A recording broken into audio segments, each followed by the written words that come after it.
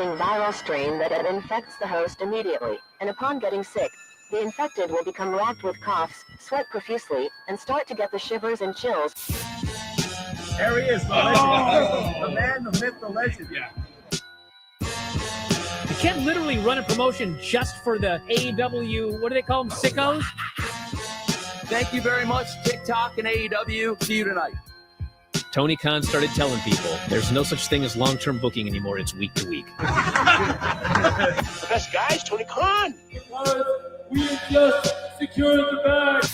It's not like I tried to be a character. It was just sort of happened naturally. But it was never something I intended. It was just something that happened because the wrestlers asked me to do things in matches, and I do them.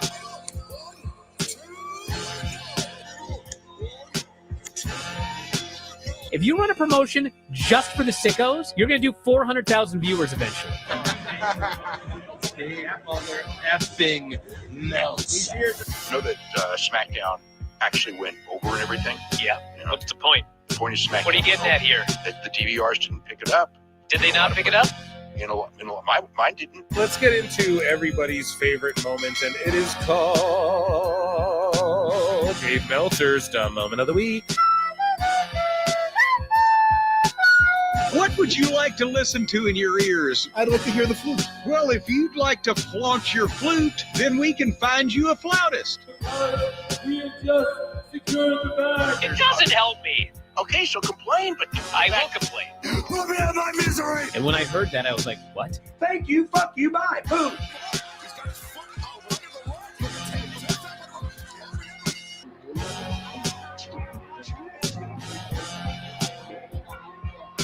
You got to run a promotion for everybody. The sickos can be the ones that buy tickets first and spend the most money on the merchandise.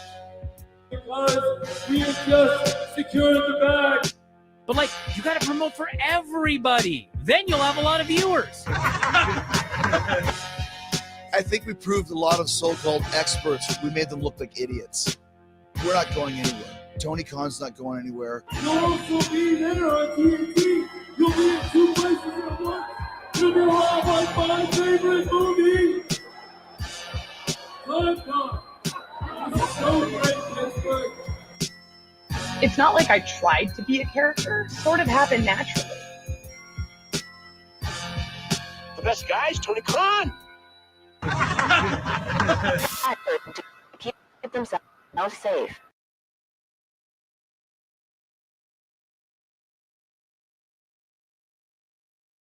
And I'm sure a pro wrestler such as yourself will appreciate all the closet space, Hitman. Ooh, this place has got old man stink. Ooh.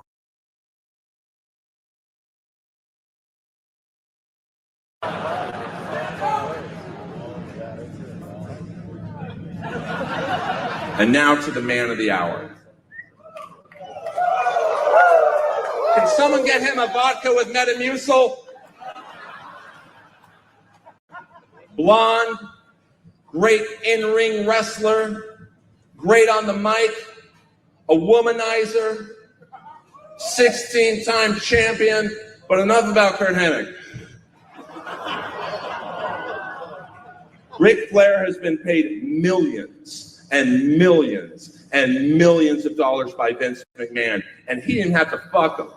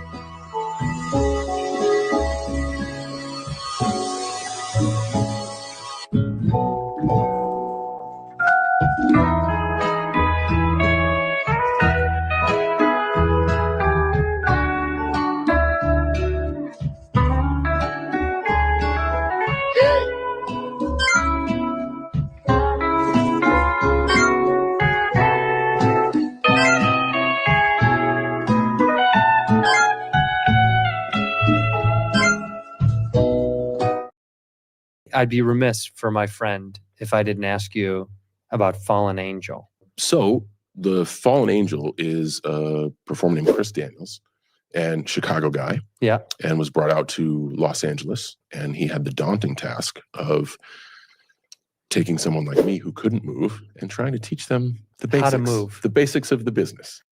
What do we got? Super Dave, Pro Wrestle Clips. Tony Khan has Camille and Megan Baines sitting at home being paid since 2023 for nothing. Come on now. It's not going to be the pod calling some kettle black on that one. Truth is the truth. Vaquer was more over than Monet. Yes. I'm sorry. I'm reading slow. Vaquer was more over than Monet and is going to the big times. Absolutely. And I said that. I think I covered that show. In fact, I know we did. And I pointed out, I'm going to go back and listen to my own comments. But I did make a mental note, and I think I did point out that I thought she looked really good because I had never seen her before. And now that you pointed out, I don't want to say she looked better than Mercedes, but I think the expectation was a little higher for Mercedes, obviously. And perhaps Stephanie exceeded hers and perhaps Mercedes didn't. That's my take on it. Ooh, what's happening, guys? Welcome to another eclectic edition of PWT Live Show. Yeah. I am your host, the infallible Phil Marks. Yeah. And that was Bonesaws ready. That was Macho Man with a little diss track on the Hulkster. How y'all enjoy that? How's your Saturday going? I hope you're all doing incredibly well. My my clock on my MacBook was off by like 20 minutes somehow, and I was Googling. I'm like, how did that even happen? And then it like caught up again, but I was off by like 10 minutes. I was like, oh shit, I'm late to my own show. So there you go, guys. Welcome everybody. It's Saturday. You could be anywhere, but you're here with me. We have some pro wrestling news and hilarity to get to, and some cringe. Finn Balor's ready. I know I'm ready. Are you ready? We have, quite a bit to get to, actually. A lot of clips. We have, John Cena's Pipebomb promo that we have to talk about, which AEW fans, of course, made about themselves somehow, and the conspiracy that people floated out there about the subliminal directed towards the Bucks and stuff. So we're going to break all that down. It's storming out here too. So sorry guys if I'm a little robetronic. And we're going to get into Tony Khan's multiple lies as of late. He's had a handful. And the Mexico show being a sellout is one, but I still consider that show a W for AEW, but it wasn't like Worlds Collide, it didn't, but I said it like that night, it was definitely a W. And clearly there's people thirsting and like curious about this lucha stuff now. And hey, maybe Dave Meltzer ahead of the time. No, it'll never overtake the main attractions and those sorts of things, but I told y'all, man, a hot lucha summer, and I'm very, very proud that it's like panning out. Because like that show it was matches. It was just matches. Okay, just take those matches, though. They were fun and shit, It was a good event. The aesthetic was nice. They had a packed hot house for once for AEW, but of course they're trying to make this John Cena shit about them because it's never good enough. That's the problem. It's never you're never going to satisfy sickos like this, right? Which we've talked about for years, but ultimately I was satisfied and they did a good rating for AEW. And so, I'm actually proud of them for that lucha show. And I'm proud of WWE as well, for pulling the trigger on all that stuff. But, this is just the intro, folks. I don't even think I plugged anything. But yeah, we're going to talk about that, and we're going to talk about what else. Stephanie Vaquer Twerks. I don't know. That went viral. I threw that in the thing. We're going to watch that, where she hung out with Sheamus, and just tons of fanfare and some fun sickos. We actually have a really fun sicko segment. And so, yeah, I'm so glad you guys are here. And yeah, make sure you hit like, subscribe if you're over on X. Make sure you come on over to YouTube or whatever. And yeah, consider becoming a patron, become a member for 99 cents. You get access to my Monday shows where we watch Raw and do other stuff. And I watch SmackDown, speaking of which we're going to get into. Or you can become a patron or hit like or dislike or whatever the fuck. Just support me somehow, goddammit. Leave a comment, whatever. I appreciate you. Chat, how are you all doing? Okay. My face is like this, like Finn's watching the whole thing break down here in the IWC as far as, you know, the poll that I put in the chat. Where's the momentum headed right now? Who do you think has the momentum right now, chat? AEW or WWE? You guys let me know. Vote in the polls on YouTube, youtube.com/@prowrestleclips. Okay, there's my plugs. That's everything. And that's the big debate, right? Like, who's got the momentum right now? And so I leave the question to you, the PWT universe. How are you doing? I'm fantastic. I'm tired. Lincoln Hawk. The only thing I know about NWA is the weekly show, and it's been rough lately. They got a TV deal. We'll get into some of that. Stephanie Vaquer, yes. The fact that NXT had higher ratings than usual as well makes me think, yeah, we'll talk about all that. It was also preempted. A preempted attack. Get your garrison ready. It was preempted, I guess, and none of the dirt sheets, of course, reported on that because it's WWE. So we're going to talk about all that. Hi, Lucy. I'm just over the AEW fan base. Yeah, it's just, I don't know. It can just be, it's just silliness at some point. Like after the Cena promo, and then the first thing you see is like people talking about like, oh, this was meant Matt Jackson, and this meant Nick Jackson, and this meant Colt Cabana. It's like, okay, we're gonna come on, we're gonna really do that. But ladies and gentlemen, let's get into here. Hold on. Okay, so I'm going to actually bookmark this. So if you guys are MMA fans, today they had a UFC event, and it was like during the daytime because they were across the globe. And then at the press conference, Dana White gets asked about John Jones. And he goes, yeah, I got a phone call from John Jones this morning. He's retired. Belt's vacated. Tom Aspinall's the so Jones just fucking completely ducked Tom Aspinall. If you guys are MMA fans, you know that that's just utterly ridiculous. Which is fine. He is allowed to do that. He destroyed everyone forever, but just to string it along for so long. I really thought that they were trying to just like have Jones as their champ for when they renegotiate their deal. Oh, we have John Jones fights coming up. You know, like Netflix, you get the Jones fight if we whatever, and then they can just back out of it like later. You know, it's happened with Connor and stuff like that. So I don't know, little disappointing. But anyways, we're going to get into Phil Marks, bookmarks, and into some miscellaneous news here. Again, we have quite a bit to get to tonight. So chat, are you with me? Are you guys ready to fucking roll? We have, as a matter of fact, I don't know. Okay, so we have some Becca. Do you guys want some Becca, chat? Should we do some Becca? Should we do the world premiere of the On Becca On God remix? Should we world premiere it, chat? Let's go. Okay, so we're going to start the show with something very fun. Here we go. This is Becca, the world premiere of On Becca On God. I think like the metal punk remix.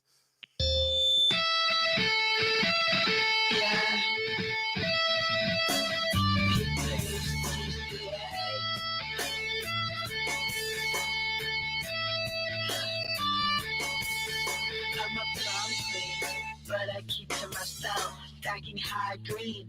You're in debt to your health. AARP. It should open my wealth. And my RP's getting dumber every day. Ha.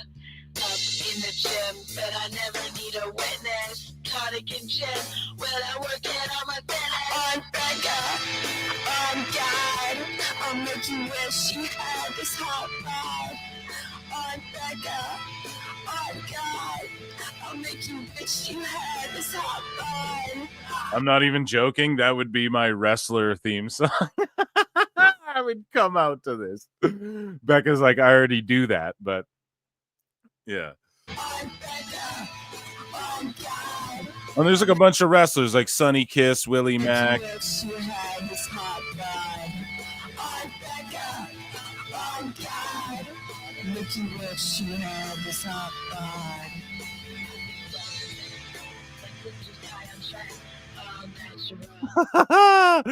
Is it fire or not, chat? You let me know. And that was the intro.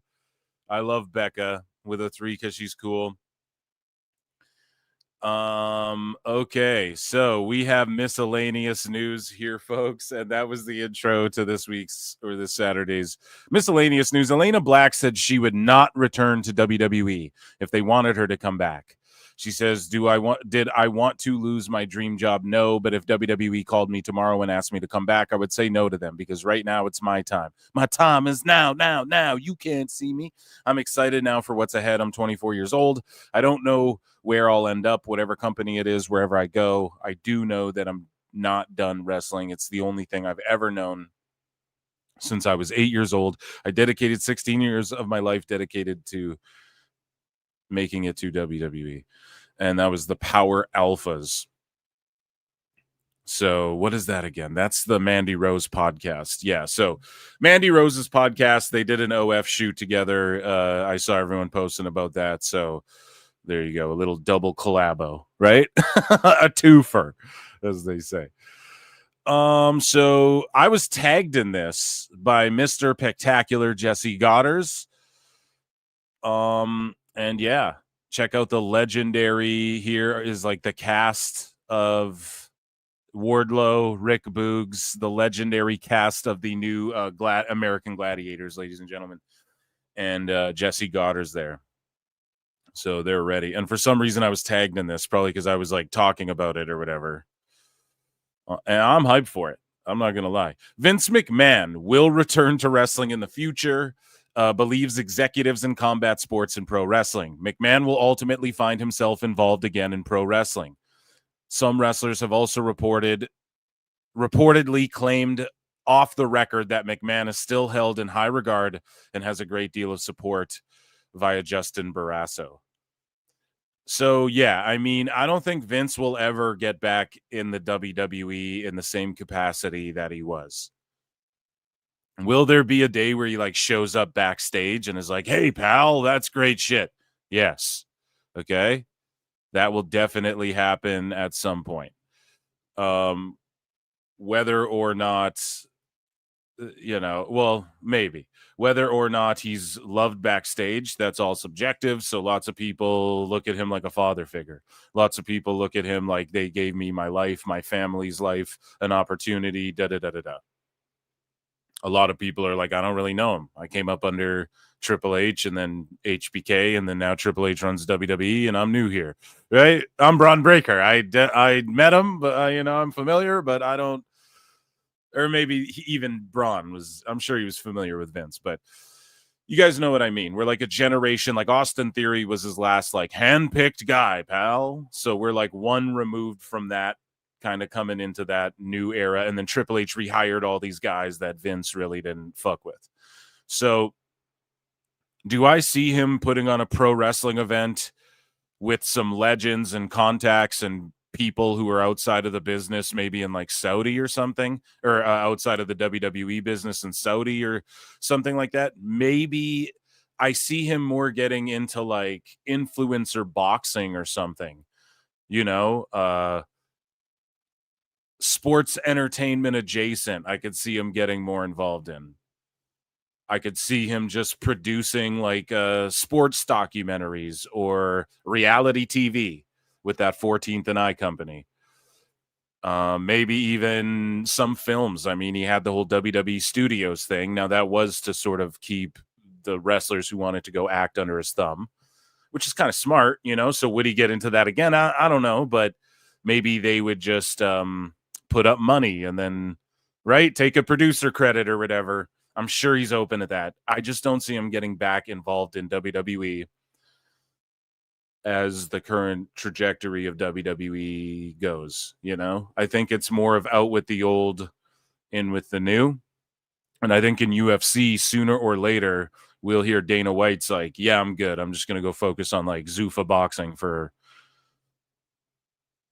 you know, like put more of my focus into that and then let the UFC, like he has people put in place already who could essentially do his gig, you know?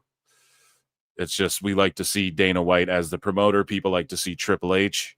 Some people don't. A lot of people don't, on both sides. You know, that goes with any like public figure, right? Like people are going to love you or hate you. But yeah, I just think that why would you bring Vince in with all the controversy? I don't think Vince wants that either. Or like in a perfect world, he'd love to go back, but I don't think Vince wants to bring more heat to WWE and fuck up whatever they're doing, even if he doesn't agree with, I don't like that they put sponsors on the mats, pal. You know, like even if he doesn't like that, I'm sure he'd rather that than tarnish like this thing he built, you know? That's my opinion on it. Anyways, moving along. So this dog is the fucking goat. This dog is the goat. That's hilarious. So watch this. Ya se puso de espaldas el motornillo. Tornillo. Tornillo impresionante por parte. Ya se Fuck yeah, dude. This dog rules. Puso de espaldas el motornillo. There you go. A twisty McPup. So here's Matt Cardona serving Shotzi Blackheart papers because they're beefing over who owns the trademark. Well, Matt Cardona owns the trademark to Indie God and the Deathmatch King, but Shotzi stole that shit. And she's been doing some crazy deathmatch stuff. We have some highlights in a little bit. And since she left WWE, it's like, damn. But it seems to me like she's making the most noise and doing the most intriguing shit thus far.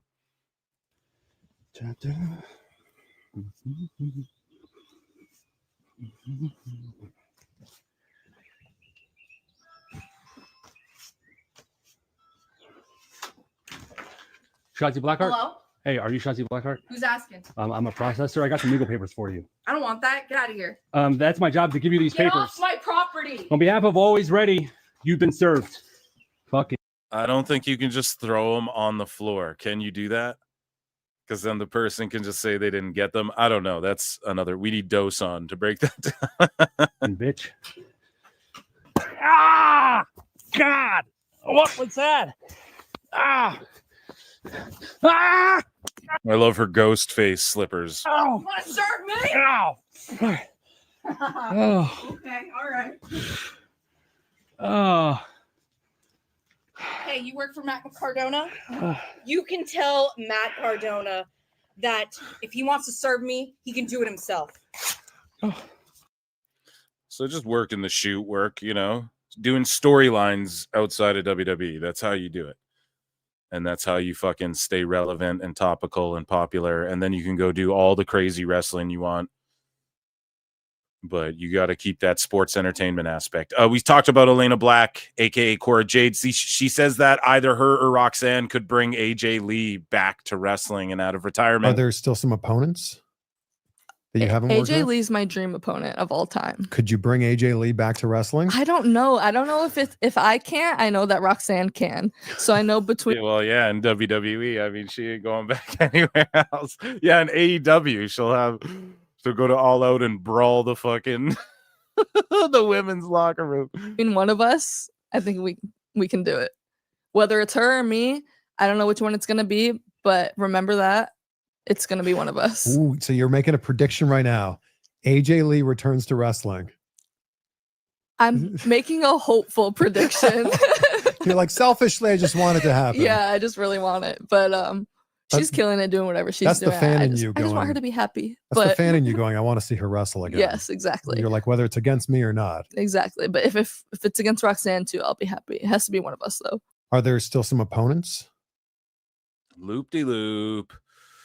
Yeah, shout out to Giga Chad, man. I would love to see Roxanne versus AJ Lee as long as there's a good enough story, you know me. But also if they're just like, it's a one and done and she just has to run out and save someone, then I'll even accept something a little lazy like that for the one and done.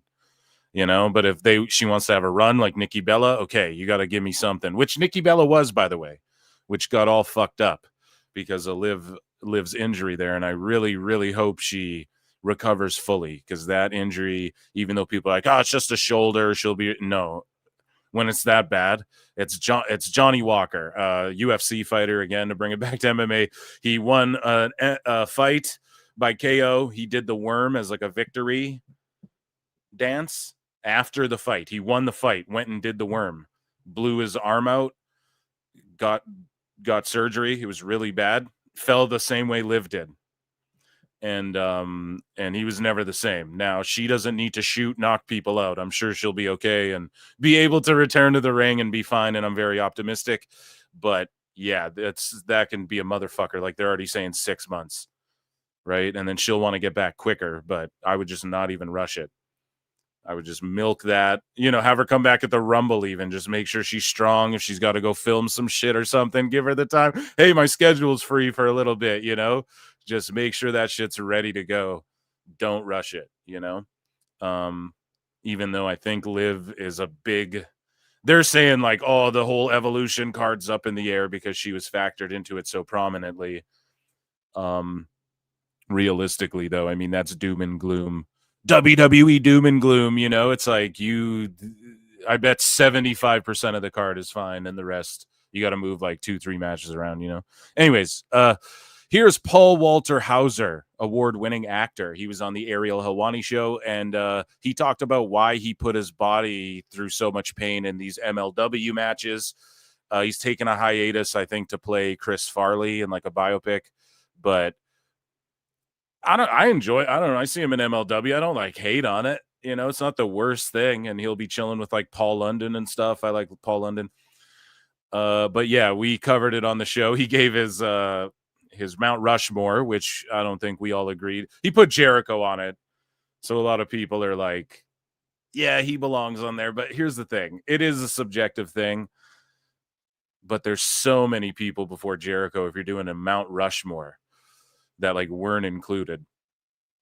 But yeah, anyways, he's on Cobra Kai, and go and see the Karate Kid movie now. I don't know.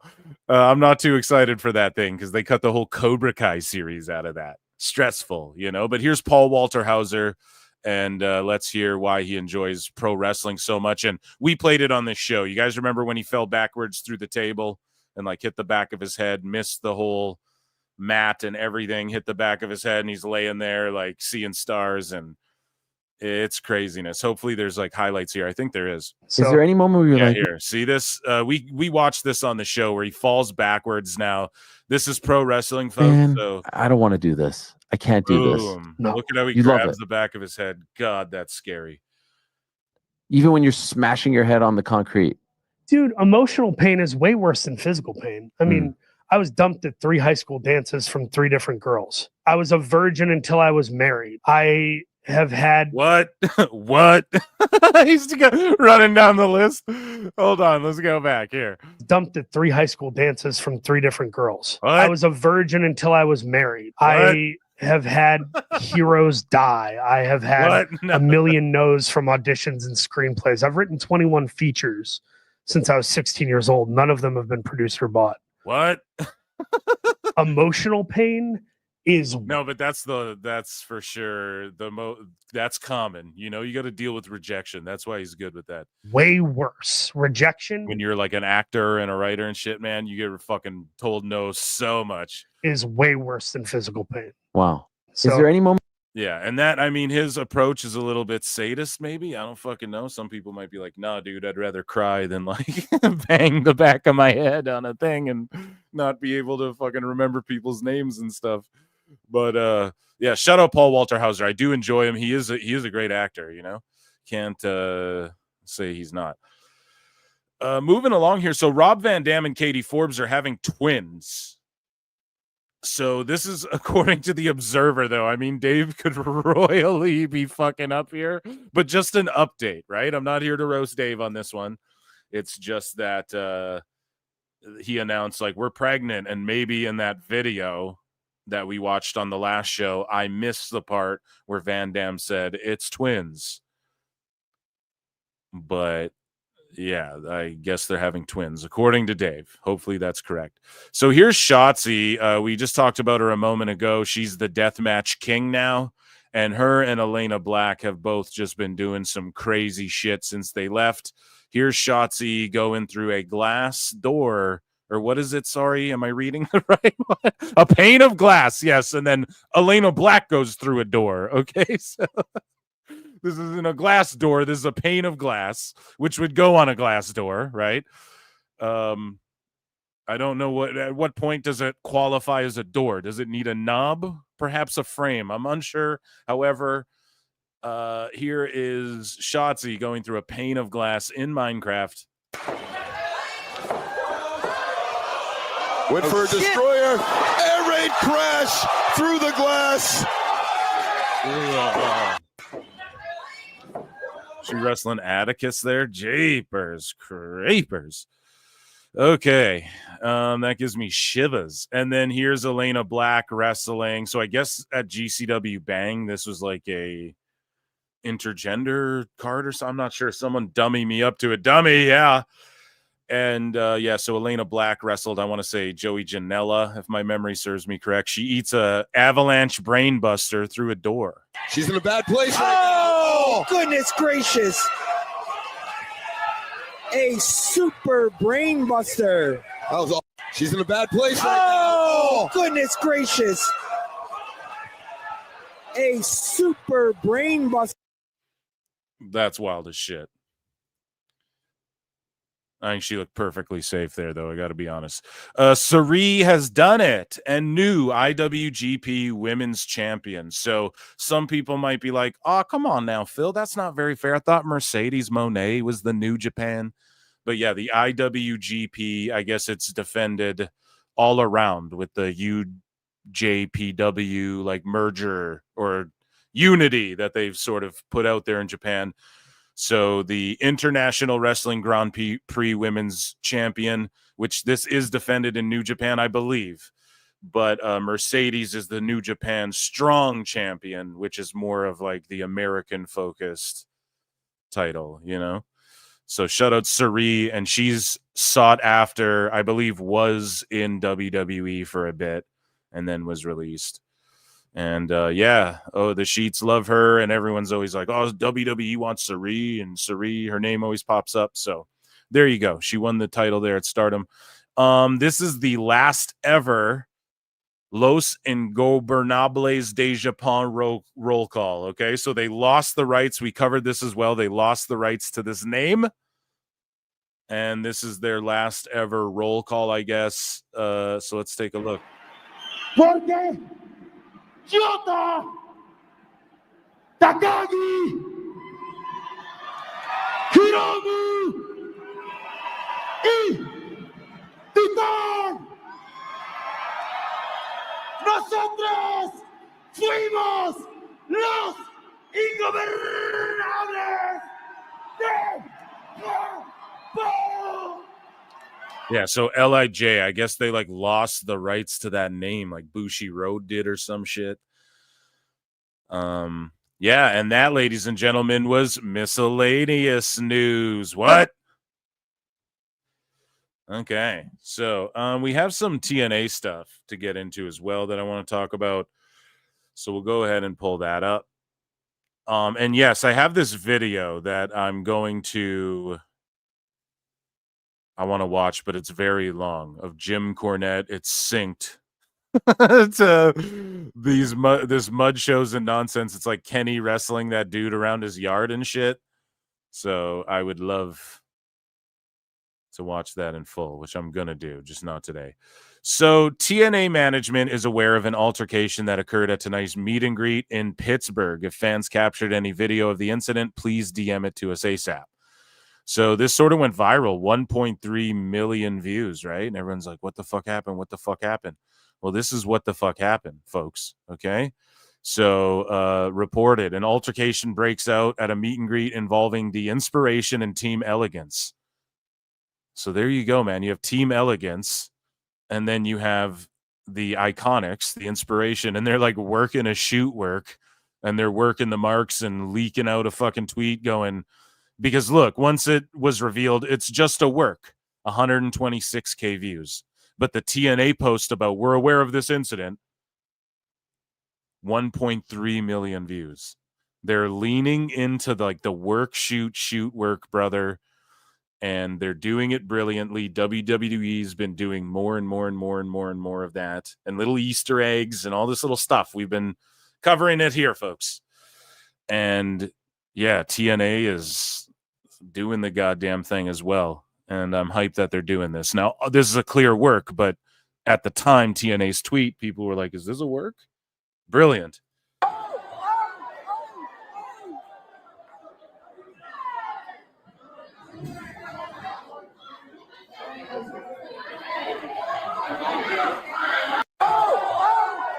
And like, all you got to do, if someone agrees to take a live round, you just go, look, dude, just fucking gun me. You know, we're fucking in public. It's all good. As long as they're all cool with it. I mean, look at how the crowd reacted and even how they're selling it. You know, she's standing there like, whoa, what's going on? She knows full well what's going on. But then the crowd's kind of like, oh shit. Then the TNA cameramen are right there. They can show it on the thing. It was like when LA Knight and AJ were fighting and shit. There's people, like I had people message me who thought it was real. We're like, yo, they were really fighting at that thing. And I'm like, yeah, dude, you know, if you can do that, then that's perfect. Even just putting that tweet out and getting 1.3 million impressions is a huge W for TNA. Now, guys, I can't be playing like TNA shit. Anthem always nukes my shit, even though we're Canadian buddies, guys. I thought you were my friend, buddy. But here is Cedric Alexander. I'll just play this here. Don't do this! So Cedric Alexander debuted in TNA, and they're going to run back the 205 Live Mustafa Ali versus Cedric Alexander. I dropped a clip from the show, rather saying, Cedric will never go back to not go back, rather, but never go to AEW because of how they treated his wife. And there you go. Because it would have happened by now if he was gonna, and it would be nice to see the Hurt Syndicate or the Hurt Business, whatever you want to call them, like in their prime form, pun intended, because Alexander Prime, that's sort of like his nickname. But yeah, I am excited that Cedric Alexander is in fucking TNA, man. This is a great spot for him. Him and Mustafa can feud maybe. Well, don't even need the belt in TNA right before leading into this Slammiversary show. And the X Division title, man, that whole division could get so much depth, like just out of these two feuding over that shit. So brilliant stuff. Shout out Alexander. You know they're gonna cook too. 205 Live, 205 Live, 205 Live. Just joking. So TNA announced new partners for their broadcast streaming next month, right? So where do we start here? FanDuel, Peachtree, Golfcast, Rock, Tennessee Valley, North Star, Palmetto, and still no way to watch in the UK, somebody saying, which is unfortunate, but good for them. And so Dark State from NXT, they showed up in TNA's TV tapings. They attack some folks, and I think that's a good move for them because they ain't really working in WWE. in NXT, in my opinion. I'm just not feeling that shit. And it's funny because Mustafa Ali's there, and then they're doing like a Retribution knockoff. So hopefully he doesn't cross paths with these goobers. And I'm not hating on these dudes, man, but like any of them as individuals, but it's just for the group, the aesthetic of the group and the vibe of it. The one thing I like is they're all these distraught fucking guys who were sort of kicked out of the PC and weren't given a fair shake or whatever. The one dude was eliminated off LFG. I'm okay with all that, It's just the aesthetic of the group and the lights flickering, and then now like the lights aren't flickering again. Really, well, they're doing it to TNA, but like, why did they just stop doing it to, like, it felt like every show for a minute on NXT, lights would go out, they're flickering. Now we don't get any of that anymore. It's just they're gone. Now they're in TNA. Okay. What do you do with a group like that? You've tried that same thing so many fucking times. And they even do like the shield bomb kind of. And it's like, well, we already seen that before and like done better with like guys who just had way more aura and shit, like, say what you will. Dean Ambrose, Seth, Roman, they all had fucking aura for back then, and it's a term thrown around loosely, but just look at all of their careers. I mean, it's inarguable, So I don't know. I don't mean to bury you guys, but TNA, I think, is where, you'll find out, you'll work out the kinks. Maybe you guys can split up in twos, or I don't know. Here's the other thing too. That Cutler guy, I just feel like he should be on that LFG show again this season. They're repeating a bunch of the same cast members. So just bring him back, because he wasn't even like the most polished guy there either. Like, he was good in ring, but his promos and character and everything just really sucked. And then you put him in this spooky group and you're just like, what the fuck? How he's the least, I don't know. He's just like, yeah, boys, let's go. He doesn't really add anything to it. He's just such a blue collar guy. He comes across like a dude who would like do your taxes or something, who is like who coaches like high school wrestling on the weekends or whatever. So I don't know. Again, I'm not trying to bury him. There's the one dude in the group, I forget his name, and he's like the leader of Dark State, more or less. And he like switches his overalls when he's wrestling. He'll like pull one strap up, then switch the strap, then switch the other. That guy's good. He's the guy that you could just push him by himself, and I think he'd be awesome. But anyways, shout out TNA, and I hope you guys are all checking it out on Thursdays. We all should be, especially going into Slammiversary. And round of applause for our TNA segment. I'm going to check in with chat here.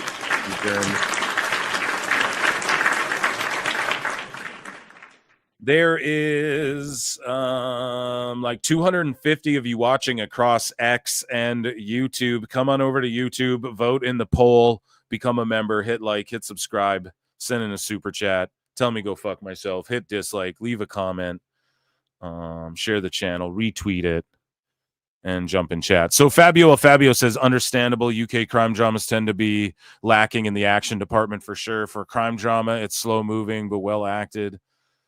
Put he in WWE Evolve. They all need to go to Evolve permanently. Permanently. Cutlet. Yeah, that's like, what's his name? I keep saying Jay Cutler.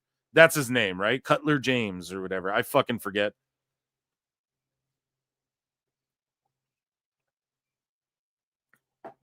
Would watch There's No Creative. Gold when I found AEW. It was Mate. They were the disruptors. Yeah, AEW was fucking lit, man. They're doing better TV now, but they're doing more like WWE type shit. So there you go. We win. I win. Ali Abdelaziz says John Jones has retired from MMA. Yes, we covered that just a moment or two ago. And what a day, dude. What a day. You had to see it coming, though. He didn't want that smoke with Aspinall ultimately. Cedric Alexander debuted in TNA. Yeah, we just covered that as well. Okay. TNA is killing it. Hit the like button. Yeah, do that, or else George will freak out and have an aneurysm. Okay, guys, we have a very fun. Hold on a second. Let me remove this here from the TNA segment. Okay, we have a very fun segment, which typically isn't fun, but there is a couple funny ones in here, and it is called the Sicko segment.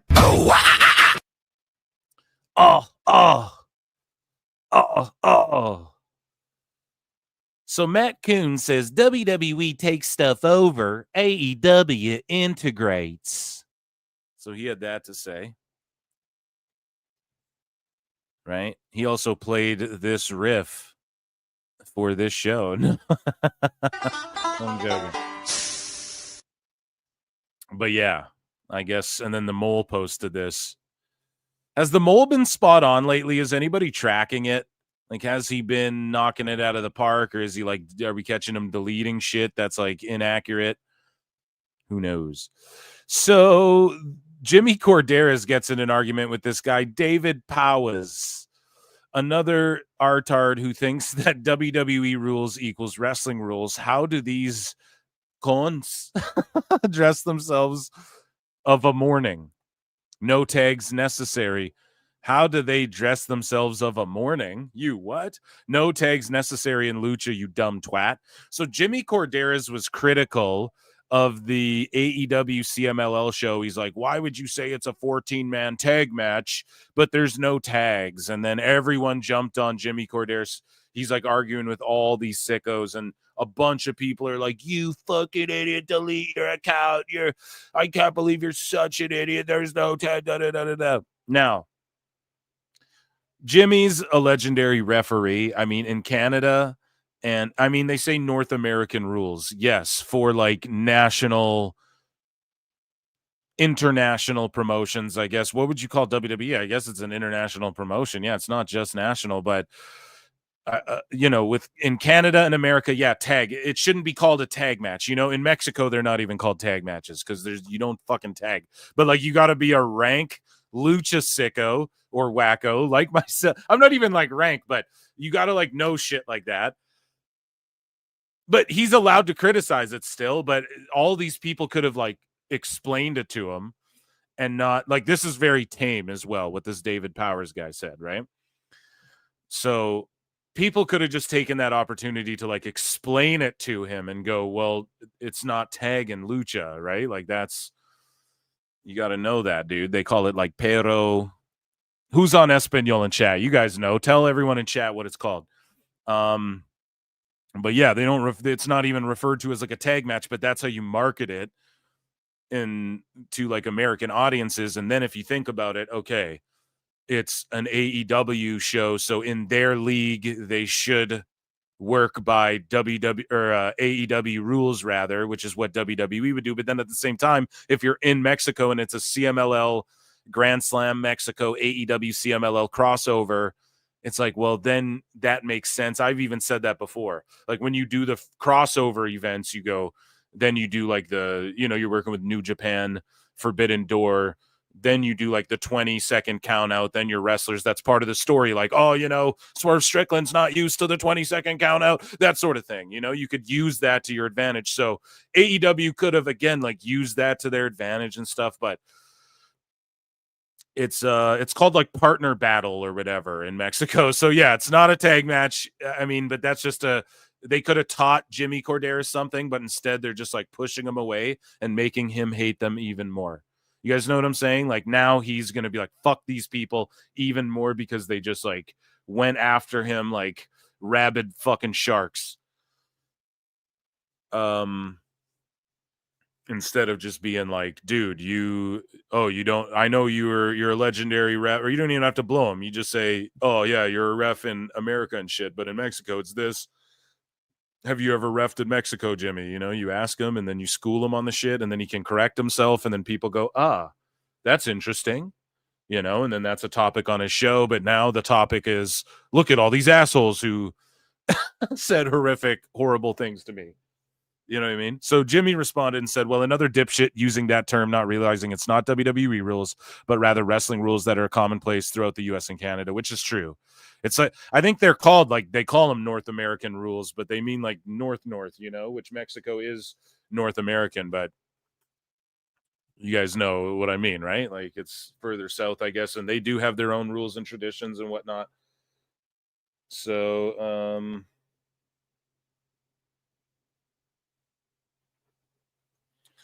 yeah. So let's move along here. Yeah, I don't need to pull up more examples. So the WWE Fanatics Fest, or I think it was just the Fanatics Fest. Yes, right here. And shout out Fanatics. If you guys are buying WWE merch, I have an affiliate link below. You guys can click that. No extra cost. Yeah, support PWT, support your favorite WWE superstar. AEW, get on that shit. Please and thank you. Because I would love to partner and shill PWT's shit as well, but you guys don't have anything like that, so you should really get on that. No, we don't shill anything here, folks, but yes, I have an affiliate link. It's in the description. Use that shit. Shout out Fanatics. They're good folks. So Fanatics, though, they put on Fanatics Fest, where they get together all these superstars, celebrities, mostly sports based, obviously, and you go get autographs, legends. You walk through the WWE tunnel, which we got a bunch of clips of that. John Cena was there, Punk was there, Tom Brady was there. You have so many people there, and John Alba was there, and he was using a chair, and he was whacking Logan Paul. They have the whack a Logan Paul thing, which is fucking ingenious, right? And let's compare his whack to some other whacks. Okay, we have a few people who pulled up to whack Logan Paul there in this sicko and wacko segment. And so let's take a look at John Alba here taking a whack at old LP.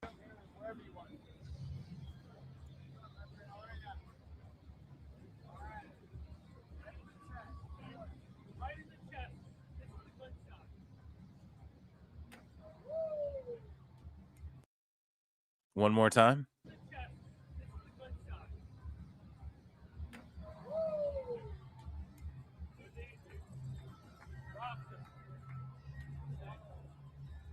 Rocked him. He got like an 80. A 78, I think, was his total score there when it went down there.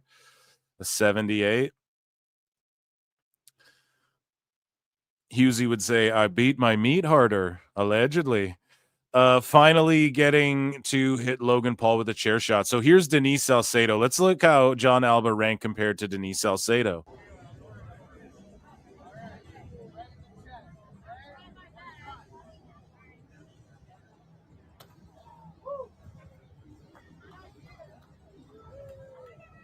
What was her score? Like a 40?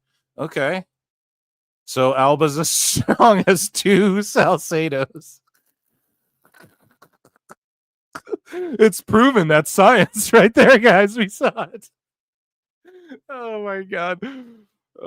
Just jokes, guys. Now let's see how Stitch does. Okay, compared to Salcedo and Alba. Let's see.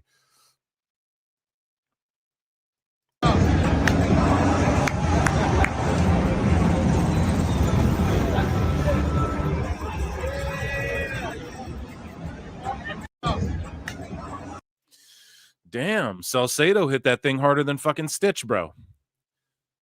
That's crazy. So here we go. The WWE Temu Battle Royal also went down. Okay, so let's take a look at some pro wrestling cosplay. And again, man, I'm not trying to hate on AEW or anything, but like, guys, start looking at this sort of shit.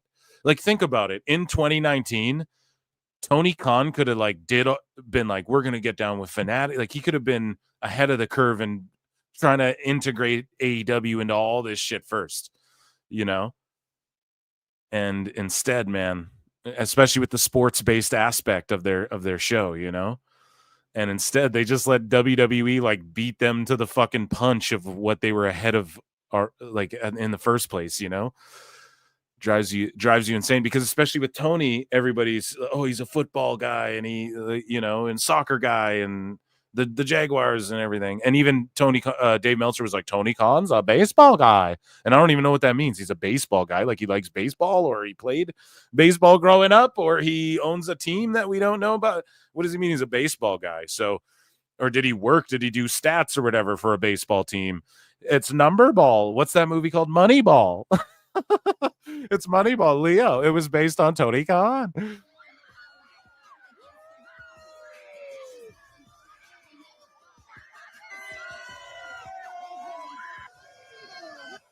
So there's Cena.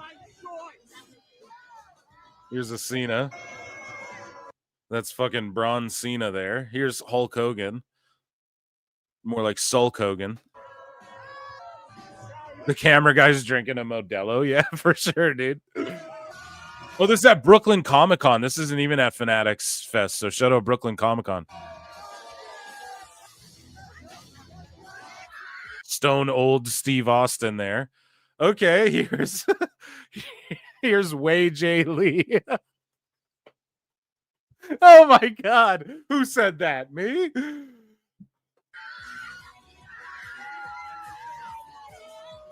I'm so sorry. Jeff Hardley.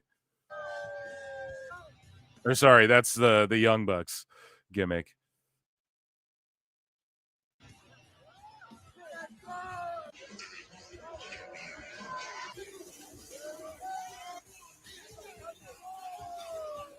And Wei Uso.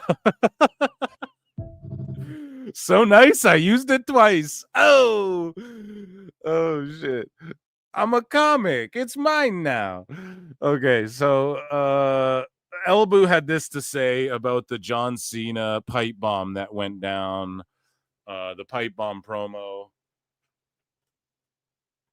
that we are going to actually get into on this show. We are going to listen to that pipe bomb promo in all its glory. But Elbu says the 3 names John Cena dropped last night, which, by the way, he stole this from Raj Giri, but now fucking dumb fucks are running with this. Okay? These last night were cover names for his actual subliminals. His subliminals, bro, it's NOS or some shit. No, motherfucker, no. The Nick Nemeth, Matt Cardona, and Claudio Castagnoli are 3 guys that Cena was accused of fucking burying that aren't in the company, that are in 3 other different companies right now, that are doing their own things and have names for themselves to some degree. 3 specific people that he was accused of burying. You know, what was he going to say? Wade Barrett? Wade Barrett's sitting right there. You know, call him by his real name, Stu Bennett or whatever. Like, what is he going to say? He did this. It's not, I can't believe they tried to make this about AEW. You know, like, what are the odds Cena even knows who fucking Matt and Nick Jackson are? Jesus Christ. I'm sure he does. But, like, come on, man. The 3 names John Cena dropped last night were subliminals. Like, it's fucking Drake and Kendrick, bro. Get out of here. Nick Nemeth, Nick Jackson. Matt Cardona, Matt Jackson. Claudio Castagnoli, CC. Colt Cabana. Oh my God, dude. Or is it like, are you just so far up your own ass? You know, like, fucking Mark! That's bananas, bro. And he stole that from Raj, which it's funny. Okay, that's a cool coincidence. Are you going to start pointing? Are you going to fold a dollar bill next and show me the Twin Towers? Oh, you know what I mean? Like, what are you going to fucking... Oh my God. Point a laser across a lake and be like, see, the world's flat, man. Like, what are you gonna fucking... It's so crazy, dude. Like, come on, man. It ain't all about AEW. It ain't about you guys all the time, man. And that, ladies and gentlemen, was our fucking hilarious sicko segment. Okay, so let me check in with chat and we will get I hope you guys enjoyed that. We got a lot of, we're gonna get into WWE news because there was a lot of that Fanatics Fest stuff to get into, and I'm just warming up. That's just the intro to the show, ladies and gentlemen. Okay, let's check in with chat here. So Ziggly mustache for $27.99. Wow. Hey Phil, do you think Meltzy will block me? Yes. Absolutely. Next. No. If I reply to a tweet with Andre 3000 flute album from a couple years ago, bro, that would be hilarious. It would be such a deep cut though. I don't think he'd get it. He doesn't study the business. He'd be like, oh my, it's one of those guys. Andre 30,000. Andre 30,000. Right? Cuervo. Might actually calm him down if Brian is the snake charmer. Shout out the PWT universe. Yeah. Well, I'll give you a fucking yeah. How about that? An official one. And thank you so much for your support, man. I really appreciate that. Yeah, I don't think he'd get it, but yeah, someone should play him some of that shit. Is Andre 3000 flute album, is that stuff banging though? Like I ain't heard the whole thing, but I've heard little thises and that's. And Outkast is one of like the greatest groups of all fucking time. Andre 30,000 with Cuervo in the front row. They're just pretending to be popular. No, yeah, if you put the flute emoji, though, I think that's asking for it, you know? So let's check in. Think it's related to the movie 300. Hey, yeah, oh. Hey, yeah. We know Tony's your daddy. Hey, yeah. Oh shit! I've never seen Moxley sell for more than 2 seconds. Who's more demented, Meltzer or Elbu? Dave, because he's older. You know, he's just got more. He's just got more under his belt. You know, no hablo inglés.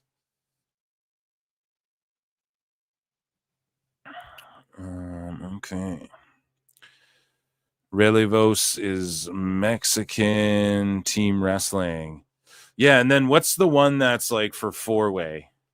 They have different names, but it's not. You can just look it up. Just type in, do they call it tag wrestling in Mexico or whatever? I'm sure the answer will tell you. I forget what it's called. It's called like pair fight or pair. I love pairs. You guys remember? Pair battles or team battle. Like fucking Super Smash Brothers. Brother, Super Smash dudes, dude. No evil Uno. Okay, are you guys ready for some WWE news? You guys fucking ready for it?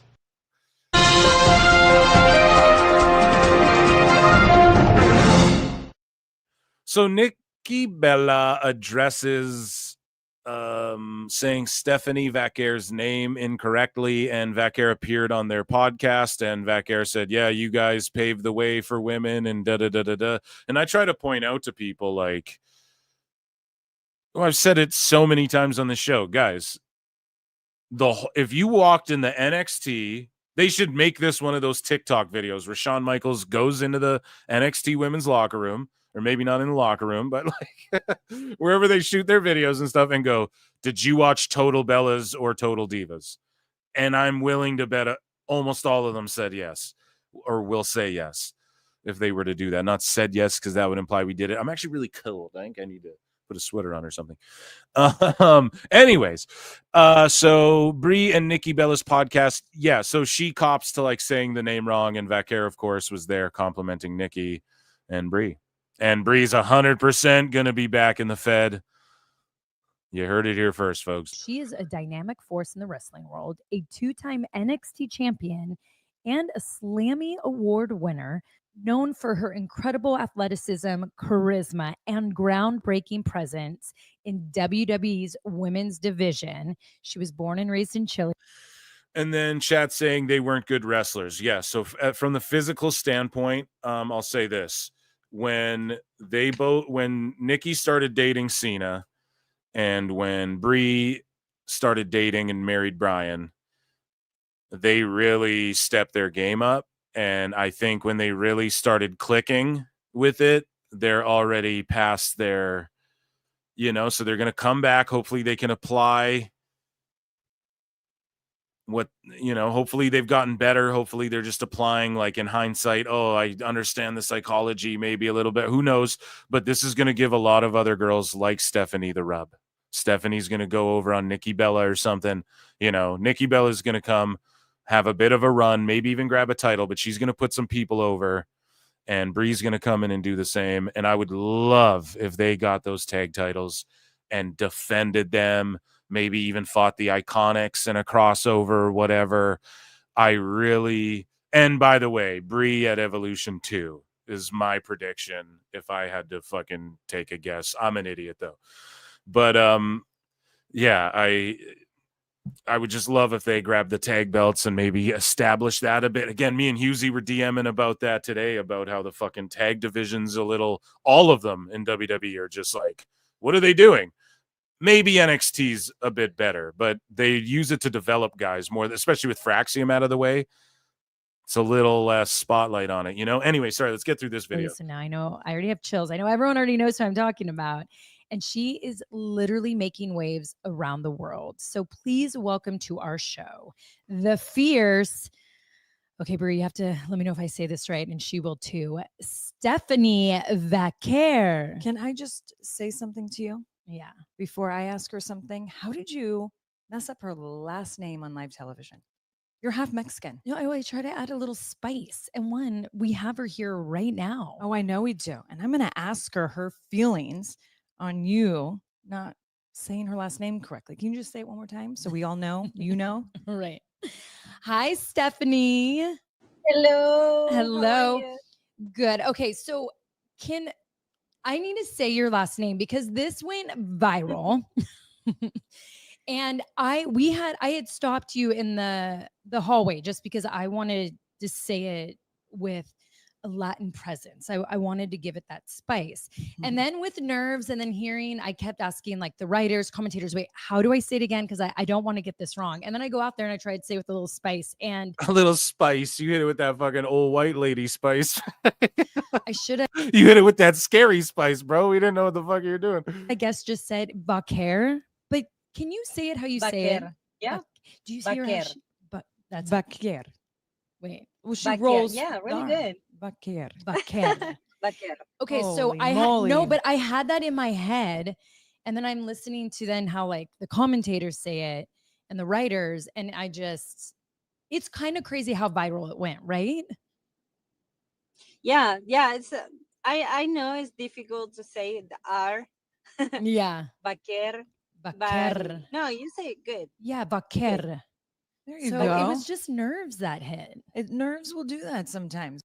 Yeah, I don't know. You give him too much flack for being on live TV. She botched her name. How dare ya? Think about how like mentally ill you have to be to even let that be a problem in your life. You know, Hikuleo did another dark match before SmackDown. There's his entrance, man. Can't tell if his theme slaps, his Tron is whatever, but yeah, that gear and his presence, he looks awesome. I can't wait to see more of Hikuleo. No. Just completely butcher it. Juan Tenta for 10 says, Tony, I am your neighbor. Lend me some. Oh, come on, Juan. I have to say, lend me some booger sugar. Juan, that's not very fair. Oh, come on now, Eric. Just because your daddy was inducted in the Hall of Fame, that's not very fair to say about my boss. I mean, the man who let me set up StarCat. I can't keep that on the screen too long. Brother, thank you so much. I appreciate your support. I don't believe he does that, though. I just think he likes espresso. God damn it. Zuffa Boxing is the name of the TKO group's new boxing venture. So some people are like, is it going to be called UFC Boxing? But yeah, just Zuffa Boxing, which is weird because Zuffa was the original company that owned UFC. Not the original, but like the original under like Dana White's. That was like him and the Fertitas and stuff. And then they sold it, you know. So Zuffa Boxing is the name of the thing. And I think Zuffa's Latin for like fighting or something like that. Warrior or something like that. But Yeah, there you go. So a way better name, and TKO taking on another venture. Speaking of TKO, Nick Khan says he and Triple H make mistakes in business every day, and he was on What's Your Story with Stephanie McMahon. And we have a bunch of quotables from him here. So he says, Triple H and I, we make mistakes in business every day. The good thing is we have one another. We can say, hey, anybody who's a human makes mistakes every day. What do you think? I don't think that was the move. Maybe we can think of it the other way. Let's try that. There you go. Here's the first look at Abyss. Right? 2K25. I mark out for that. It's going to be awesome. Gail Kim was reportedly backstage at this week's WWE NXT. Officials have reportedly been interested in bringing Kim back into the company since she was fired by TNA. However, she currently isn't signed with the company. Yeah, and she missed that NWA show, unfortunately. Hopefully she lands a gig with either or, and she should be there coaching these women. That's a coach on that LFG show. Gail Kim, bring her back. That'd be fucking awesome, man. Way better than Michelle McCool. We'll talk about that a little bit later. Stephanie McMahon says Solo Sikoa is Rikishi's favorite kid. So she tells a story. Solo was like Rikishi's favorite, according to the twins, like the Usos. They would come. They weren't allowed in his room, right? But Solo would be sitting on the bed right next to him watching TV. And Rikishi would be like, go get me a sandwich. And they would come back with the sandwich and one for Solo, too. That's why he's an entitled little motherfucker. It works for his character, dude. WWE files to trademark WWE Late Night, hosted by Phil Marks. That'd be fucking amazing, wouldn't it be? But yeah, WWE Late Night. Who knows what that is? Yeah, we're bringing HLA back. My name's Vince McMahon. Yeah. I'm 33. And I'm gonna bring back UFC New York. UFC. God damn it, I botched it. WWF New York. We were just talking about UFC and Zuffa and all that shit. WWF New York. Stacy Keibler is gonna do a strip tease. I botched it with the UFC part. Okay, so coming in October, and I think this is like an independent film made about the Crow, if I'm not mistaken, and Mickey James is in it. Mickey James Aldis, coming in October, dude. Wet Pictures, Days of Sodom, and it's like a crow emoji she has, and I think this is like one of those crowd-funded indie films about the Crow. So shout out Mickey James. And like, dude, this new Crow movie that came out, talk about a pile of crow, right? Right, guys? Who's with me? Right, fellas? But yeah, it looked like shit, and I refused to watch it because the original with Brandon Lee's so goddamn good. But yeah, here's like a fan-made one, and I think Mickey James is maybe like the lead lady in it. There she is right there. Reporter Lois Lane, Mickey James there.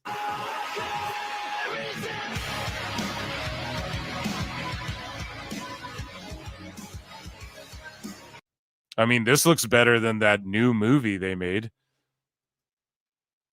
So there you go. Dose. Look, starring Evil Dose. No.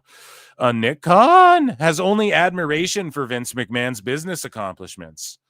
And Nick Khan says, so all credit to him for his business accomplishments. I only have admiration for him. As Triple H said at his Hall of Fame speech, family's complicated. And, obviously we don't need to get into any of that. But in terms of business, that guy's an empire builder, which is true. So Goldberg says it will be an honor to step in the ring with Gunther for his retirement match. And he says, I remember meeting him years ago, right when he broke in, and the guy had a shooting star up his ass at that point, and I knew he was going to be destined for big things. And hey, it's an honor for me to get in the ring with him. It's an honor to step into a position to be vying for the World Heavyweight Championship at 58 years old. I don't know of any other ones who've retired with a match like that. Does anyone else? Am I the only one who's going to point this out? Do I have to be the guy? So, Gunther's like the Austrian Ringkampf before he came to WWE, and he's like the Ring General, and they do like the the stance with the Imperium and all that, and then Goldberg is like, this massive powerhouse Jewish pro wrestling guy who's coming back to I don't know, am I only me? Okay, all right. Anyways, moving along. So Nick Khan talked to Stephanie McMahon some more. Here's a clip. We'll play a clip for this one. And it's just Nick Khan taking responsibility for when anything goes wrong. It's my bad. Here we go. Kind of, you look to me. What's the volume? Oh my, everything's turned down. I wonder why. And you do. Oh, thank you. It's kind of, you look to me, if, like you just said, if we fail at something, it's 100% my responsibility. If we succeed at something, it's everyone else's success. That's just the way I like to do it. And that's how I feel inside. So what I tell our executives is, if you have a problem and you bring it to me, it becomes our problem, where we're either going to fix it or I'm going to fail at fixing it. But if you have a problem and you don't bring it to me, you can't help. You better fucking fix it on your own, or there's going to be a real problem for you, in terms of your tenure here. Yep. And I've so just everyone taking accountability. Found that encourages people to come to you and say, I messed something up. Here's what happened, or I don't know what to do. That's fine. You're very clear and direct in your messaging.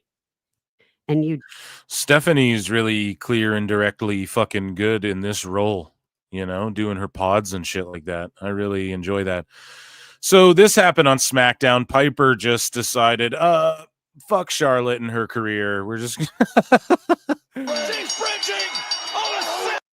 like, the fuck was that? Tom comes in after the win. Now, what I think happened, this is Phil Marks fantasy book marksing it here. I think Piper knew, okay, she's going to be bridging up for the figure 8. So I need to get more height on this thing. Like, I need to make sure I'm not just doing like like 2 feet off the ground. I need to make sure I get up so I don't like kick her or don't make it over her or whatever, And then I think just in doing that, she turned to the side, not realizing how up she would have gotten. And then Charlotte they all just came down weird. That's me giving everyone the benefit of the doubt involved, but because look, like normally she wouldn't go this high when she does like her running senton, But it was weird how she like went to the side, and I feel like it was her just being worried about, I need my legs to clear her bridge. She like high jumped it sort of, but she just did it goofily. You guys know what I mean? Like she had to, like the way she goes to the side to me is like, my legs have to clear that bridge. I can't, she's so high up. How do I senton her? But then it's like, in that case, just call a fucking audible. Just stomp her and then senton her, or just call something new in the ring, because it just didn't turn out well. And the way her ankle bends is the real, like, if you guys can see that, how Charlotte's, look at that right there. Ugh, that just, look at that. That's not good. That's not good. Yeah, so. And her knee's already fucked as well. And then she gives her the gentle stomp. Because she's supposed to, the super gentle, like doesn't even touch her stomp. Fuck, man. I don't mean to laugh. I hope Charlotte's okay. I really fucking do. So Elena Black exposes WWE for ghosting her after gaslighting her at a creative meeting. Okay, so Elena Black had a lot to say. She says, I think it was like 2 weeks before I had texted Mandy, and I was like, hey, I think I'm getting fired. I need to have some advice or whatever. And she was like, girl, whatever happens, you're going to be fine. Immediately, she got all the resources for me and the advice. She's literally so helpful. She's been not only like a wrestling mother to me, but like a business and management type mother to me. 2 days prior to my release, I'd went in and had a meeting with said person. I'd given so many ideas. I'd set aside my personal feelings for this person and given, do you guys see? She's setting aside personal feelings. Like, she had problems with people in the back. That's really all it is, it stems from other shit as well. But anyways, why have me give you all these ideas? You asked me to come in for this meeting, typing in all these ideas. Like, these are great. There are things that I didn't get to, but at the same time, well, they had you come in and pitch, and then they realized, well, we're fucking, and then not realize, like, somebody made it clear, like, we're doing cuts, and those they do come out of nowhere, especially from the budget side. They're like, well, we're gonna save this much. Like, can we save this much off the roster or whatever? Like, who knows how those things even get approached? So. But at the same time, yeah, it is shitty. She pitched a bunch of shit, then they just stole all of her ideas, likely. Because that's another thing that WWE will do and any Fed would do. Hey, pitch all of this shit, and then when you go, like, if there's anything good in there, we know whether or not to cut you, whatever. Then, like, we know what you're probably going to do or what ideas you'll pitch elsewhere or whatever, you know? And just, like, lift their last-minute shit before they get out of there. Give it to someone else, you know? Anyways, though, we have more of Nick Khan with Stephanie McMahon. Steph, I promise you this. I've never once searched my name. Steph, I promise you this. I've never once searched my name. Oh, what's wrong with that? Well, actually, nothing's wrong with that, Tony Khan. Oh, why are they talking shit about us, Dave? Well, 5 stars. On X, on any social media platform, on Google. If it says something positive, it has no relevancy to me. If it says something negative, it has no relevancy to me. And it's something I love hearing that Paul says that to you. I know he believes that. And it's something we encourage our creative team and writers, like, don't program for that. Yeah. Program for the universe, not for a small portion of the universe who wants to criticize you. And this is the thing, right? Everyone's like, you have people freaking out. JD's like, how does he say this when they listen to us, the IWC? No, dude, the universe is what he just said. So when they went in the buildings and they're chanting, we want truth. Well, they all read the internet. They must read the dirt sheets. No, they don't read the fucking sheets, bro. It's like our truth getting released. WWE's making mainstream headlines. This shit's in TMZ now. This shit is when you turn Snapchat on, you see John Cena's face. This shit is when you go on Instagram, TMZ's like, our truth released from WWE or whatever the fuck. You guys know what I mean? Like, that's why it reached beyond that. Now, who were the reporters? Well, it was the sheets who reported on it. Good for them. Great. Awesome. People break stories all the time, all over the place, right? So that's okay. Kudos to them for breaking a story about wrestling. That's their fucking jobs, you know? So, like, what does everyone want a pat on the back for, right? But Nick Khan, I saw people being like, how could he say that when we directly fucking listening to the IWC? No, it wasn't listening to sickos, bro, and wackos. It was the IWC was melting down, and so was this thing got millions of impressions. Okay. So did that fucking TNA thing I just showed you. You know, earlier in TNA news, they did a work shoot with Ash by Elegance, got like 1.5 million views. The fuck are you talking? Like, okay, yes, they know, but it was more than that. The building started chanting it. It means it transcended that shit. Okay? God damn it. That doesn't We're just conflating the IWC. matter. Move on. Put on a good product. The money. But yes, they do listen to the IWC. He is capping, but it's just like, at the same time, he's right. You can't just fold for the vocal minority ever, is pretty much more of the point he's trying to make. But they are keeping their eyes on socials and everything. That's just what any good business would do. It's what any good entertainment or entertainer should do, is try and keep their finger on the pulse, you know, or else what are you doing it for? You'll be there. Are you going to get across to people, your entertainment to people, if the people can't see themselves in it to some degree, or something that they, you know, wish or dream of or fantasize about, or can, you know, so many different things, but fans will be there. The results will be there. Steph, I promise. But yeah, he just said it, like the universe, like when they're chanting it at the shows and shit. Okay. Yeah. Maybe we fucked up, you know? Liv Morgan is expected to miss up to 6 months of action for her injury. We talked about it before. I hope she didn't get a Johnny Walker type thing. She'll be back. You could see the pain on her face too, especially during the commercial when the doctors are trying to put it in. Like, she had that fucking look on her face like, yeah, I'm cooked here. Like this one really hurts, you know, because we've seen her eat like busted noses and fucking, you know, face plant, and we've seen Liv. She's a tough chick, you know.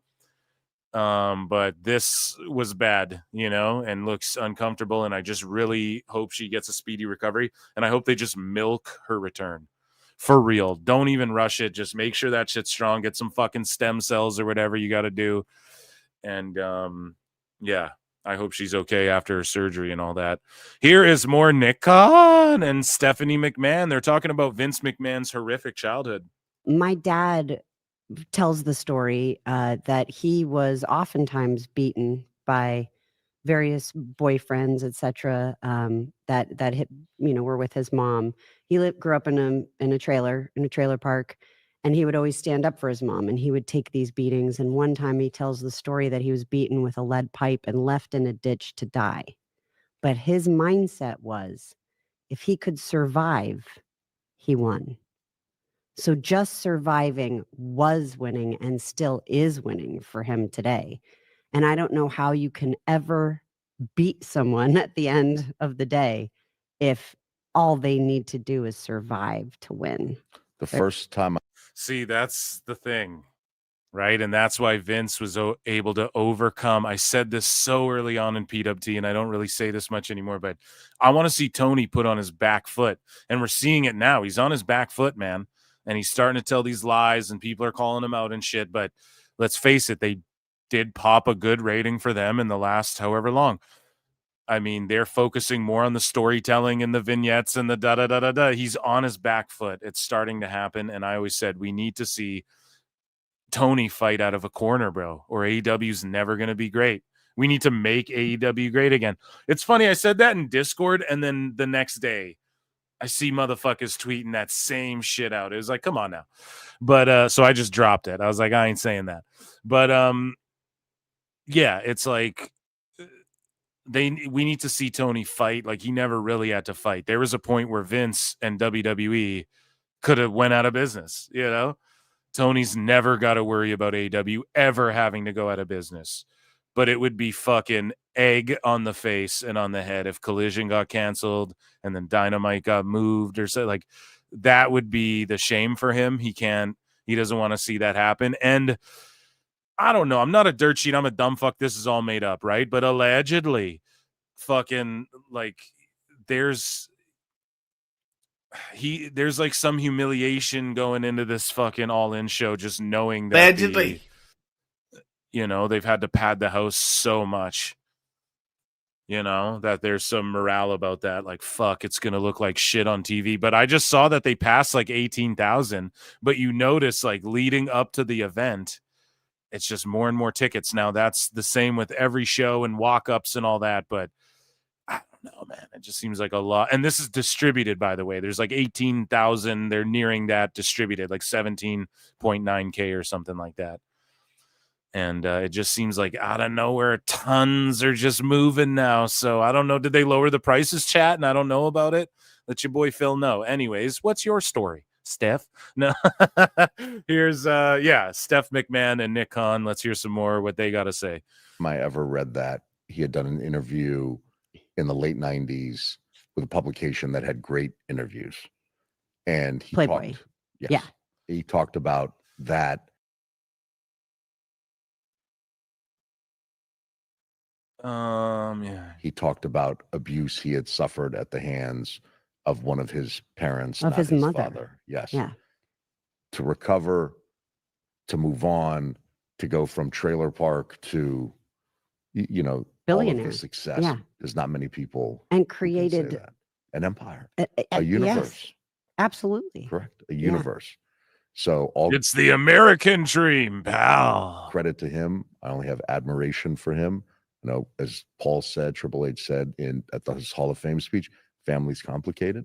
And, obviously we don't need to get into any of that. Yeah, we're not going any No, deeper no. on that, but in yes, terms of business, that guy's an empire builder. absolutely he is. Nothing but And no one respect. can take that away from him, Nobody. no matter what, including What, you can't take a young paralegal on a plane, allegedly? I thought this was America, pal.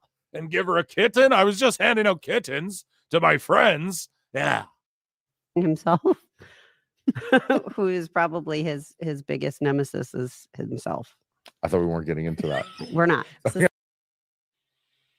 Yeah, and some people were mad, like, "Oh, why they should get into it?" It's like, no, they fucking shouldn't. It's called "What's Your Story?" You know, they're talking about business and shit. What the fuck? Ugh. It's nuts, man. So breaking: Noam Dar has had to relinquish the NXT Heritage Cup Championship due to injury, per announcement from NXT General Manager Ava. And Channing Stacks Lorenzo will now face an opponent to be named. Let's hope it's like a AAA Mystery Guana. Oh, place would fucking erupt. Let's hope it's something like that. An opponent to be named to determine the new champion on this coming Tuesday's NXT. And fucking Noam Dar just came back, is hurt again. Very unfortunate. I hope he gets a speedy recovery as well, because he's money, man. And fuck, I wanted to see Metaphor on the main roster. So Piper Niven, this just popped me so fucking hard, man.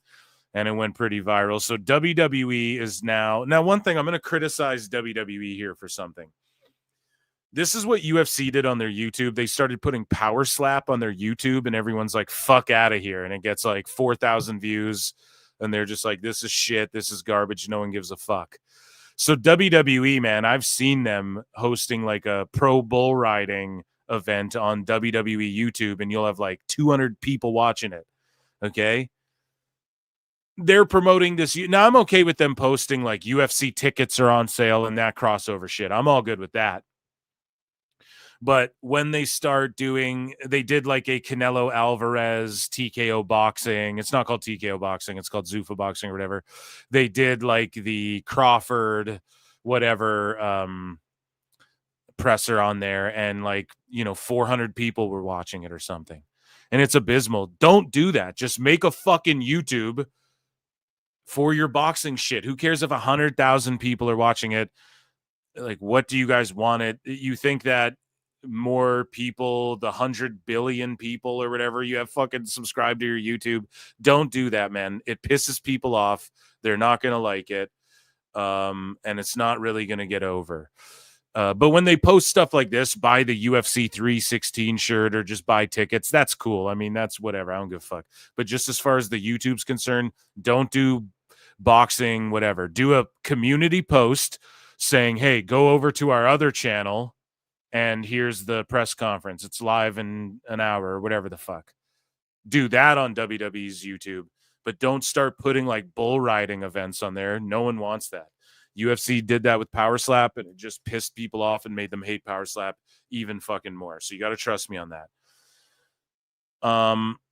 But when it comes to like, hey, buy tickets, good. I hope we get more WWE fans that are UFC fans and more UFC fans that are WWE fans and shit by doing this, right? Because I'd like to see WWE promo on UFC stuff as well. I love when it happens. So anyways, but WWE posts this. And so back in the day, let's say like MMA posted a WWE thing. What would people say about pro wrestling? It's fake and gay. Right? So Piper Niven just quote tweets this and fake and gay about MMA. God damn, this popped me so hard at the time. I fucking died. I was like, yes, that is so good. And showed her. I hope she didn't legit like get heat for that and everyone can take a joke. I know people on the UFC more than likely can. And hopefully WWE can, especially with them trying to dabble in all like the roast comedian sphere and all that, right? You got to take a fake and gay joke from time to time, okay? And shout out Piper Niven. That fucking popped me so hard. So The Undertaker names the women who deserve more credit for the evolution of women's wrestling. Can you guys guess the first name he says? Michelle McCool, Natalia, Melina, and Beth Phoenix. So I agree with Natalia. I agree with Beth Phoenix. Melina... Maybe even Melina a little bit. Well, I don't know. That was just like in his era, though. You know, like of world heavyweight Batista, JBL, all that shit. That was in his era of SmackDown. There is what I meant to say, rather like Deadman era of SmackDown. So maybe But Michelle McCool, I don't know about all that. She is like one of the longest reigning, or she's like the last ever. What's her accolade again? She's the first ever Divas champion, right? So, I mean, okay, maybe that you could argue that puts it in the history books, but that was sort of WWE saying, okay, we're getting away from good wrestlers again and just leaning more into like the sexy chicks. We're divas, you know? And then, unfortunately for WWE, or fortunately for fans, actually, you know, the AJ Lees and the Natalias and shit crept through. So, I don't know, man. I like Lay Cool, but I always put them over every time I bring up. Like, Lay Cool deserved to get some shine. And again, Michelle McCool's talking about, I'll come back at Evolution. Lay Cool versus the fucking Bellas for the tag titles, man. Do it. Like, fuck it, you know? Will it be the best wrestling? I don't know, but will it fucking spark a little bit in that women's tag division and put some prestige on those belts? Just the name, the brand value of having the fucking Bellas, like, yeah, do it. If you're just going to have them as Liv and Raquel just carry them around to their singles matches, then fucking why not do that, you know? Anyways, moving along here. We have Triple H meeting LeBron James. We haven't done any of the Fan Fest stuff in the WWE news yet, have we? No, we're going to keep going. So Goldberg says he has been remorseful. Better watch my words here. He has been remorseful ever since he caused Bret Hart's retirement. I kicked Bret Hart in the head on accident 100 years ago, and I've been remorseful ever since. I was young in the business. People make mistakes, right? And people have to understand that. True. So WWE has reportedly discussed adding more people to Seth Rollins' group down the line. Ethan Page and Ricky Saints were both pitched internally. Triple H listens to PWT. Confirmed. Allegedly. Those are the guys I'd put in it. So more Stephanie and actually, no, we listened to that clip about Vince being abused there. So Nick Khan says WWE encourages their creative team and writers not to focus on social media critics. We covered that as well. We listened to that clip. So speaking of Undertaker and Michelle McCool on Shaq Wrestling, they gave a joint interview because they just do everything together now. And Undertaker confirms he's in talks with WWE about possibly joining creative. Now, if you folks remember, Husey said this on PWT before any dirt sheet broke this as news, or or he DM'd it to me and I read it or whatever the fuck. But yeah, Conan was the one who got that out there, and Undertaker since confirmed Allegedly. it. So, again, man, you got to tune into PWT. So here's Undertaker, Michelle McCool talking about possibly being on the creative team, which, hey, man, if Undertaker's somewhat responsible for these better Raws and SmackDowns, like the rumor is, then fucking I'm here for it, Eric. We have discussed it. I'm here for it, Booger Red. We're trying to figure out a way we're trying to figure out a way that my wife can also be on the creative team, or else I'm not going to fucking do it. No, I roast him for that, and it is a bit I do, but I wholeheartedly respect that and understand it now that we know about his heart thing. I would just want my wife with me all the time too, if it were possible. He doesn't have to say yes to shit. He's got all the money in the world. I totally get it now. It's like, oh, that's why, because he's the dog of the fucking locker room, man. I'm sure he's a guy who's been the one to bring up to guys, quit bringing your girlfriend in the fucking locker. I'm sure he's that guy who's been like, tell your shithead friends they can't be in our fucking locker room. I promise you, Undertaker's been that guy. So he gets it. And it's not like Michelle didn't earn a fucking spot in that locker room, right? I don't want to undermine her career accomplishments either. But I totally get it now that we know about the heart thing. If I was him, it's like, yeah, I have millions of dollars in the bank. I don't need to do shit. Hey, I'll come in creative and put on a great fucking show for you guys and go, hey, look, everybody's hyping me up and talk. You know what I mean? It just levies his negotiating power in his favor. For him to go, yeah, my wife's got to fucking be there too. And if I was him, I would just want they're best friends, I already want my wife around me all the fucking time personally, so that's just me. I know some people are like, oh, I can't wait to tell my wife. Like, I don't got a relationship like that. I fucking love hanging out with my wife and shit, like Undertaker. But if I had to constantly everything I did though, and especially work too, there comes a time where a man's like, I need my space, I gotta lock in, right? And it can get ugly out there. So I get it. But yeah, if you have heart shit, it makes so much sense now why he's doing it, and it might not be like the fan favorite move, but okay, I get it. Well, to answer your question, yes. But it has to be able, I have to figure it out. I have to work out our schedule, my schedule. And because it's a really large ask to be part of the creative team. And if I can't commit to it 100%, then I don't want to do it. I don't want to be more of a distraction than I can be of an asset. So the one thing doing LFG, it has kind of sparked that creativity that I've kind of put on the shelf since I retired. Yeah, if we can figure out where I can be most effective, and a way that it works. The one time Husey wasn't capping, Wraith, no, he fucking literally called on this show that whole elimination chamber shit with Rhea. There's going to be a triple threat on the Raw after Chamber, and the title's going to switch. He fucking said all that like a month before any of that was even put in fucking motion on TV. It was crazy. That was the craziest call ever that he made, was that one. And I'll stand on that one. But he also was talking about all these fucking releases and shit, a bunch of these. We named Sonya Deville. We brought up these names and shit. Braun Strowman. We talked about them a billion times. Tired of it. I'm tired of talking about Truth already. He's back on the show. Let's fucking go. He's still in the same position too. So everyone got what they wanted, but now you can't complain if he's just still like a glorified jobber. Y'all can't complain about it. You got his job back, With this is what you wanted. Book the exact same, just not a comedy act. Now he's serious, but he's still kind of funny because when Aleister Black was like Ron and then Truth is like Black. I don't know. That popped me. My life here and, my other commitments, then, I would definitely. We get it, Taker, and God bless you, and just do what you need to do, brother. For real.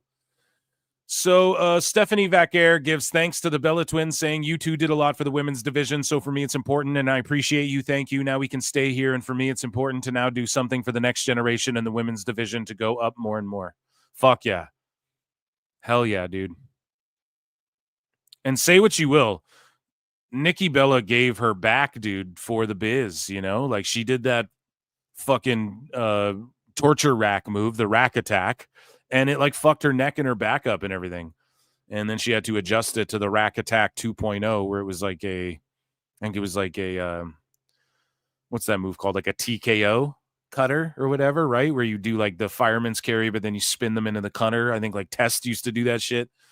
Anyways, though, here's the clip of Cena and Aldis arguing, and WWE posted it, but it's without the music and the commentary talking over them, and this shit was just so hilarious. I'm a champion. What are you doing to me out there? You're making me look garbage. Watching anyone just walk down there from behind. You're pathetic. I'm a champion, damn it.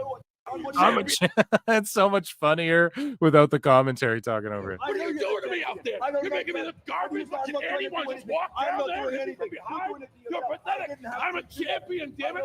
I'm a champion. I fucking love it. Cena's doing some of the best work of his whole fucking career, and people are trying to be bitter. It's pretty funny. So Michelle McCool expresses interest in WWE at Evolution. She says, I always say I'm just one phone call away. I've been in the ring a little bit, feel pretty good. If they ask, I'll be there. In fact, I would love a Lay Cool reunion. I think Layla's finally kind of getting back in the scene. But look, I'm always down to fight. I'm always ready. I've not been called, but I would love to do anything that they ask me to do. Yeah, man. Just do them versus the Bellas. Not even for the titles. Just do that as like the Bellas win that one and then they get a title shot after, something like that. Just do that as like an attraction. Savio Vega, speaking of attraction, reveals that he is working as a producer in WWE. Says, yeah, I'm working as an agent with the company with this project. So all this is going to be the big move with the company and them. AAA is going to become full with WWE, so let's see what's happened as we go step by step. Now, in what capacity, like as they expand into Puerto Rico more and stuff, I have no idea really what he's even specifically alluding to. So, according to The Observer, I don't think nothing official has been announced yet, but WWE is reportedly no longer planning to book the 2300 Arena this week before AEW starts its residency in the building. Good for them. I don't care if they do or don't do it. And good for AEW doing a fucking residency. NXT, honest to God, I'm going to be honest with you guys. they need to quit worrying about counter programming AEW and shit. I just think after this All In, just let it go. Let it go. Let it go. Right? You have to Elsa that shit. Is that the right pull? I don't think I've seen either of those Frozens. That's right. That's what I'm quoting there. I haven't seen either of those films. But maybe the first one. I don't recall. But I digress. Okay. They just need to quit worrying about it, you know. But Goldberg winning the title at All In had to. Well, I mean, if you guys are into the wars, like I'm into it, but it's just getting so tiresome, like this fucking groveling you see online. And maybe I just need to tap out of the fucking sickos for a bit, and you guys just tag me and everything for my show from now on. But I gotta be in there to see what's going on, right? I gotta keep my finger on the pulse, dude. And you know, I just think that after this All In, just don't even worry about counter program. If it happens naturally, let it happen naturally. If it's the smart business move, let it be this. I'm not saying don't do it at all. And if you guys enjoy the wars, I'm down. I'm down with it, but just so many people can't handle it is how I feel, right? So it's like, y'all just don't fucking do this. Spare these people's brains so they stop melting down every 2 fucking minutes about everything. But yeah, shout out NXT if they go there or don't go there. Moving along here, Goldberg gets buried by Stevie Richards. So Stevie Richards says he hasn't had a passable match. Okay. He hasn't had a passable match in years. Even the Taker match in Saudi Arabia. I mean, the best match I've seen is Goldberg were against the soda machine in the doors backstage. So that's Dr. Stevie Richards' diagnosis there. And yeah, I guess he's upset about Goldberg. I mean, yeah, he's not the best bout machine, man. He's not Kenny Omega in there, bro. We know that, but he's gonna chat's gonna be like, what the fuck? But he's gonna go do the damn thing and do the work shoot work with Gunther, and he's a mark for this MMA type shit. Undertaker is and was too. So just let him do it, man. It's the one and done. Just be glad we're seeing the one and done. Stevie, I know like people don't clamor for your one and done, and I'm not even taking a shot at you, but I love you. But you know, just don't be so upset about it is all I can really say. We all got to enjoy this because he's done. Rock's done. A lot of people were just bitching the whole time, you know. Cena's going to be done soon. Roman's done right away. Orton's done right away. A lot of people are done, man. Just enjoy this because it's like, fuck. Pretty soon there's no more of any of this stuff, and I just pray I'm with you. I hope Goldberg doesn't drop anybody on their fucking head, but we got to give it a chance. Second chance, I guess. Speaking of second chances, Natty is really taking this Natty Neidhart shit serious out there in the world. And Booker, by all means, walk your chosen one to the ring when Natty gets to Texas, as long as you're prepared to carry her back out again. And she will be taking on someone in ROW. I think they're women's champion. Let's actually take a listen to what the Boat had to say on Busted Open with Booker T as well, who was a guest on Busted Open. Natty's in her prime. Like, you know, I think Natty right now, if you look at the chances that she's taken and what she's done in Bloodsport, what she's done in the NWA, I think, unfortunately, a lot of people are looking at Natalya as, all right, a stepping stone for my career. And who knows, maybe whoever challenges Natty and steps up to Natty is going to think the same thing at Glory. No disrespect to Natalya, but if Natalya is coming into my backyard, I want to test her. I want to see if she still got it. I want to see if she's still that top dog. I want to see if she's still running that yard. With all due respect, if you're saying that I can't the dude in chat who's like an American complaining about war, I'm Canadian, bro. Right? You got to try and keep up. You sound dumb. But yeah, no, I love the wrestling wars, but these other motherfuckers, they can't handle it. Their brains are melting down. Like, we're seeing people go full retard, you know? Straight not taking Robert Downey's advice in fucking Tropic Thunder, you know what I mean? People are just like going way too nuts with this. Like, NXT decides, oh, we're not going to do that show. NXT backing down. They know what's up, AEW. AEW does like a good show in Mexico. Look, there's fucking 12 empty seats and they lied about the sellout. Okay. You know what I mean, guys? We get it, you know? And like the building was packed to the titties. Yeah, they had some empty area and they called it a sellout. Okay. Tony Khan's a carny. This is carny wrestling. Y'all know that, right?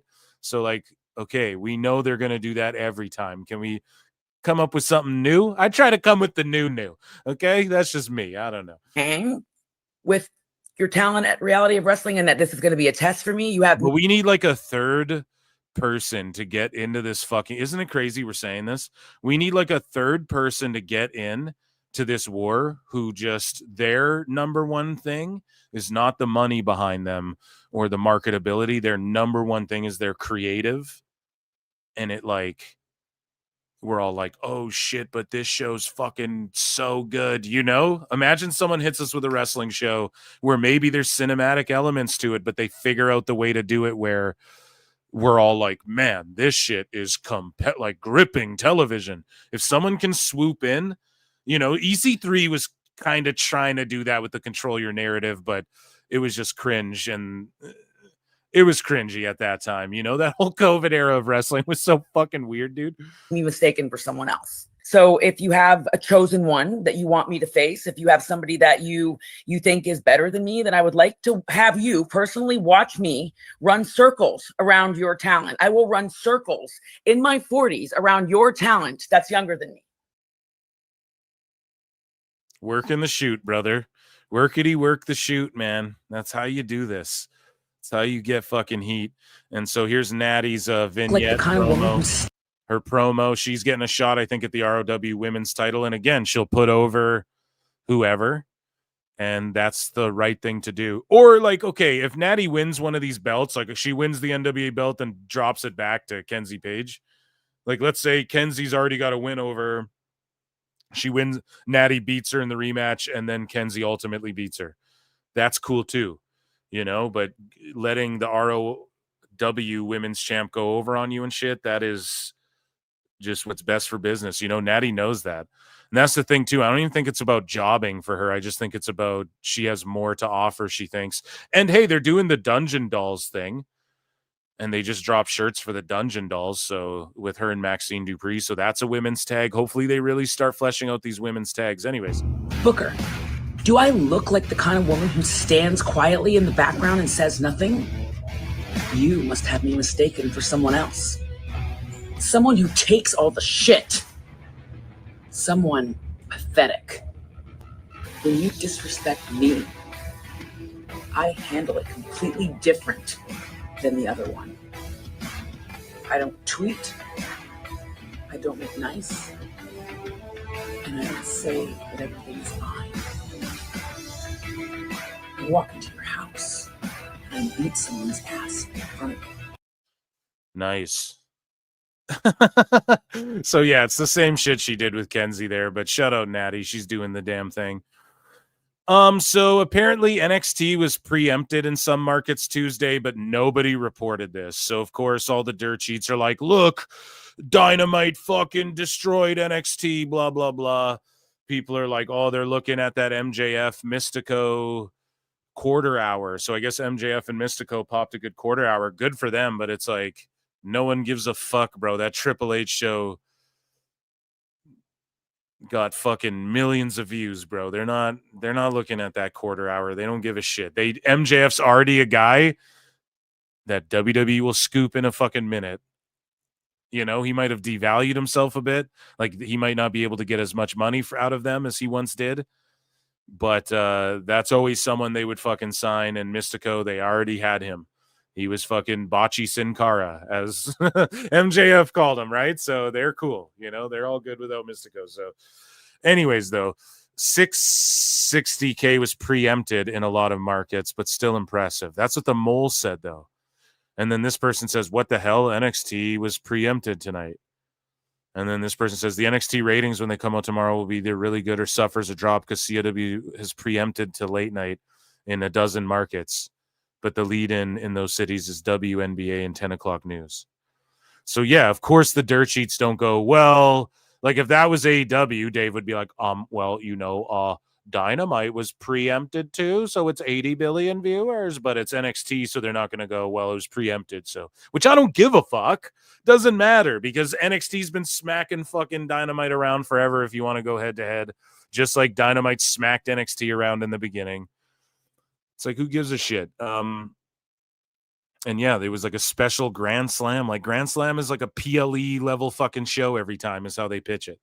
Okay, so that show should do a better rating than a random NXT, guys. We're coming back out of the fucking funky unit. Like now we maybe start going, hey, what's going on here, right? Hopefully they turn some shit around. Let's get back to 800K. I'm not mad if more people are watching wrestling. So Ronda Rousey revealed Dana White sent her to a neurological. So she shut down rumors of her ever returning to pro wrestling or MMA. She just shut it down. So Dana White sent her to a neurological study where doctors diagnosed her with issues that affected her UFC career. And she says, fortunately, I have a lot more information now of what was going on with me. I couldn't be honest without people feeling like I was making excuses. She learned her symptoms were linked to concussions, but it's also migraines. Epilepsy runs in my family. As a child, she used an Imitrix pen. I'm sorry, I'm unfamiliar. And lost vision with migraines and fights. Bright lights and head impacts triggered episodes. I'd get hit and I'd basically lose big chunks of my vision and my ability to track movements. Yeah, she did not like getting hit in MMA. Like she could dish it, but and like if someone was bullying her with grappling, she always stayed poised and just looked for her submissions and shit. So it's not like she couldn't handle like someone wrestling her and that type of adversity, but you could tell when she got dinged, she did not like that shit in any fight she was ever in. It was just inevitably a decline until I'm shitting my pants. It's not good, man. Fuck. Prayers up for Ronda, and yeah, I'm just glad that she has more info, and just don't come back to anything. Don't do it. It's sort of sad that her last ever match was in like Ring of Honor under Tony Khan's. The last wrestling paycheck she ever got was no, she probably gets royalties from WWE shit in some capacity, but yeah, just retire and sign a WWE Legends deal and just fucking let them put you in video games and make a little extra scratch on the side for your kids or whatever. And just, God, I'm just glad it wasn't worse, So did you miss us? Here's Serena Serena Linton, rather, pardon me. I was thinking of Zelina de la Renta or whatever the fuck her name. Pardon me, I'm conflating there's so many names in wrestling. Serena Linton and this Brittany Murphy gal, and that's her name, right? Brittany Humphreys, Brittany Murphy. She's a fucking actress. See, too many people. I've reached my lumbar number or whatever the fuck it's called, right? Is that even what the thing's called? I forget as well, where you can only store X amount of names in your head and then you just start pooping some out to remember new ones. I'm at that number with wrestling. Fucking Elena Black, Cora J. You got Baron Corbin, Bishop Dyer, Tom Pestock. I got to remember fucking 14. And then what's Jim Cornette's nickname for him? Happy Corbin. I got to remember 7,000 names for everything. It's impossible. So Serena Linton and Humphreys, okay? I'll just call her Humphreys. They are in LFG season 2, which premieres fucking tomorrow. I didn't even know it came out. They're just cranking seasons out. They're renewed for 6, dude, and it's already out. What? The new LFG tomorrow. So I'm locked in. I can't wait to watch it personally, but all the like Xena Sterling's on it, that BJ guy's on it. Everybody's just rehashed, and then there's going to be a handful of new faces. Well, I don't know. To me, it's just weird. They're just bringing in all like the same people. Okay. But Mickey James can't be there. It's a little weird. Some of the people who've been there longer are obviously going to do better. And maybe there's a surprise person like, oh, I've been here a week and I'm going to just shock everybody.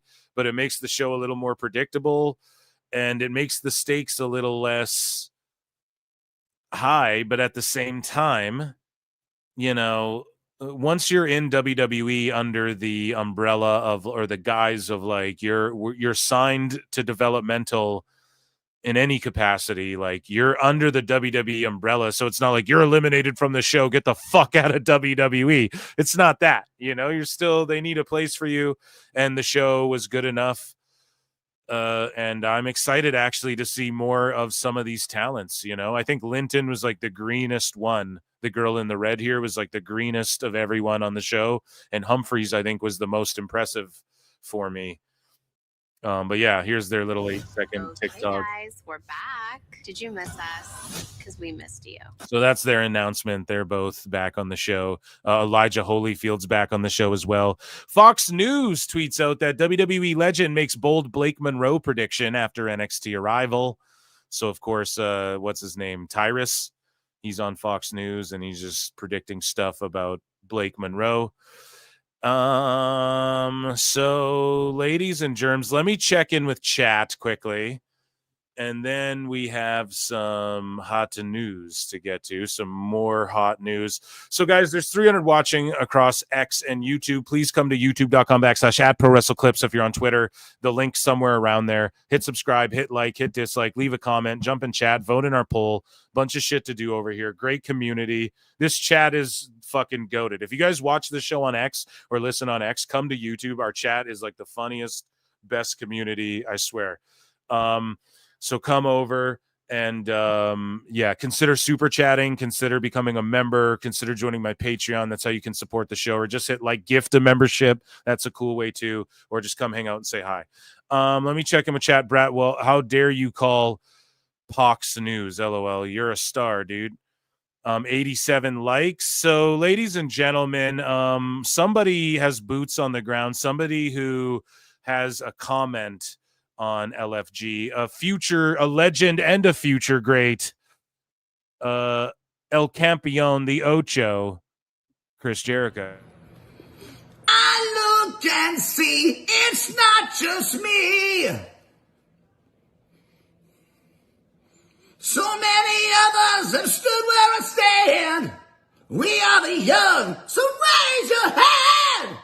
They call us problem child. We spent our lives on trial. We walk an endless mile. We are the youth gone wild. We stand and we won't fall. We're one and one for all. The writing's on the wall. We are the youth gone wild.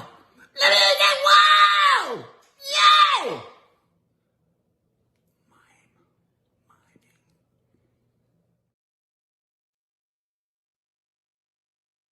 Okay, Lincoln Hawk gifts 5 Pro Wrestle Clips membership. Hopefully Pete Rock's got one of those. You know what I'm saying, dude? We acknowledge me. Thanks so much, Lincoln, for all the goddamn support. And everyone get in Discord. Our mod of Discord is Lincoln Hawk as well, and that's where we hang out. Okay, you can unmute now. Unfortunately, Willow just renewed with AEW. Yeah, we covered that a few shows ago. Phil taking a piss. No, it's just the 87 likes. I was like, oh shit, I might as well hit the Jericho, before I do more, because I'm breezing through shit tonight, which was kind of my intention. Silver Tower gifted 5 Pro Wrestle memberships. Thank you so Wrestling for much. dirtbags and lily pickers. And again, hopefully some of our fucking haters got those. We'll rule you. Thank you, Silver Tower. Shocho, good to see you here. And thank you for gifting those. Unless she really embraces being a heel. I'm just trying to see what chat's been saying. No problem, man. I really appreciate you, Silver Tower. Okay, Youth Gone Wild and Lincoln. You already know. Youth Gobe. Okay, where was I? I lost my spot here. Quick, hit the mute, Travis. You're always hating. Where's my gift? Looks like you got something. The Wraith. King Dingaling. Please no Jericho. Okay, let's get back to it. Thank you, Phil. Thank you, man. Sometimes I like Jericho. And Lucy, good to see you in here too. Tonight, whatever happened, we fixed all that shit. Okay, so Denisha, hit that like. Thank you. Good to see you, D, as well. Hot ass women of wrestling, Liv Morgan Hart. Yeah, dude. You go, dude. All right. You guys are goated. You guys are fucking amazing. So we have some more news to get into. Your boy John Cena cut a pipe bomb. Are you sure about that? And there was a conspiracy. My phone lights up. Yes. There was a conspiracy theory, right? there was a great conspiracy that John Cena was alluding to AEW and Matt Jackson and Nick Jackson. So he says Matt Cardona, Nick Nemeth, and Claudio Castagnoli, and people were like, that's CC for Colt Cabana. That's fucking Matt for Matt Jackson and Nick for Nick Jackson. When really Claudio, Zack Ryder, and Cesaro, Zack Ryder, and Dolph Ziggler are three dudes that Cena is notoriously accused of keeping down. Okay? Notoriously. The other one's Wade Barrett, but Wade fucking Barrett is on commentary. He's like sitting right there. What are they going to do? And Wade Barrett. And everyone goes, oh, okay. He's like, use his work name because they're in the Fed. You know what I mean? What is he going to do? It had nothing to do with them. This is you guys being Jim Carrey in the movie 23, okay? What are you going to pull out a Monster Energy can next and go, look, they're all sixes on here, guys. Mind control, MK Ultra, right? So here we go. We're going to listen to the pipe bomb in its entirety. I'm going to scroll it. We're going to try and not get flagged. Right. And we're going to do that by cranking the volume up. We're going to listen to it. We're not going to show it on screen. Instead, we're going to look at John Cena holding these balls. Okay. No Diddy. And we're going to get into some other. We have Fanatics and Stephanie Vaquer, but I want to play this pipe bomb promo. Let's take a listen.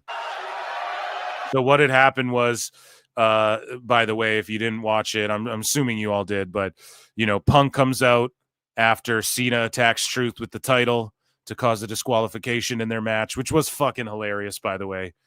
And then Punk comes out, crowd erupts, he gets his ass beat, and Cena puts him through a Slim Jim table, and then he steals the pipe bomb promo, shits all over Punk, shits all over everybody, and even cusses. So let's get into it. And chat, ones if you can hear this good.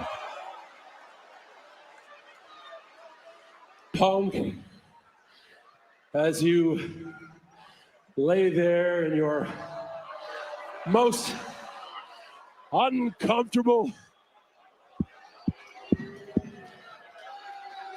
somebody's afraid of what I'm going to say. So he's just stealing the pipe bomb from 2011 verbatim. As you lay there in your most uncomfortable. So if you guys remember, Cena was in it, was laying put through a table, and R-Truth was involved in it as well at that time. Go figure. What are the odds of that in 2025? We're talking like 15 years later almost, and you know what I mean, dude? We're fucking a decade and a half later, and it's Truth, Cena, and Punk reliving the same shit, but it's like a reverse flash moment or whatever. Amazing. I hope you can listen. I hope you can digest. Because before I leave here in 6 months with that WWE Championship, I got to get a whole lot of stuff off my chest. So even though he's clearing out appearances and he's like down to 17 left or 15 left, he's still saying, well, that's over the course of 6 months. And I mean, if you really think about it, 4, 8, 12, he could knock out the majority of those in 3 months if he wanted. So he's going to spread them out, which is good. He just sort of stooged a little bit of his timeline. Well, we know he's going to go the year, but they could have worked a thing where, oh, I'm out of appearances. And they could still do this, but he still works the little bit that's left, you know? But the way he's, and that's one flaw if you want to point it out with the character, the way he's like, I'm just counting down my appearances and then I'm out of here. He makes it seem like he'll just run them out sooner than later, you know, like I'm just trying to get him out as quick as I can. And that's why I'm on SmackDown and all this shit. But realistically, it's still, there's that timeline in place, you know, so he reminds us of that, which is good. 6 more months.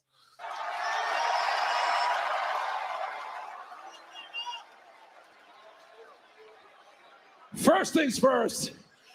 World War III's trending. Yeah, we're bringing it back. 3 rings, 3 rings.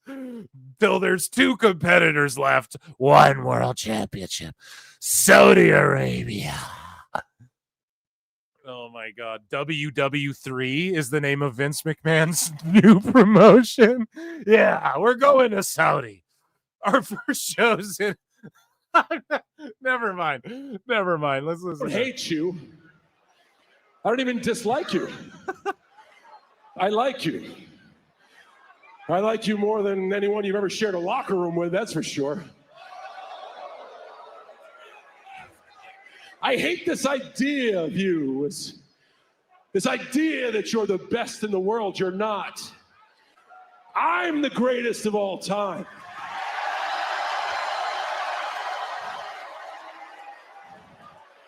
You're better than me at one thing. You're the best bullshitter in the world. Ooh. You what? Cena cussed. Cena cussed. Cena cussed. Cena You cussed. what?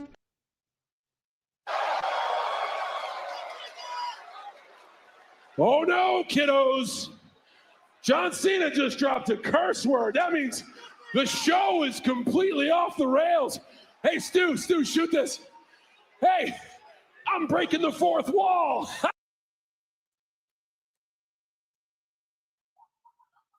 Another image that will live in infamy right there. Crazy. What a fucking smackdown this was, too. Another solid show. They've been real just picking up, going back down to 2 hours. Love it. Here, let's continue this.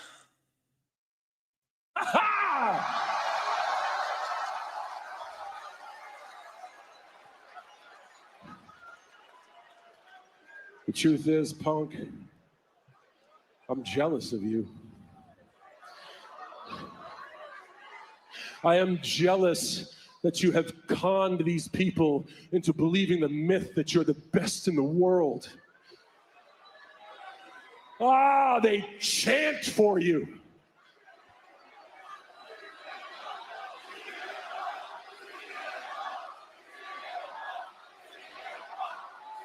Hell, when you come out, they sing to you. Look in my eyes, what do you see? But they don't believe a goddamn word you say. So he said bullshit and a goddamn. A goddamn. Because you change your values as much as I change my t-shirts. You're just a loudmouth opportunist who will step on the necks of people who actually work hard if it gets you ahead. Where's another camera? Hey, Claudio Castagnoli. Hey. But here's the thing. Can we be honest about the reaction? Hey, Claudio Castagnoli. You hear like two guys go, whoa, what? And then you hear some other people react to it. But like, is that almost like, and I'm not shitting on Claudio. I fucking love Claudio. Love him, dude. Crazy that he went to AEW and somehow he's like less. It's like worse than what he was in WWE, though. You know, in WWE, you didn't think it could get any worse. Oh my God. You know, he went to AEW and it's like, what the fuck, man? But just listen to that again, really. I just don't know if people really even caught on as much as like Cardona and Nemeth popped them. And I'm just being honest, not shitting on Claudio at all. You know? Another camera. Hey, Claudio Castagnoli. Hey, Nick Nemeth. Hey, Matt Cardona. How you guys doing? Oh, yeah. No, maybe I'm off on that. Maybe it's because he just licked all three names off really fast and they were just like, it got progressively like, whoa, he's going there. I'm not trying to shit on Claudio. It's just like, because that's a name where Nick Nemeth is in TNA. They're promoting his shit in crossover shows, right? What was the other one he said? Matt Cardona, I mean, he's kept his name relevant. His Major Figures pod, like everything he does, he's always known how to. Everyone knows that that's Zack Ryder. Everyone knows Matt Cardona is Zack Ryder, you know? It's just the Claudio one is like, how many people know Claudio Castagnoli? Like, that's such a deep cut, I feel like, because of the way he's been booked in AEW, too. It's not like he's featured super prominently or like has made waves the way, let's say, a Cardona has or a Nick Nemeth has, the way he put TNA on his back there when he was champ. And I don't know, man. Maybe I'm just being a fucking hater. I want Claudio. He's the one guy where I'm like, that's the dude I want to see come back to WWE for sure as well. Like, I don't care if like Lashley or fucking MVP, and I'm not hating on them. I like them in AEW right now. I don't care if we ever see like, Saraya. I'd be down if she went back to WWE. I don't care if we ever see it again. Like, if she just decides she's never going to go back, I'm cool with it. Right. Jericho, if he never went back, I've accepted he may never go back, but I think we will see him back there for sure. He wants a daddy magic taste of what they got going on with this fanatic shit. You don't think Jericho wants to be pulled up at this fanatic shit and doing his Judas signing CDs and all that and get us? Come on, man. He's probably working on the single for the return right now with Fozzy. But Claudio's the one guy where it's like him, Rusev. I wanted to see that. Even Malachi, it's like if he never went back, I wouldn't have like cried about it, But Rusev, Claudio, those are two guys I really want to see go back to WWE. Danielson would be another one. And then who else? If Mox didn't ever, I wouldn't care. They missed that boat. Roman's about to retire. That triple threat should have been fucking Mox with Punk. I know we're off in the weeds fantasy mark booking, and I'm trying to pause it up a lot because of WWE and all that. But yeah, Claudio, man, I'm not trying to be a hater. I just want to see you back as Cesaro. I guess that's all I'm really getting at. Still on, baby. Here, we're going back a bit. Actually work hard if it gets you ahead. Where's another camera? Hey, Claudio Castagnoli. Hey, Nick Nemeth. Hey, Matt Cardona. How you guys doing? Oh, yeah, we're still on, baby.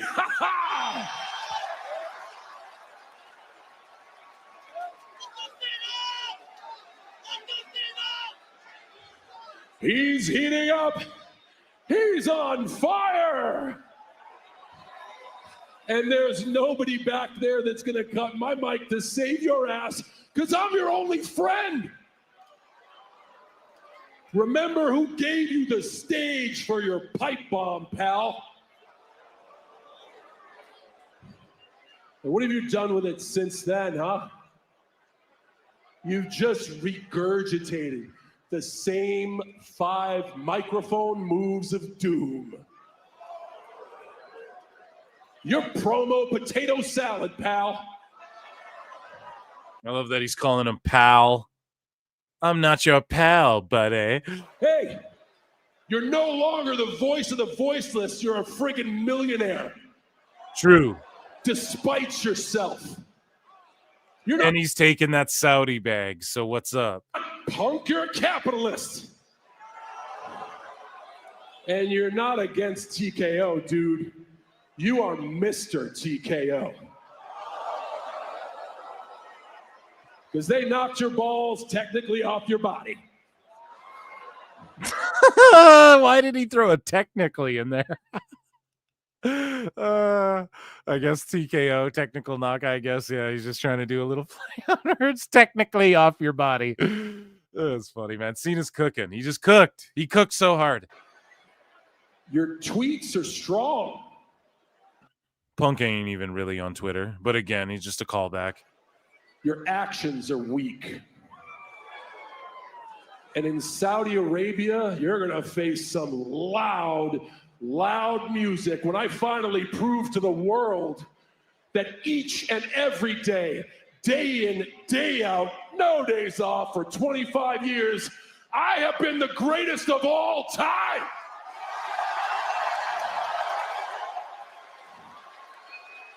No lies detected. No. Right when everybody's like, this Cena heel turn's been fucking boring, man. And it's like, well, they're just chilling until Money in the Bank, bro. Like after Money in the Bank, because that shit sells itself. And then you got to build to WrestleMania and all this Saudi show and all this.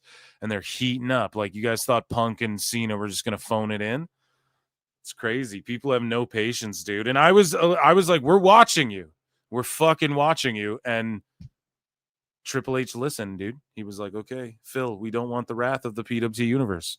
We'll start cook. Trust me, you were right, dude. I just can't stooge it. Let's not stooge it now, right? We're just chilling, ebbs and flows. We're chilling until after Money in the Bank, right? Because they just picked this right up. I mean, come on, dude. Who's not invested in this feud again? And what Cena's doing? Come on. And then the shit I'm about to play of him at the Fanatics Fest. This man is a fucking national treasure.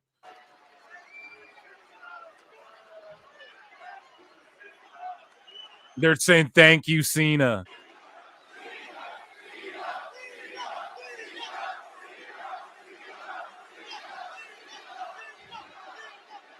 See, they know. And they know that you were the best in the world for 7 minutes, 14 years ago. Damn. Pow, pow, pow. And if after Night of Champions, you're still delusional enough to believe that you're the best in the world, well, I guess it's a small world after all. You're welcome, Grand Rapids. I mean, he just showed up and banged on them pans in the fucking kitchen, mama. That was amazing.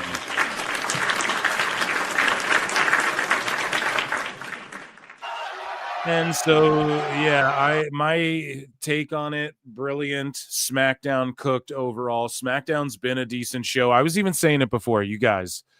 I know the 3 hours is long, but if you just break this shit up into like an hour and a half each, it's SmackDown is actually really good. Like they're doing good stuff. And then you guys see over time, now we're getting used to the 3 hours. They're going to go back to 2. People are worried they're going to fuck it up. I don't think they'll fuck it up. I think they'll really either hone in or else we'll get some sort of overstuffed shows where we're like, damn, they're throwing a lot in there. But they feature women heavily on SmackDown as well. They're in like every other fucking segment's like 50-50, maybe even more, how much they focus on the women, and it works. So it's really good to see it a lot in NXT too.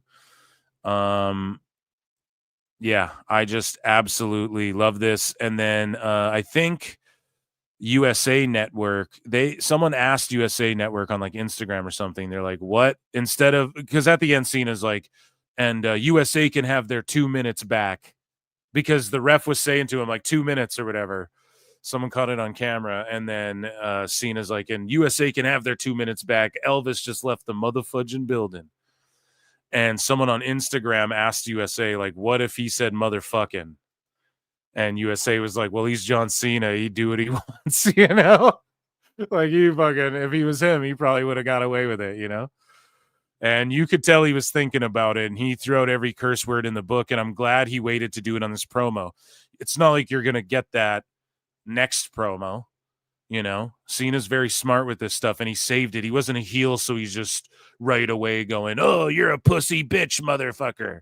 He just waited to like really make an impactful statement here, and all around great stuff. I really, really enjoyed this, and it capped off a solid SmackDown. I'm trying to think what else happened on the show before Piper. We pretty much covered it. So yeah, that was John Cena's pipe bomb. Great callback. I wanted to listen to that whole thing and just mark out over it with you guys.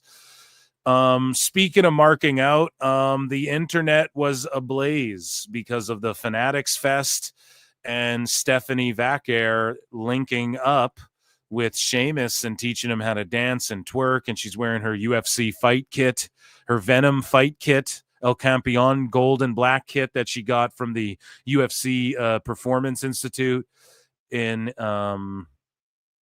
Mexico there, which we covered on the show already. And so she's here working out with Sheamus.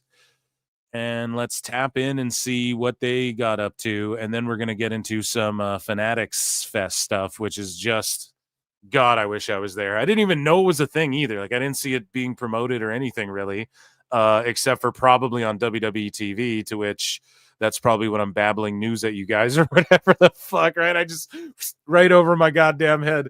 But anyways, here's Stephanie and Sheamus. Weird. Is it?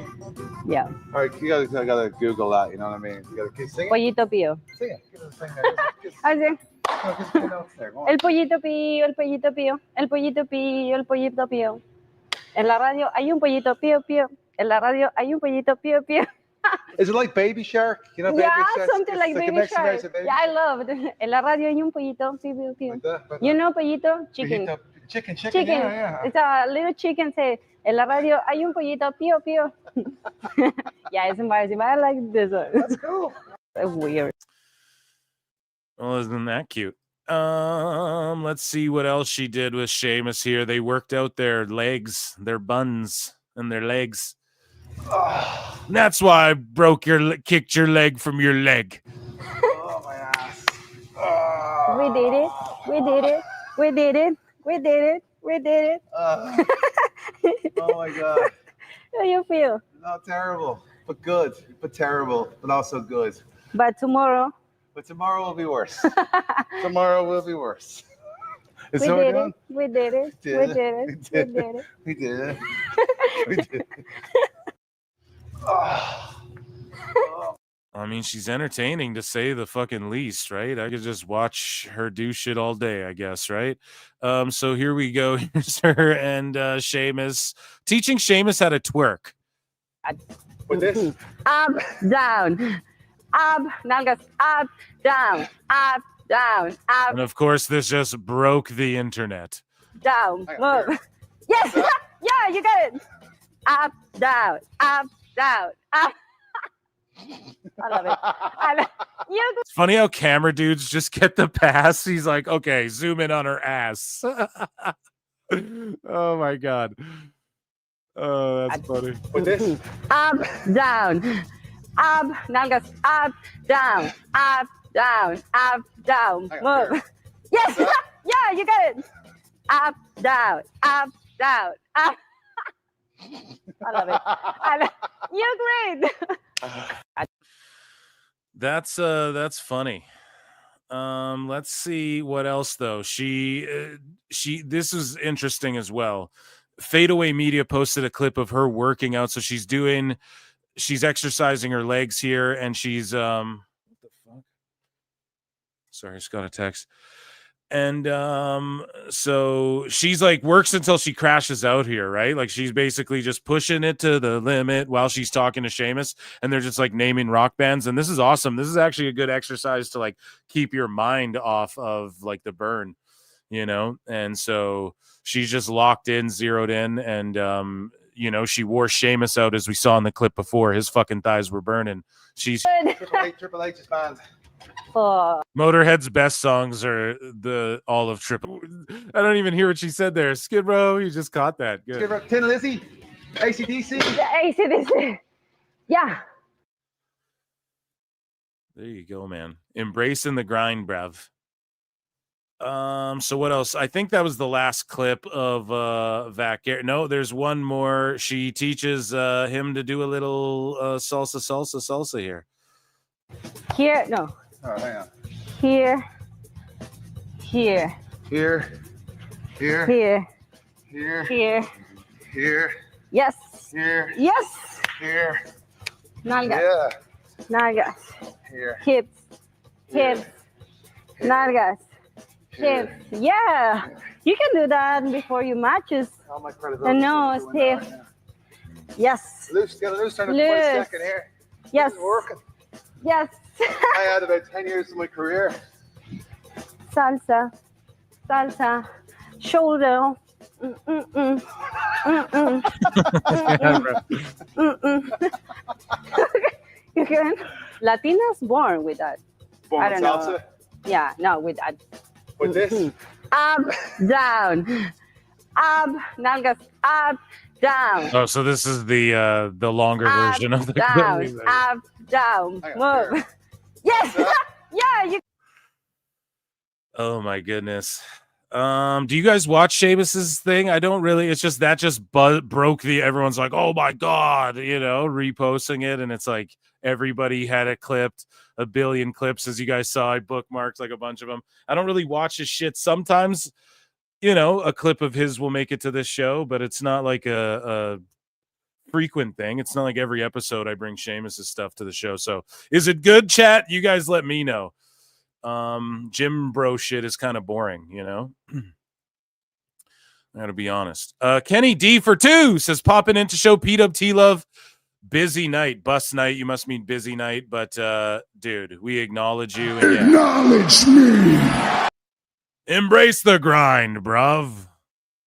Thank you for popping in and showing love. Thomas Moore for 2 says, bro, SmackDown was actually good. Guy, it was really good. Now, if that segment didn't happen, would it, and let's say they did the pipe bomb next week or something, would that SmackDown still have been good? Yes. That's the other thing we got to point out. It's not like that one thing made the whole episode great or anything like that, everything was pretty good. And again, man, the show was getting long. Now you see the fickle marks going, oh, we're going to miss 3-hour SmackDowns now. The show's been so good. And that's just the smart thing that WWE knows how to do. And they're just roping you into fucking, now you'll be locked in for that two hours. And hopefully there's no more complaining about 2-hour fucking SmackDowns, right? Because they should be solid shows. They should be able to book them.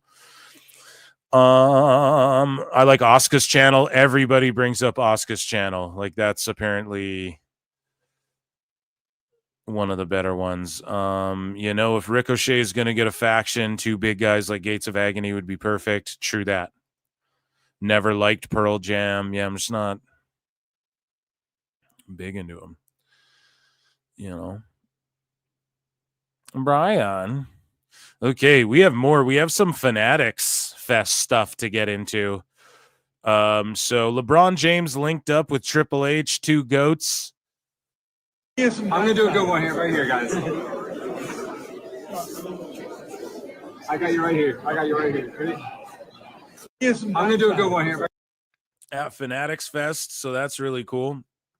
And they had the stage set up.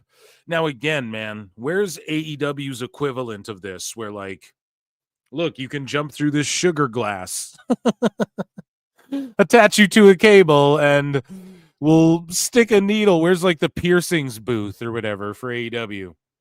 But for real, though, look at this. This concept is like, how the fuck didn't Vince... Maybe he was there to help put this in motion. Who fucking knows? But how wasn't he already on this? How weren't they just, like, doing this as the night before every show they did in town at every town for TV or PLEs, like how wasn't this already a thing? This is fucking genius. And obviously with like the setting up stages is cheaper now too than before. Not saying this is cheap or anything by any means, but you see indie shows with like light work and fucking these LED screens. Like you guys know, man, you can get a fucking good smart TV for like pretty cheap these days. You want like the most modern shit. Okay. But if you look a couple years back, if you really look at a TV, you're like, you get a fairly decent price. Like the technology is just easier to come across, I guess, with these screens, the way they set it up. But I'm not saying this isn't elaborate or like uber expensive. This is the cream of the crop, but you guys get what I'm getting at. Like even TNA is fucking sweet stage setups. And we've watched like Priscilla Kelly showed up at that GCW show at a sweet stage. MLW, they're able to make shit look really cool. People can do it. So on a relatively decent budget, but yeah, this is such a great concept. And we have celebrities walking down. iShow Speed made his return here. Let's take a look. I wish I could hit a backflip like that, like on a trampoline, but I don't know. It's been years, I'd fucking break a hip or something, but he can just bust one out. Like, fuck.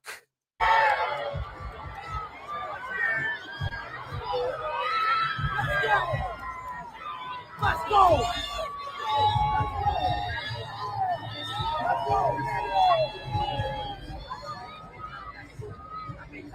Oh, they give him like an 8 and a 10. Oh, and they're judging it. They're judging the fucking entrance. That's awesome.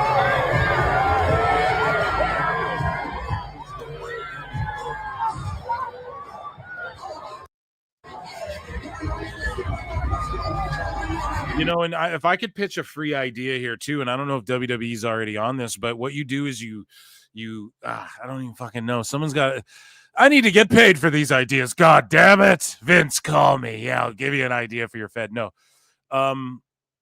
Fuck it. I'll just say it. Like what they could do is set up in the back when you know how they let fans walk through these things sometimes too. So these are celebrities. It's easy to know who's going to be in the building. You set them up a mini Tron and their music. And especially with AI now, what you do is you set up a thing where people who sign up to do it or if fans go through, they put in their name and you just have a bunch of fucking templates and then their name comes up on the Tron and shit. Like you could easily pull that off very quickly with today's technology. And even like a theme, you could even type in like, especially this Def Rebel style fucking music, bro. You could type shit in if they want to spend the money on the technology. It'd be a cool fan experience. And then you charge them like, here's this much for an image or like this much for a video of you professionally coming down with your own Tron. And that'd be fucking crazy. That's next step. That's in the next 5-10. Fanatics, hit me up, bruvs. That's a free one. We know Triple H is listening.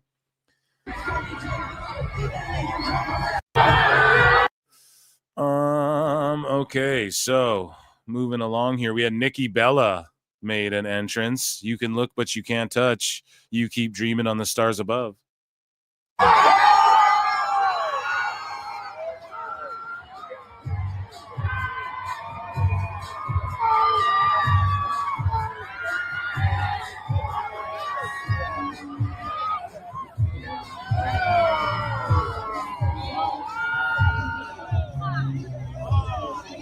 Oh, Kathy Kelly's a judge, Sam Roberts.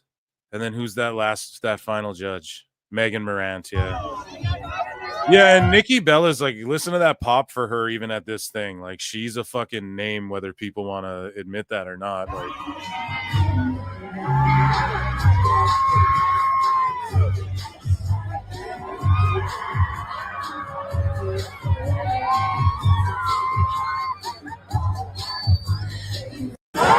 and people are like, that divorce is going to cost her a lot. That's why she's doing this. It's like, man, do you guys ever relent, for Christ's sakes? Let her fucking have this, man. Drewski showed up and made his WWE entrance here. And he just came out to the Rock shit with the Rockstron.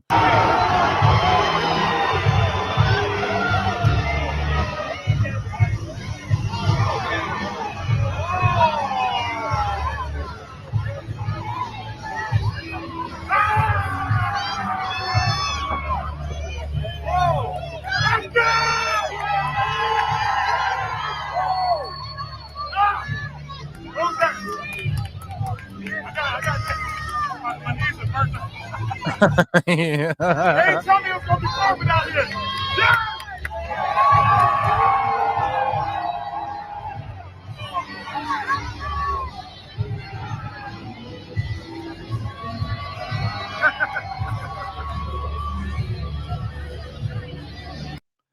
There you go.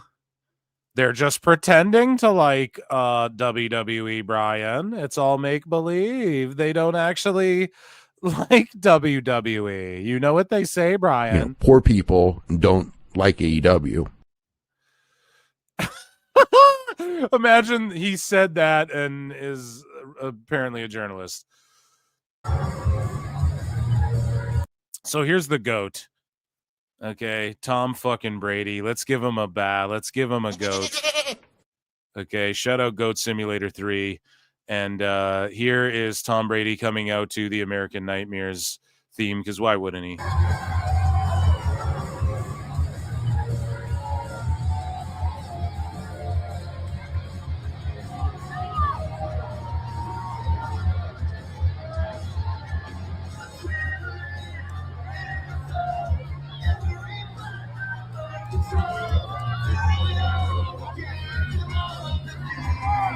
So I'm gonna get sniped for that music probably, but all good. He ripped up that Eli jersey, and then him and Peyton are cool. Oh, he ripped it, yeah, dude. But they were on the roast together and shit, so. And then, yeah, he piggybacked a dude. So that's awesome. Tom Brady, he doesn't. It's just fake popular. Tom Brady's not even popular, Brian. So CM Punk and Rollins got into it at the entrance thing.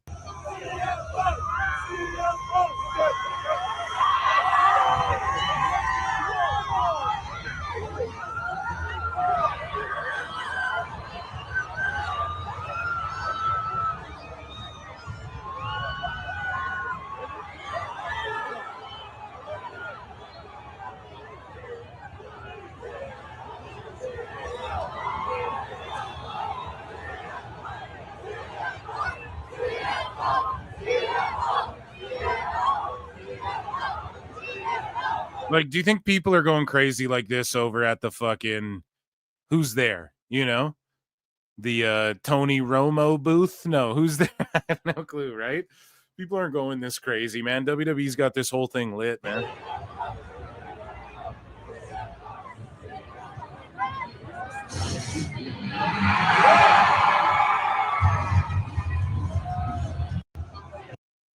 Amazing. Let's keep going, man. There was more. So Randy Orton linked up here with Zilla Fatu. Just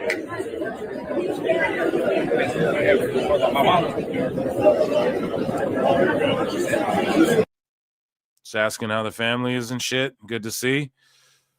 What do you guys rate? Here was Gronk. What do you guys rate Gronk's entrance? It's asking. Fucking Gronk, dude. He's so funny. At that fucking Tom Brady roast, dude, he got roasted so hard by like everyone. But he's just like a funny, crazy, dumb guy, you know? So nothing but love for Gronk.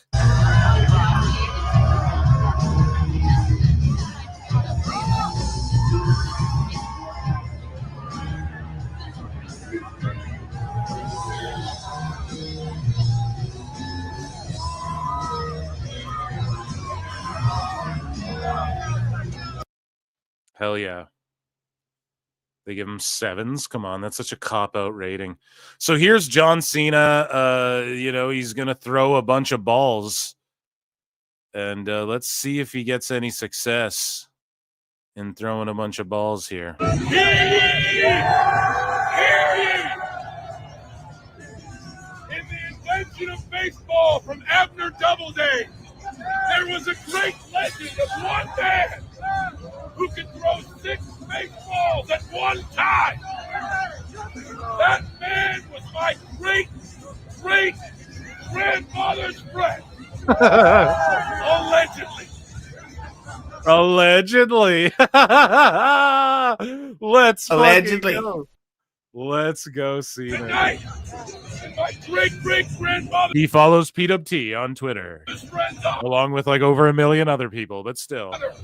I will recreate the ever-famous 6 base. It's more rare to be not followed by Cena in 2025.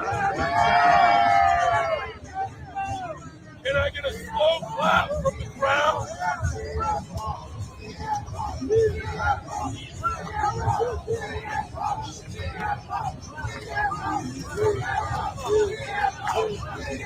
Okay, here we go.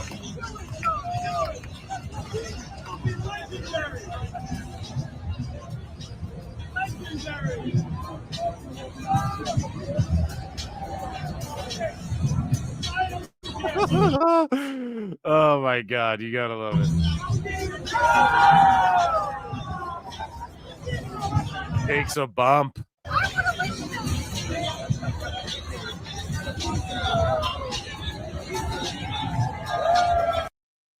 Fucking amazing. And then here's him doing the most heel shit on earth, and that is sucking up to fucking Sam Roberts during his entrance. And listen to this place go fucking crazy.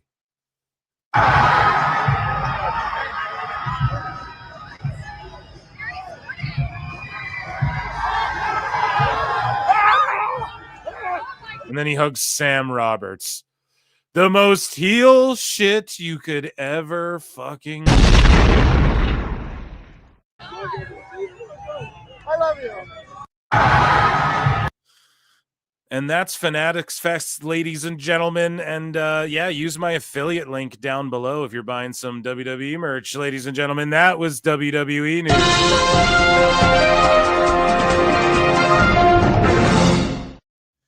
Let let me check in with chat. Everybody come on over to YouTube, hit like, subscribe, join Patreon, become a member, gift a membership, or tell me to go fuck myself. Hit like, hit subscribe, all that good stuff. Hit dislike, leave a comment. Subscribe on your alt. Love ya. Chris Gallagher says John Cena acting like a shit ass. Oh, good assessment. Regina says, well, apparently this just became Mexican rules. Oh, you guys are watching Collision? Yeah, I just couldn't be bothered tonight. I'm going to watch it probably later. I just finished my rewatch of Squid Game, right? So season 3 is about to come out. Had to rewatch it. One of my favorite shows, truly, ever made. Athena and Thekla in a match buried on Collision at 9:55. Yeah, it's fucked how they're doing Athena. Hopefully she does get a match at All In. Zilla, Fatu, the main one. Hell yeah. Viper Zilla, dude, right there. It's Eli Manning he picks up. It's both. Didn't he do an Eli and a Peyton jersey? Pardon me. Did I fuck up on that? It's like math. I watched Dolomite last night. Holds. Just stay down, Thekla. Don't get any of the stink on you. I like Thekla, man. She's got a great look. I'm not watching the match now, unfortunately. Okay. So speaking of AEW, ladies and gentlemen, let's get an Ichi ni Sanda in chat all together now. Ichi ni Sanda, because it is time for AEW. Best guys, Tony Khan. So Mercedes Moné is now officially the first woman in history to have competed at the following Madison Square Garden, Tokyo Dome, Wembley Stadium, Arena Mexico. And some people called it out. They're like, no, Bull Nakano was the first to whatever. And then people were like, well, she did Wembley Arena, which is different than stadium or whatever. So either way, guys, I know you don't like Monet. Just give her flowers. I mean, listen, there's all these people like freaking out about why she's booking her own shit to win all these belts with her. No. These feds are behind it too. She's a fucking big name in WWE. They want this too. Yes. Is she agreeing and pushing ideas and saying, oh, well, she could get pinned and going along with it? For fucking sure. Is it Hogan-esque? Absolutely.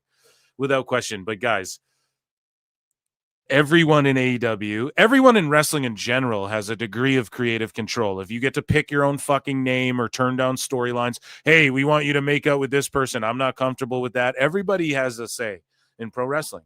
You fucking do. Okay? More so in AEW. She has her own writer. Okay, Pepperman's approving lines. She's fucking right. If they go, we want you to work her. How's this going to work? Pepperman and Monet get the final say. Yes. Is Tony down with the belt collector thing? Yes. Is these other feds down with it? For sure. Is she down with it? For sure. She's not going to be like, well, no, don't book me like that. She's not going to fucking say that. She's going to take the money and run. She's going to fucking do this for her, and that good for her that she's able to do this because of her time in WWE, right? Yes. Like if it boiled down to Monet and Megan Bain are in the room and Megan Bain goes, well, I think it should go this way. And Monet says, I think it should go this way. Who the fuck do you think gets the final? Yes, her creative control is more than Megan Bain's or more than fucking everyone else pretty much. Okay. So yes, she's not going to eat the pin. They're going to book her strong. Dave Meltzer said some shit about, Monet was willing to lose to Athena because he's lying on behalf of fucking AEW. And he goes, and I'm going to give points to Fightful here. Okay. Because they've been just taking these layups from Dave where he's claiming shit and then Fightful's swooping in and coming with the, like, or at least they're claiming they have the facts. So give them the benefit of the doubt. Okay. Right. It's not like someone made a chart before where they're like, here's how accurate every dirt sheet is. And Fightful was like, I think 70% plus, right? 76% or whatever. And however whoever made that chart, however they determine what's right or not, I guess is we could break that down too. That's a whole thing. But if we're just going based off, okay, the news, like what Dave's been doing is talking shit, and then Fightful the last couple weeks, they've been swooping in and like proving him wrong on some of these shits because it's just easy to do. Because like if like, and I can call it, anyone can call this shit out, you know. So but it's just kind of funny to see this happen where Dave's like, Monet was willing to lose to Athena, but then decided not to. What was the reason? Because Tony Storm, whatever the fuck, and then Fightful swooped in and they're like, no, since last year, Tony Khan's plan was to do Tony Storm Athena. Tony Storm, Mercedes Moné at All In, which was obviously where they were fucking going. When Moné came in and won the TBS title and didn't go straight for the women's world title and kept not going straight for that belt, you had to figure ultimately who's your two top guys. It's Tony Storm and it's Mercedes Moné, your two top gals, rather. So you had to see that coming. And, yeah, I mean, don't be so mad. Like, it's not like Monet's walking into these companies and going, I'm taking your title and shit. The random tent show she did, that Fed wants her to have that belt and possibly wear it on TV, or she's not going to wear it.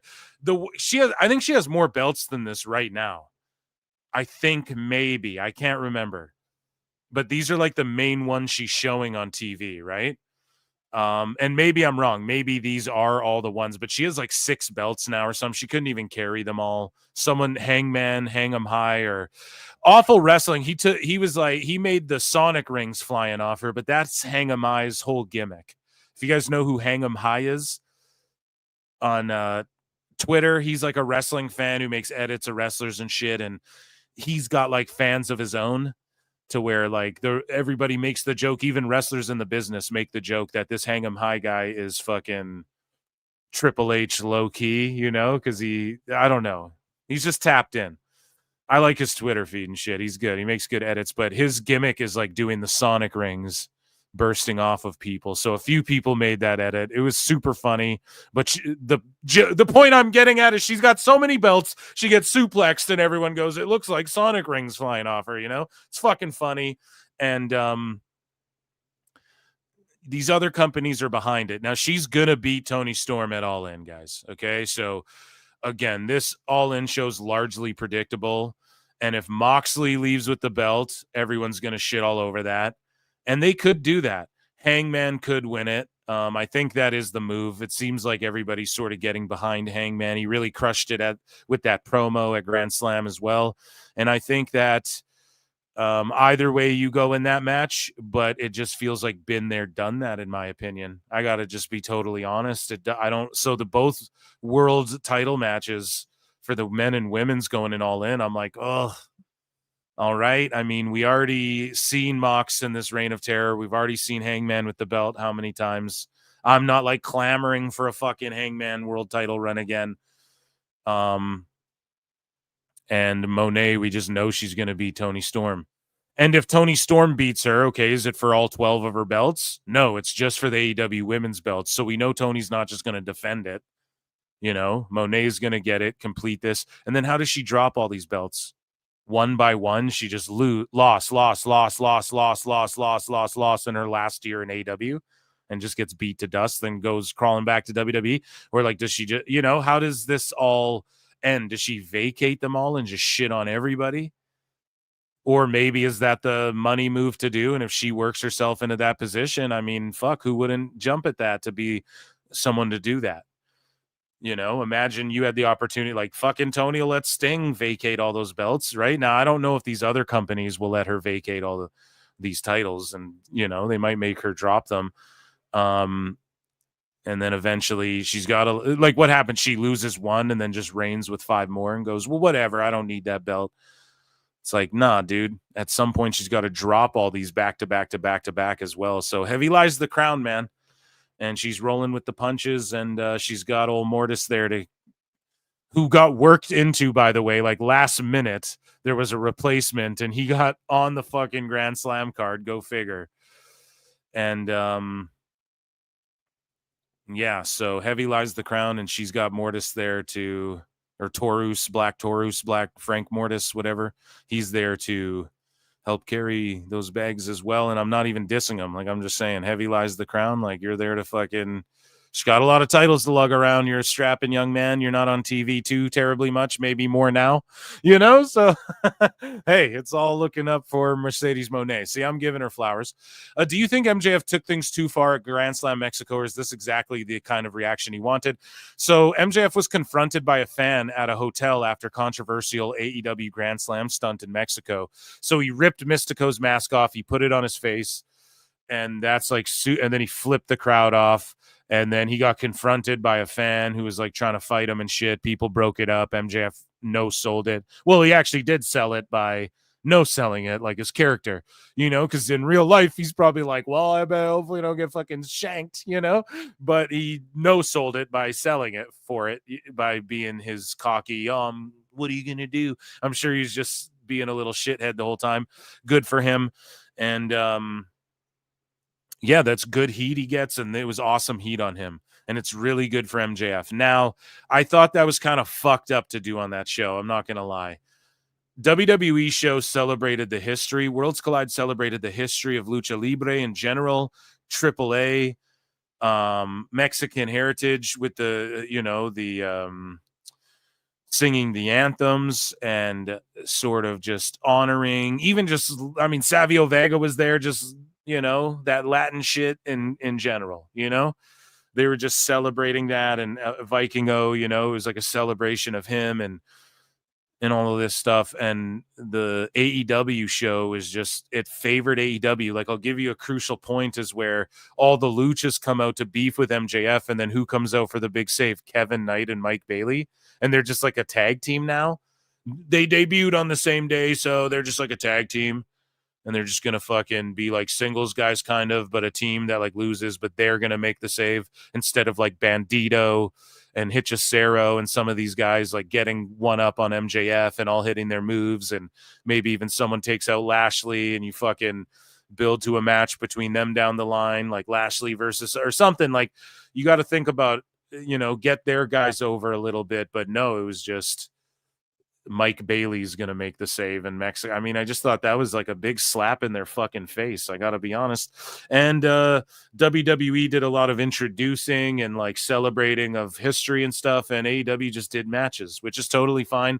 And if you watch any lucha show, it was very much like that Grand Slam, you know, just a bunch of fucking wild tag matches and wild shit happening. You know, that's pretty much the crux of it all. So, and AAA rather is going in that more storytelling work in the shoot work style as well. So let's see how it pays off. And the race is on, man. The wars are heating up. Brody King wore and is selling Abolish Ice shirts at Grand Slam Mexico, and he's just selling them in general. He has Abolish Ice. So wasn't he also like, fuck the cops and stuff? So I mean, whatever, dude, wherever people stand politically, ICE is like an organization. So I don't get it. This is what I'm confused about. So they're like the FBI of immigration, right? Am I understanding that correctly? So it's like, it's just people doing their jobs at the end of the day. I don't know, though. I'm not like down there. I don't fucking know. Is he from California? Where's he from? I don't know if like, I even heard like the protests, the news is like it's riots and shit. And then people in LA are like, it's really just on this one block or two of chaos and everything else is fine. You know, it's not as bad and doom and gloom. Everything's fear mongering and doom and gloom. All I got to say is this. I don't give a fuck where you stand politically. I think in Mexico right now, they're protesting illegals coming in from further south than them as well. If you look that up, I'm pretty sure I saw that in the news or whatever. They're having protests trying to get illegals out too. So I don't know. Do they have their own form of ICE or what? I don't even know. All I'm saying is this, his political shit aside, I wish they would keep that stuff sort of out of wrestling. I got to be honest. Now, as independent contractors, though, if they're going to make that argument, and AEW will till they're blue in the face. Otherwise, if I got to fork up healthcare and shit, you know what I mean? Brody King can do and say what the fuck he wants, you know, and that's the beauty of, I guess, free speech in America and all that good shit, right? That everybody believes in. And I mean, if he wants to sell that, I don't know. I would just keep that out of whatever, but he can use his platform to say whatever the fuck he wants. And yeah, I mean, that's the beauty of fucking what I just said, right? I mean, people, you should be allowed to say is you don't agree with it, we'll go cry about it somewhere else. You know what I mean? And if you do agree with it, more power to you, you know? Again, I'm Canadian, so it's like me talking about it is fucking cringe. I get it. So moving along. Bryan Danielson talking to the crowd after AEW Grand Slam Mexico. Where was his entrance, bro? Here, we got to play this. Look at this fucking building and the pop that Danielson gets. The American Dragon. American Dragon. American Dragon. You guys remember that show? What was that, like Drake Bell? There was like a show, it was like a cartoon where this kid could like turn into a dragon. That was a superpower or whatever. Anyways, but yeah, he got physical a little bit, and the rumors are, man, he's going to make a comeback, but he's not cleared yet, according to him. But there are plans in place, I guess, where I think at All In, he'll have a fucking last-minute match. They'll just put him against, like, someone, or he'll be in, like, a tag match so he doesn't have to fucking get super physical. Or maybe he just does, like, a run-in and gets everyone going, yes, yes. They have to do that at All In. There's no way they don't get the yes thing going. But, yeah, just look at the pop he got. It's great to see. But yes, a lot of empty seats you can see behind the fucking, but this is also, I think, after the show went off the air. So I don't know if a bunch of people dipped out to beat traffic. And also I saw some sickos online being like, I'm surprised WWE didn't send ice to AEW shows to get, and I'm like, could you be any more fucking insensitive, dude? Like, that's fucked up to say. That's where I'm like, whoa, man, you know? But anyways, here's Danielson getting a huge, I just forgot to mention that before. That was one thing as I was babbling, I was trying to remember, but I couldn't quite get my tongue on it. But anyways, here's Danielson.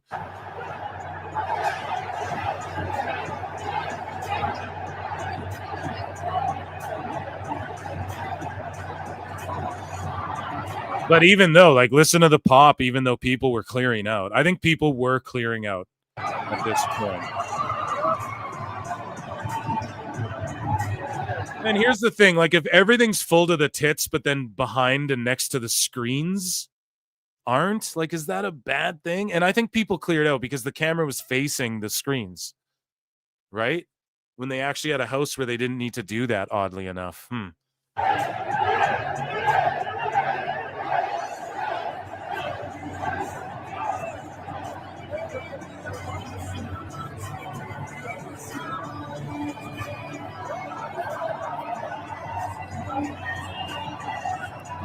Yeah, I was born for greatness. I do like Danielson's remix version of his theme.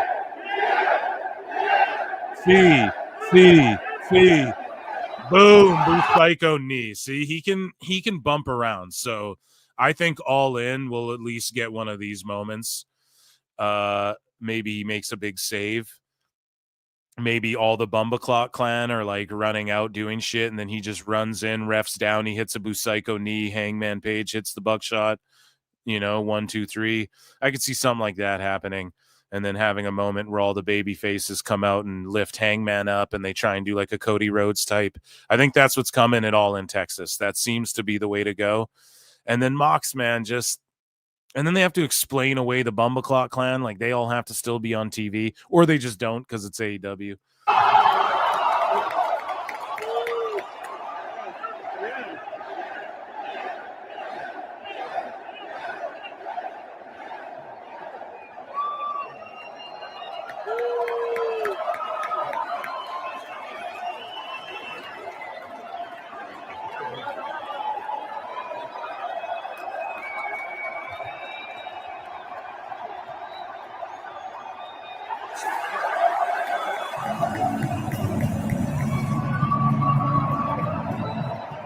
And I mean, Danielson loves this because he's an Uber mark, and he just he gets to hug and chill with Blue Panther and shit, Brian Cage is to appear in an upcoming Steven Spielberg film alongside some other AEW stars. So Tony Storm, Camille, Britt Baker all appeared in Queen of the Ring. MJF was a part of Iron Claw and soon to be Happy Gilmore too. Now, Brian Cage of the Callis family,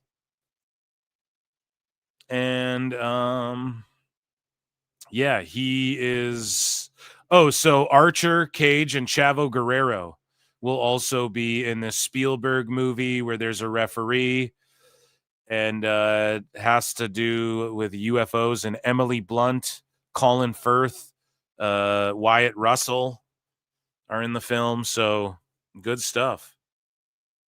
And yeah, I don't know. There's some pro wrestling stuff in there, I guess. And so they'll be in that. So good for them landing more movie roles, and good for AEW. You know, hopefully some of these guys, if you're not going to be on fucking TV.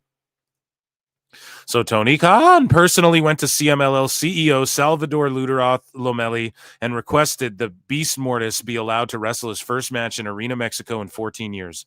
This was the result of the absence of Cash Wheeler and Claudio Castagnoli on last night's Grand Slam Mexico, and CMLL were happy to accommodate, so Mortis was back at Arena Mexico.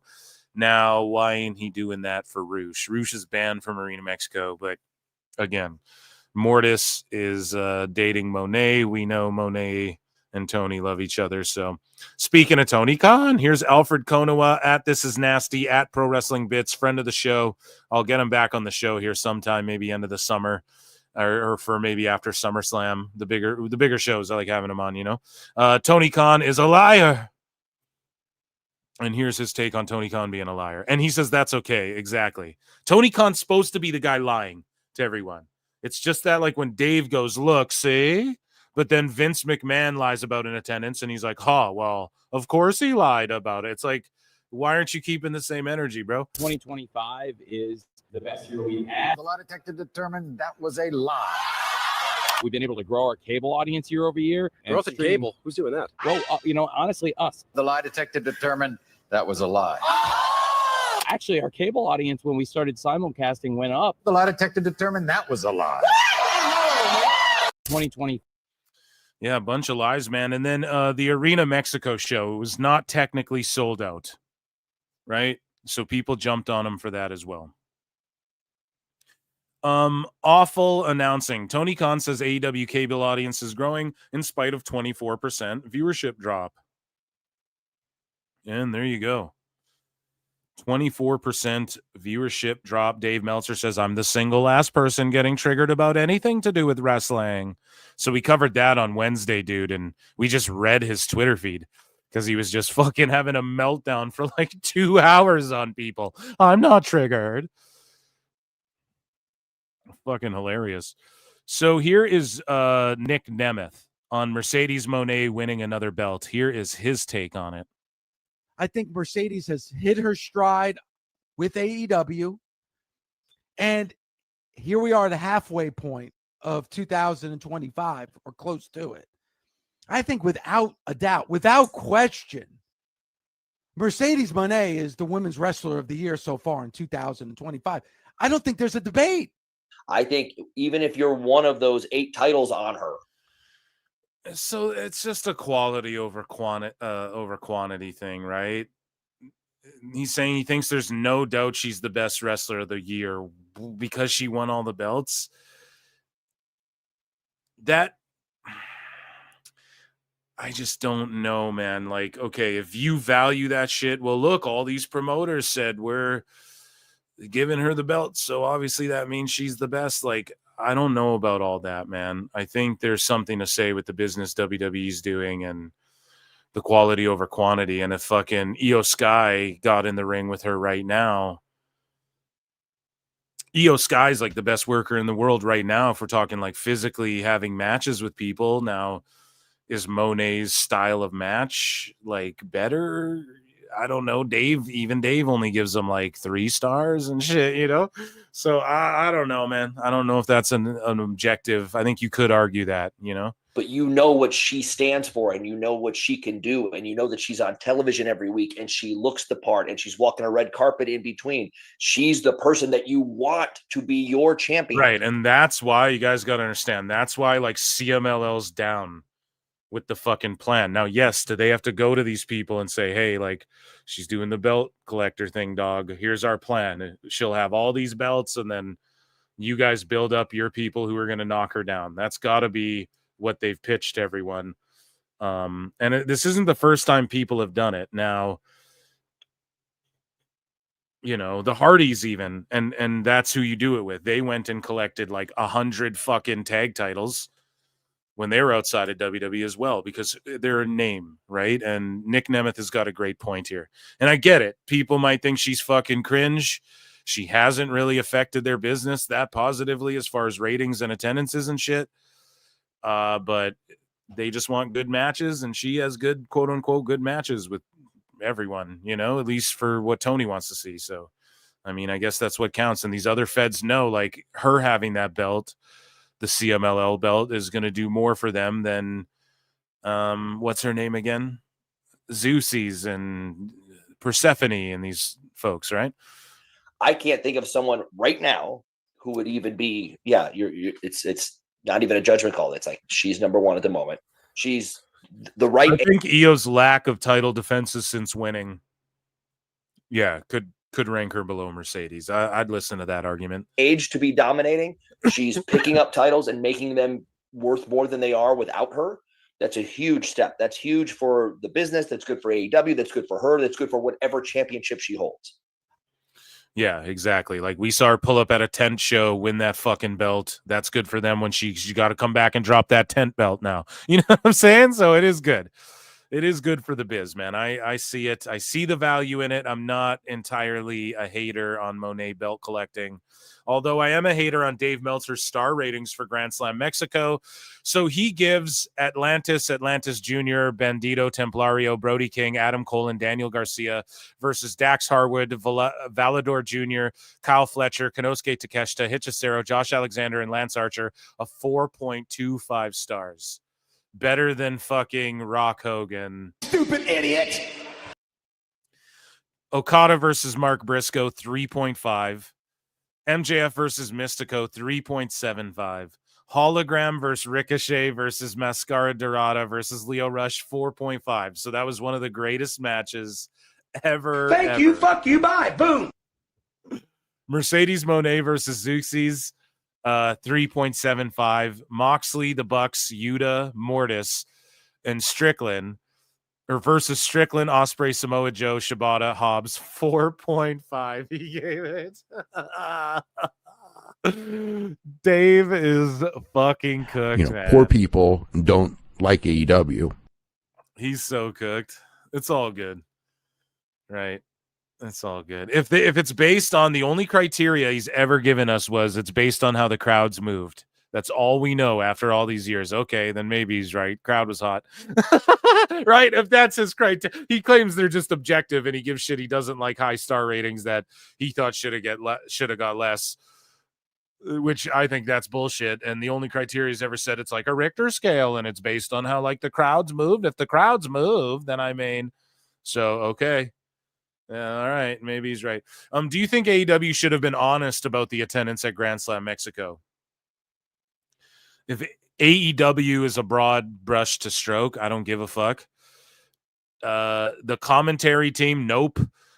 Should Tony Khan have been on? Nope. The journalists, if Dave Meltzer's gonna to this day, if he's gonna spurg out over the fucking attendance of WrestleMania, whatever the fuck. It wasn't 91,000, Brian. To this day, he's still crying about that. Then you have to do the same for All In Wembley. You have to, because I know people who were fucking there, who've been there when Tyson Fury's fought with 90,000 people there, whatever the fuck. And he's like, no, it's just, more than one person. We got whole reports written to us on the fucking shit. Everybody knew that it's just what they do. It's what's going to happen at Texas as well. They distribute a fuckload of tickets. Whatever the number is, this how many tickets distributed. Don't be shocked if there's like 5K less people than that who actually show up. Okay? Minus the staff and shit. You know what I mean? I would not be shocked for 1 second. And I don't care if they carny it up. Tony's job, he's supposed to lie about that shit. So I don't give him shit. But just the journalists who don't keep the same energy on anything, like Meltzer, is who I'm talking about. Right? That's the shit I don't like. That's that shit I don't like. So the ratings for Dynamite are in. The show did 736,000 viewers. This number does not include viewers on Max. Okay? So I'm willing to give them 30 to 60,000 viewers on Max. Maybe this one was a little bit higher. This is just me making an educated, just from fucking reading the room and talking to folks, and I'll give them 30 to 60 on any given day. So let's go high end. Let's say they got another 50. Let's just say they did 800,000 with the Max numbers, being super generous. Good. That's a W. See, I'm being super generous there. That's a good number. And that's me being super generous. But did you guys know I'm being like super generous right now? And but I mean, I don't know, this lucha stuff, we're on to something here. Dave Meltzer was on to something with that lucha stuff, boy. And it's a little bump. Now it's sad that 736 we're like, oh, that's fucking sad. And it's sad that we're talking about these numbers, the fucking Nielsen and all this shit. Like, we're fumbling around with the numbers, and no numbers matter. And we're adding Max, and streaming's what matter, and minutes. And then we're popping about the MJF fucking Mystico quarter hour. Like, it's always good for me, not for thee. I don't even want to engage in that shit because it's so fucking annoying. I didn't look at the quarter hours. I could give a fuck, and good on Mystico and MJF. I'm glad they fucking popped a rating. I am. 736, I mean, a couple years ago, this would be absolutely dreadful, And now it's like, oh my God, look what they did. And then NXT was preempted. So again, we're not making excuses for NXT, but nobody's talking about, oh, well, they were preempted. They're just talking about, oh, NXT finally got beat or whatever by Dynamite. So it's all dumb. Go head to head. Stop being pussies, or shut the fuck up. That's all I got to say. WWE at least put their money where their mouth was and went, all right, we'll go head to head. And yeah, AEW should do the fucking same then, if this is the game we want to play, and then we can see. But otherwise, just take the W and enjoy it, and fucking say good job and thanks CMLL for giving them a fucking house and shit. So Thirsty Thurston pipes in. They did a 0.21 in the key demo. Man, good for them, for real. That actually, I'm like, wow, man, that's so long since they've done that. I'm actually fucking proud. Everyone, round of applause for AEW, for real. They deserve on a 2-1. Come on.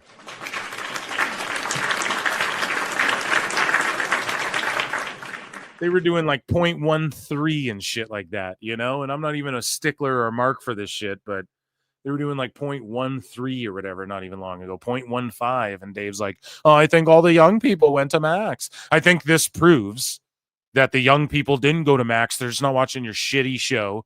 And they saw how good this Worlds Collide shit was. And they went, we need to see what AEW's answer to that is with Grand Slam Mexico. Let's see it. Also, UFC Noche. When Canelo does a fucking pay-per-view, Canelo Alvarez, guys, the numbers, the Latinos fucking show up for theirs, man, okay? Show up in droves, fucking pay-per-view stars, man. Okay? De La Hoya, ask any of these motherfuckers, okay? So, Julio Chavez, right? Junior. So, I think that's mostly what it is. I gotta be perfect, and I'm not trying to be a hater, because who turned out? It's the same thing with the AAA Worlds Collide show. Who turned out to watch that? Look at the Espanol numbers, crushed. So I think it's that, man. They show up for their people. You know what I'm saying? So really, Tony Khan owes CMLL, and then to let fucking them finish that show with MJF, or not finish the show, but to let MJF eat the double drop kick from Mike Bailey and shit, instead of the Bandito and the Luchas standing up and beating the shit out of the dude for ripping Mystico's mask off. It wasn't even Luchas who saved him. That was some bullshit, to let Monet win that title, to let them do all that and then give him a rating like this. Tony better fucking kiss that ring, dude. He better be bowing down like, thank you, CMLL. Please just have our whole Fed. Right? And there's a reason MLW and CMLL work so well together as well. And there's a reason why you see MLW shows riddled with CMLL talent and why they just throw their shit up on YouTube. You know, people tune in for theirs, you know, the Latinos and that. So shout them out. And just brilliant hot lucha summer. I'm fucking here for it. I was so ready for it, chat. You guys knew since winter time.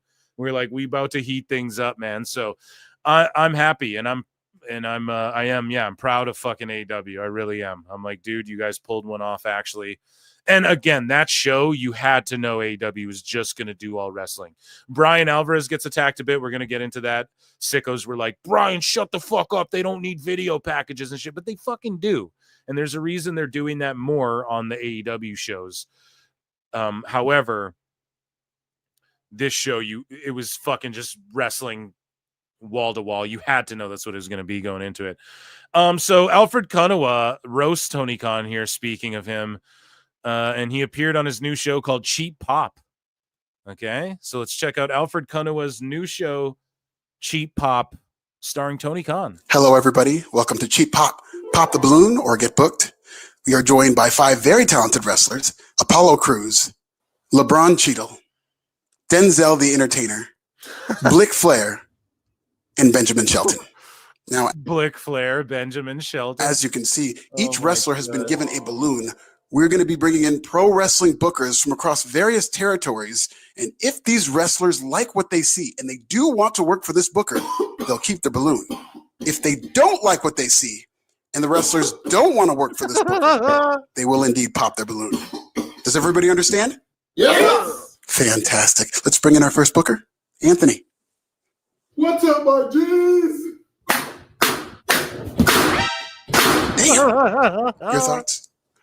Hello, everybody. Oh my god, dude. Just taking shots. Nobody's safe. I gotta repost that. Amazing. Shout out Pro Wrestling Bits. This is nasty.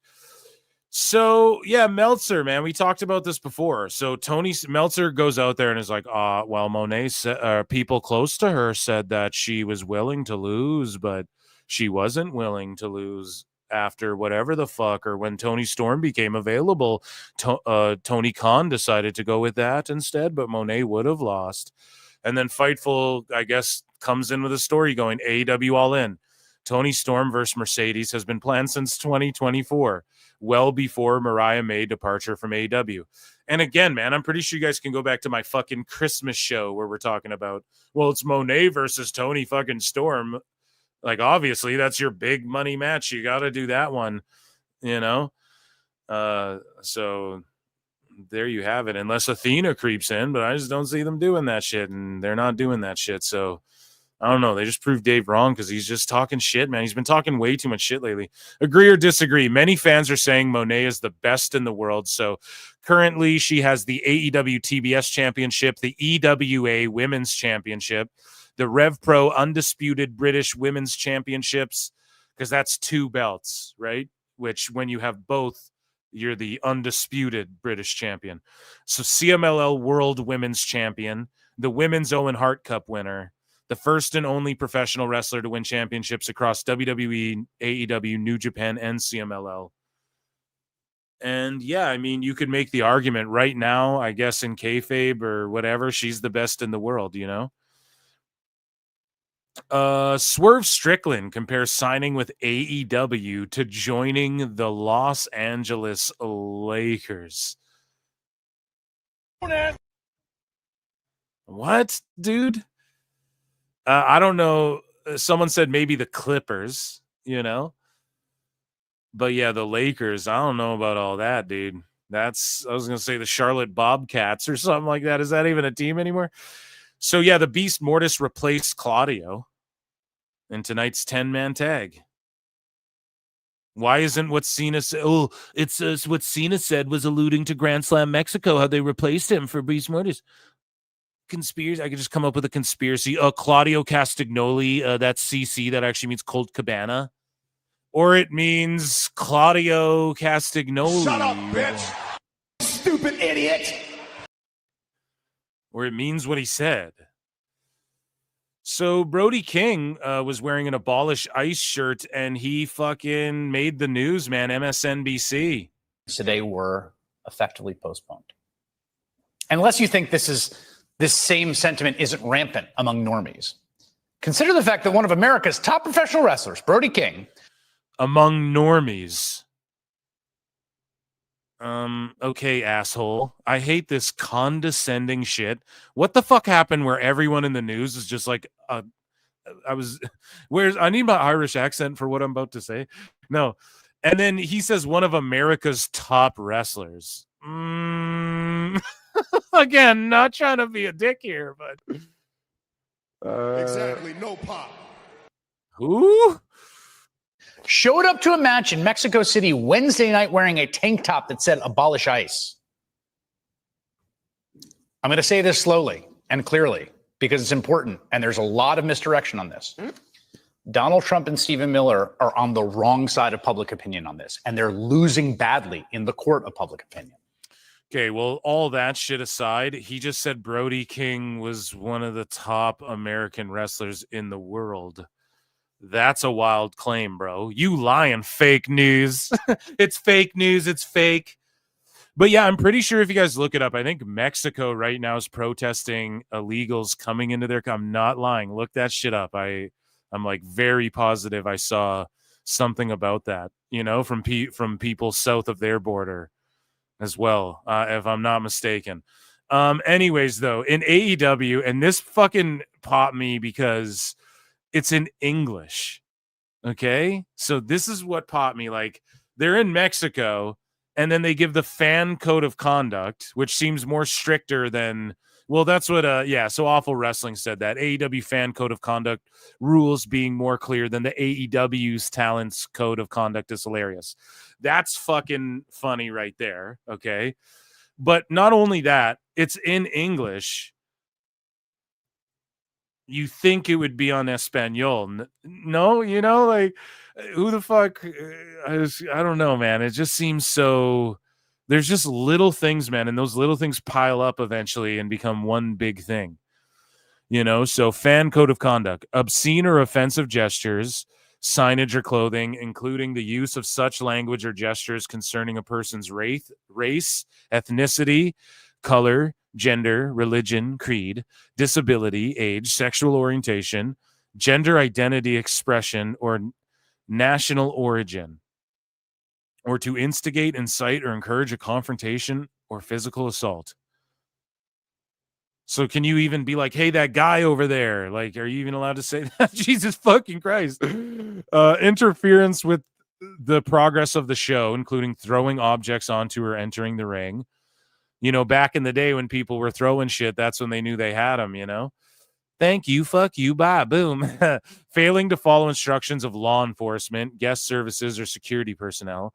Any conduct deemed inappropriate or dangerous to fans, talent, or staff. Okay, well, here's the thing.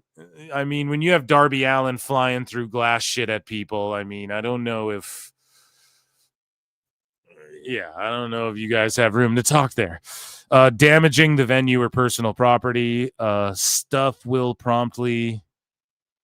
I have bad eyes, man. Let me see this. Staff will promptly intervene to support an environment. Okay, I'm not reading all that shit, but talking about staff. So, yeah, I don't know, man. Hable Inglés, like fucking switch it up. Hello. Donde está?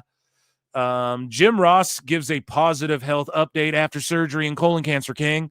So he says the worst is behind me, just healing, man, just trying to heal and get better. And that's kind of my goal right now. I had a meeting with my surgeon earlier this week. He's very happy, which makes me very happy. I believe they got all the cancer, which is great. Fuck yes, dude. So, you know, I'm very blessed in that regard. I was scared to death for a while, to be honest with you, because it's that mysterious thing that you don't know. I mean, I don't know how much like cigarettes have to do with colon cancer. I'm just glad Jim's here. This man has survived it, man. He's gone through it. And I'm glad just AEW pay him so handsomely, please. I'd love to see him back in WWE, to be honest. Call one more Mania or just one more match even. But if he's happy doing what he's doing, and just lay off the cigarettes, Jim, that's all I want to see you do. But also, I don't want to fucking, when you're at the age where and been through what he's been through, and it's like, well, fuck it, you know. I totally get that and respect that too, like more than you fucking know. To where it's like, fuck it, you know, like, what the fuck do I'll fucking smoke a goddamn cigarette if I want to. It just reminds me of my grandfather, you know. He had been through it too, man, his whole life, and he just fucking, you know, I respect it, you know, as an old gent. You've been through it. I mean, you don't fucking gotta listen to some dickhead like me, but I don't know if that exacerbates the cancer in your ass, you know. I don't know how that works necessarily. I'm not a doctor. But I'm just so fucking grateful that Jim Ross they got all the cancer out according to him, and let's just hope it doesn't come back, and let's hope we can hear him call some more matches. Hey, like, not whole events. Don't keep him there all night, Tony, with a fucking 8-hour event when he's losing his voice and falling down and shit. Just make it easy for him, as easy as you can, and hopefully we hear him call, hopefully at All In, man. Hopefully he does something there. Oops, I accidentally exited AEW news, which wasn't my intention whatsoever. So our last piece of news, here's Harley Cameron. She says, I can't see much right now, but Revenge is starting to look really good. So Dave Meltzer, again, I think he was lying. I mean, Dave was like, oh, Harley Cameron was meant to take some time off, and the broken nose was a work. And it's like, but 2 girls broke their noses. So the broken nose was a work. It was a work spot that they planned before, but then she ended up really busting her nose with it.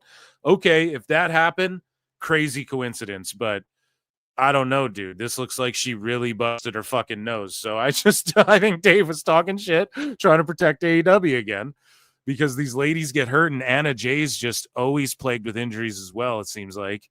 And Harley Cameron, she says, I can't see much right. I don't even know what the sound is here. Yeah, I just don't want to get flagged for that.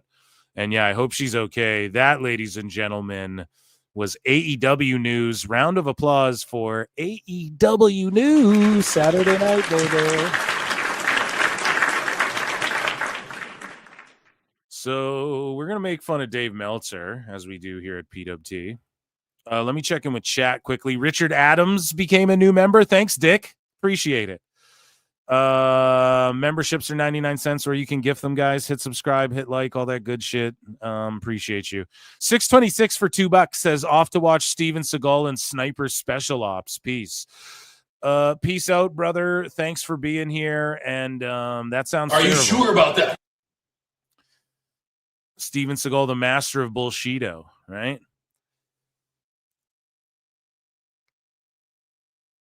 So, yeah, guys, we got to head over to this section. I'm checking in with Chad. I think he smokes Winston's. Those are crazy harsh. I'm surprised he doesn't have lung cancer. Like, I'm not laughing at the lung cancer, just the Winston's, dude. You know? Oh, come on now, Phil. That's not the smokes that exacerbates the cancer in the ass. It's Rick. Okay, fuck. Don't smoke, kids. Yeah. Cigarettes fear Jim Ross. Yeah, it's true, dude. He's been through it, man. The cancer's like, fuck this. They show up, and then it's like, we got to get out of here. This guy's too powerful. He's got the power. He's got, why won't you die, from Austin Powers. You're gonna die, Powers. Oh, man, funny shit. Yeah, I finished Squid Game. What do I got to watch next? I got to binge Invincible Season 3, right? That's the thing I got to do. And guys, also, if you are interested in pop culture and shit like that, I dropped 2 Superman videos over on my Phil Marks Out channel. Go and check them out. They're just top 10, shitty little top 10 lists or whatever. So yeah, this is my like pop culture channel, and I'm gonna have Husey on. We're gonna review some movies and shit like that. So, okay, ladies and gentlemen, please get flutes in the chat, because it is time for everybody's favorite segment in the entire IWC, and it is called Dave Meltzer's Dumb Moment of the Week.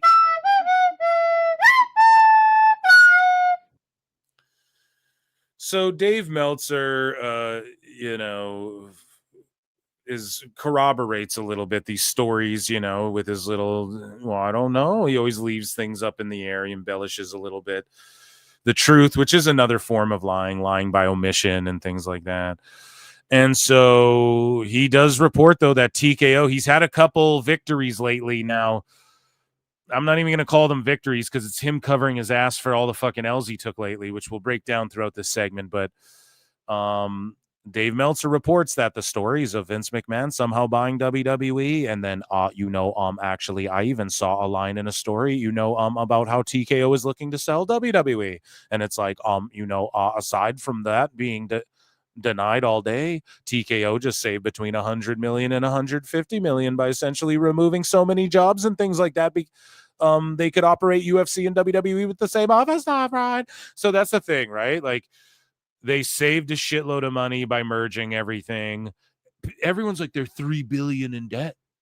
It's like, okay, man, there's companies that are operating like 70 billion in debt right now that are huge. Fucking $3 billion is nothing, man. They're in such a good position right now. This UFC rights are up end of this year. Do you know how much they're going to make? They spent a shitload of money knowing that, and then they saved a shitload of money cutting staff, which in 5 years is, imagine over the next 5 years you save 150 million, like Dave's saying, every fucking year. They're saving more money on staff than AEW's getting for their TV deal this year. You know what I mean? The same amount of money. Like, it's, people don't know shit about shit. Only $3 billion? That's how I look at when I see that. I go, only 3? Holy fuck, they're going to clean up on that UFC deal. Like, that's what you should be saying. Especially when you're like, well, they started Zuffa Boxing. They fucking, they're doing what they're doing with UFC. They are doing the bull riding thing that they invested in. They're doing fucking WWE is getting bigger and bigger. Like, factor all that in. Only $3 billion in debt. That's what you should be saying. Anyways, so Dave, I guess, with a smart moment, but it's just so irrefutable that you have to say it. And then so Dave Meltzer here's where he takes a big L. He responds to Jimmy Corderas, and Jimmy Corderas says, even you are using the term grifters, Dave? Come on. Now, Dave is an actual grifter, and I explain and I pwn him right here. So Dave Meltzer goes, yes, people who play upon the naivete of the audience, someone who makes money by lying to people. So that's not even what a grifter, the definition of a grifter is. Like, yes, lying to people is one aspect of it. So I respond to Dave. I say, A, that's not what grifting means. You can look up words before you use them. 2, the Observer is a lie-riddled shit rag that costs $15 a month. And then the euro sign or whatever, Dave Meltzer is a grifter. Because he is. So grifter definition. We're just going to type it in here, chat. And the definition is a person who engages in petty or small-scale swindling. Now, words have multiple definitions, right? Words have plenty of some of them have 3-4 ways you can use a word. A grifter doesn't. Okay? It's a fucking noun.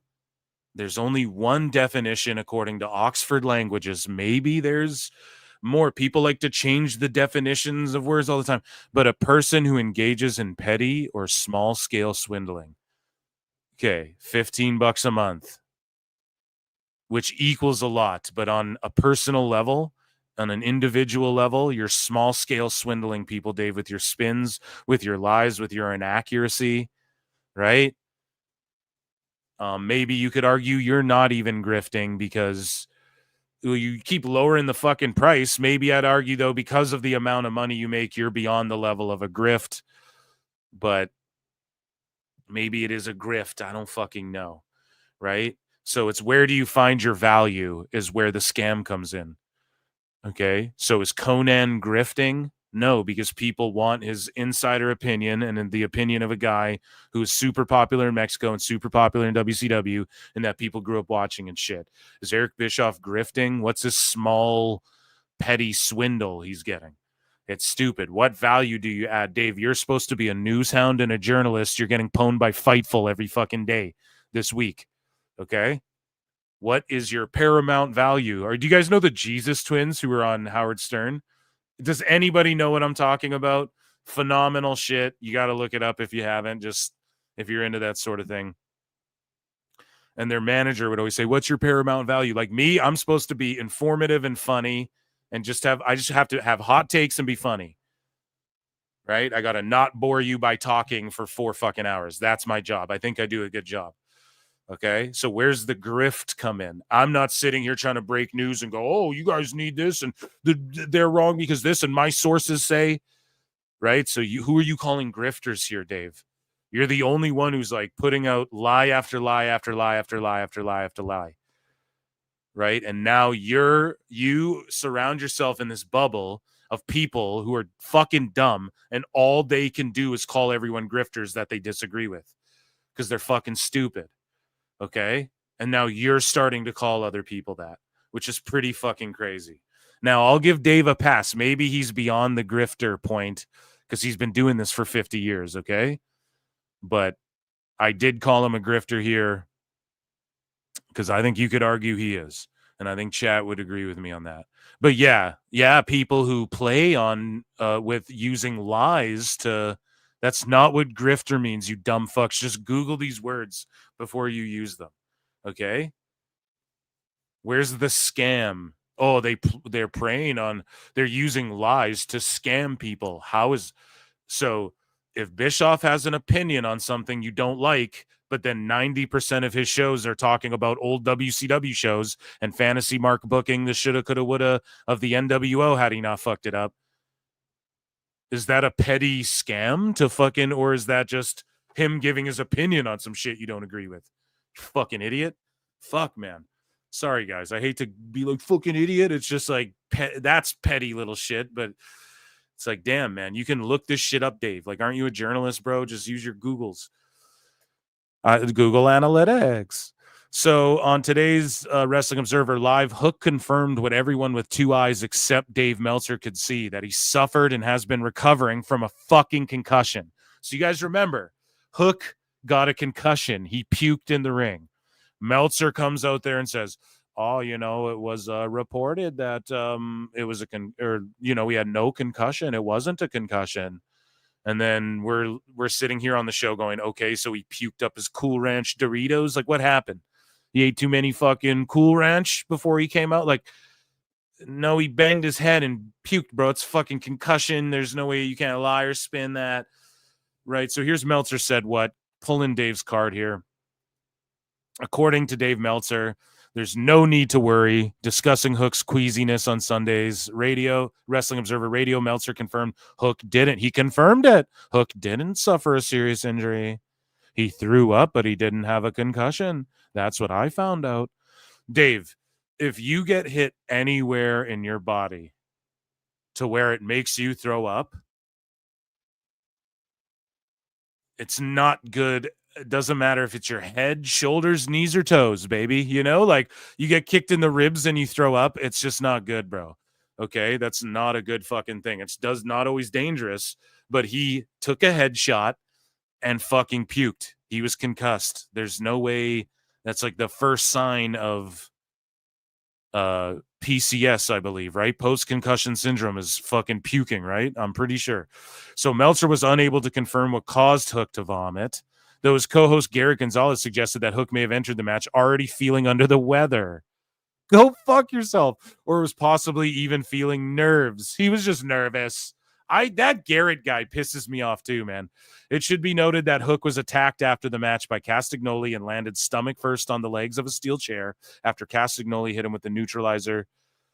Okay, so you can land on your back and concuss yourself and get CTE and throw up. You can get hit and you can fall down, not even hit your head directly, right? It's about your fucking brain rattling in your head, and it's an accumulative thing. Okay, so eating a body slam after being concussed, that can still aggravate the concussion, bro. Fuck. Please ignore Hook showing obvious concussion symptoms. He's fine.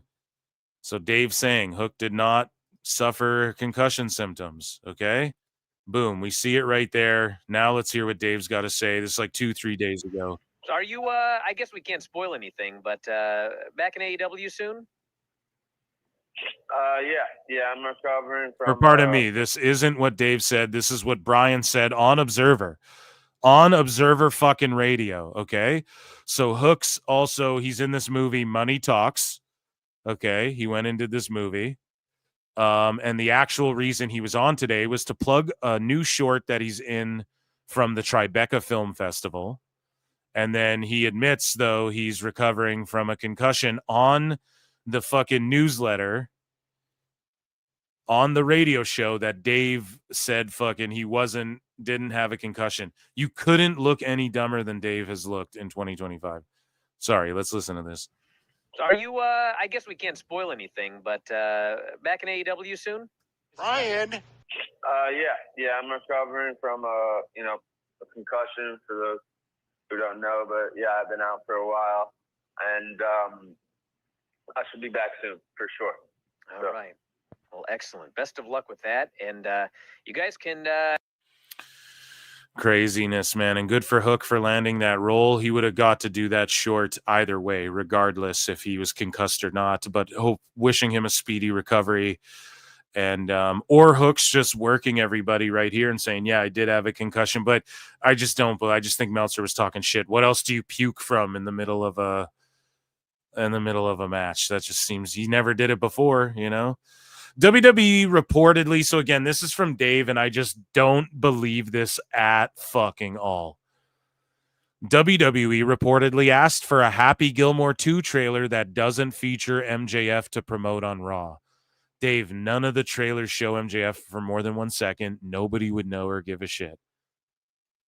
I doubt, and here's the thing, I doubt WWE would even have to ask for that. I'm willing to bet Netflix is already 5 steps ahead of them on that one and wouldn't even offer them one with MJF in it, knowing. Okay? So I just really don't know if I believe Dave on this. Is that above WWE's pettiness historically? No. That's a Vince thing, though. I just don't see that happening still. Speaking of which, so you guys remember when Dave leaked out a story? He goes, "Oh, one of the companies," we covered this on the show. He's like, one of the companies was upset about the other company people being on this American Gladiator show, Brian. And then everybody jumped on Dave and was like, "Oh, so obviously Tony, like he texts you, and obviously Tony's mad about it because why would WWE care? Miz might even be on his way out the door for all we know.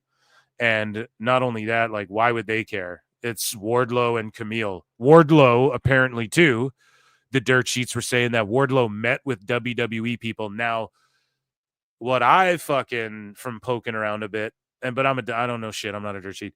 But I think it had more to do with this American Gladiator show because there's some people who just in the Netflix WWE space kind of cross over. I know that the show's on on Amazon, I think, right?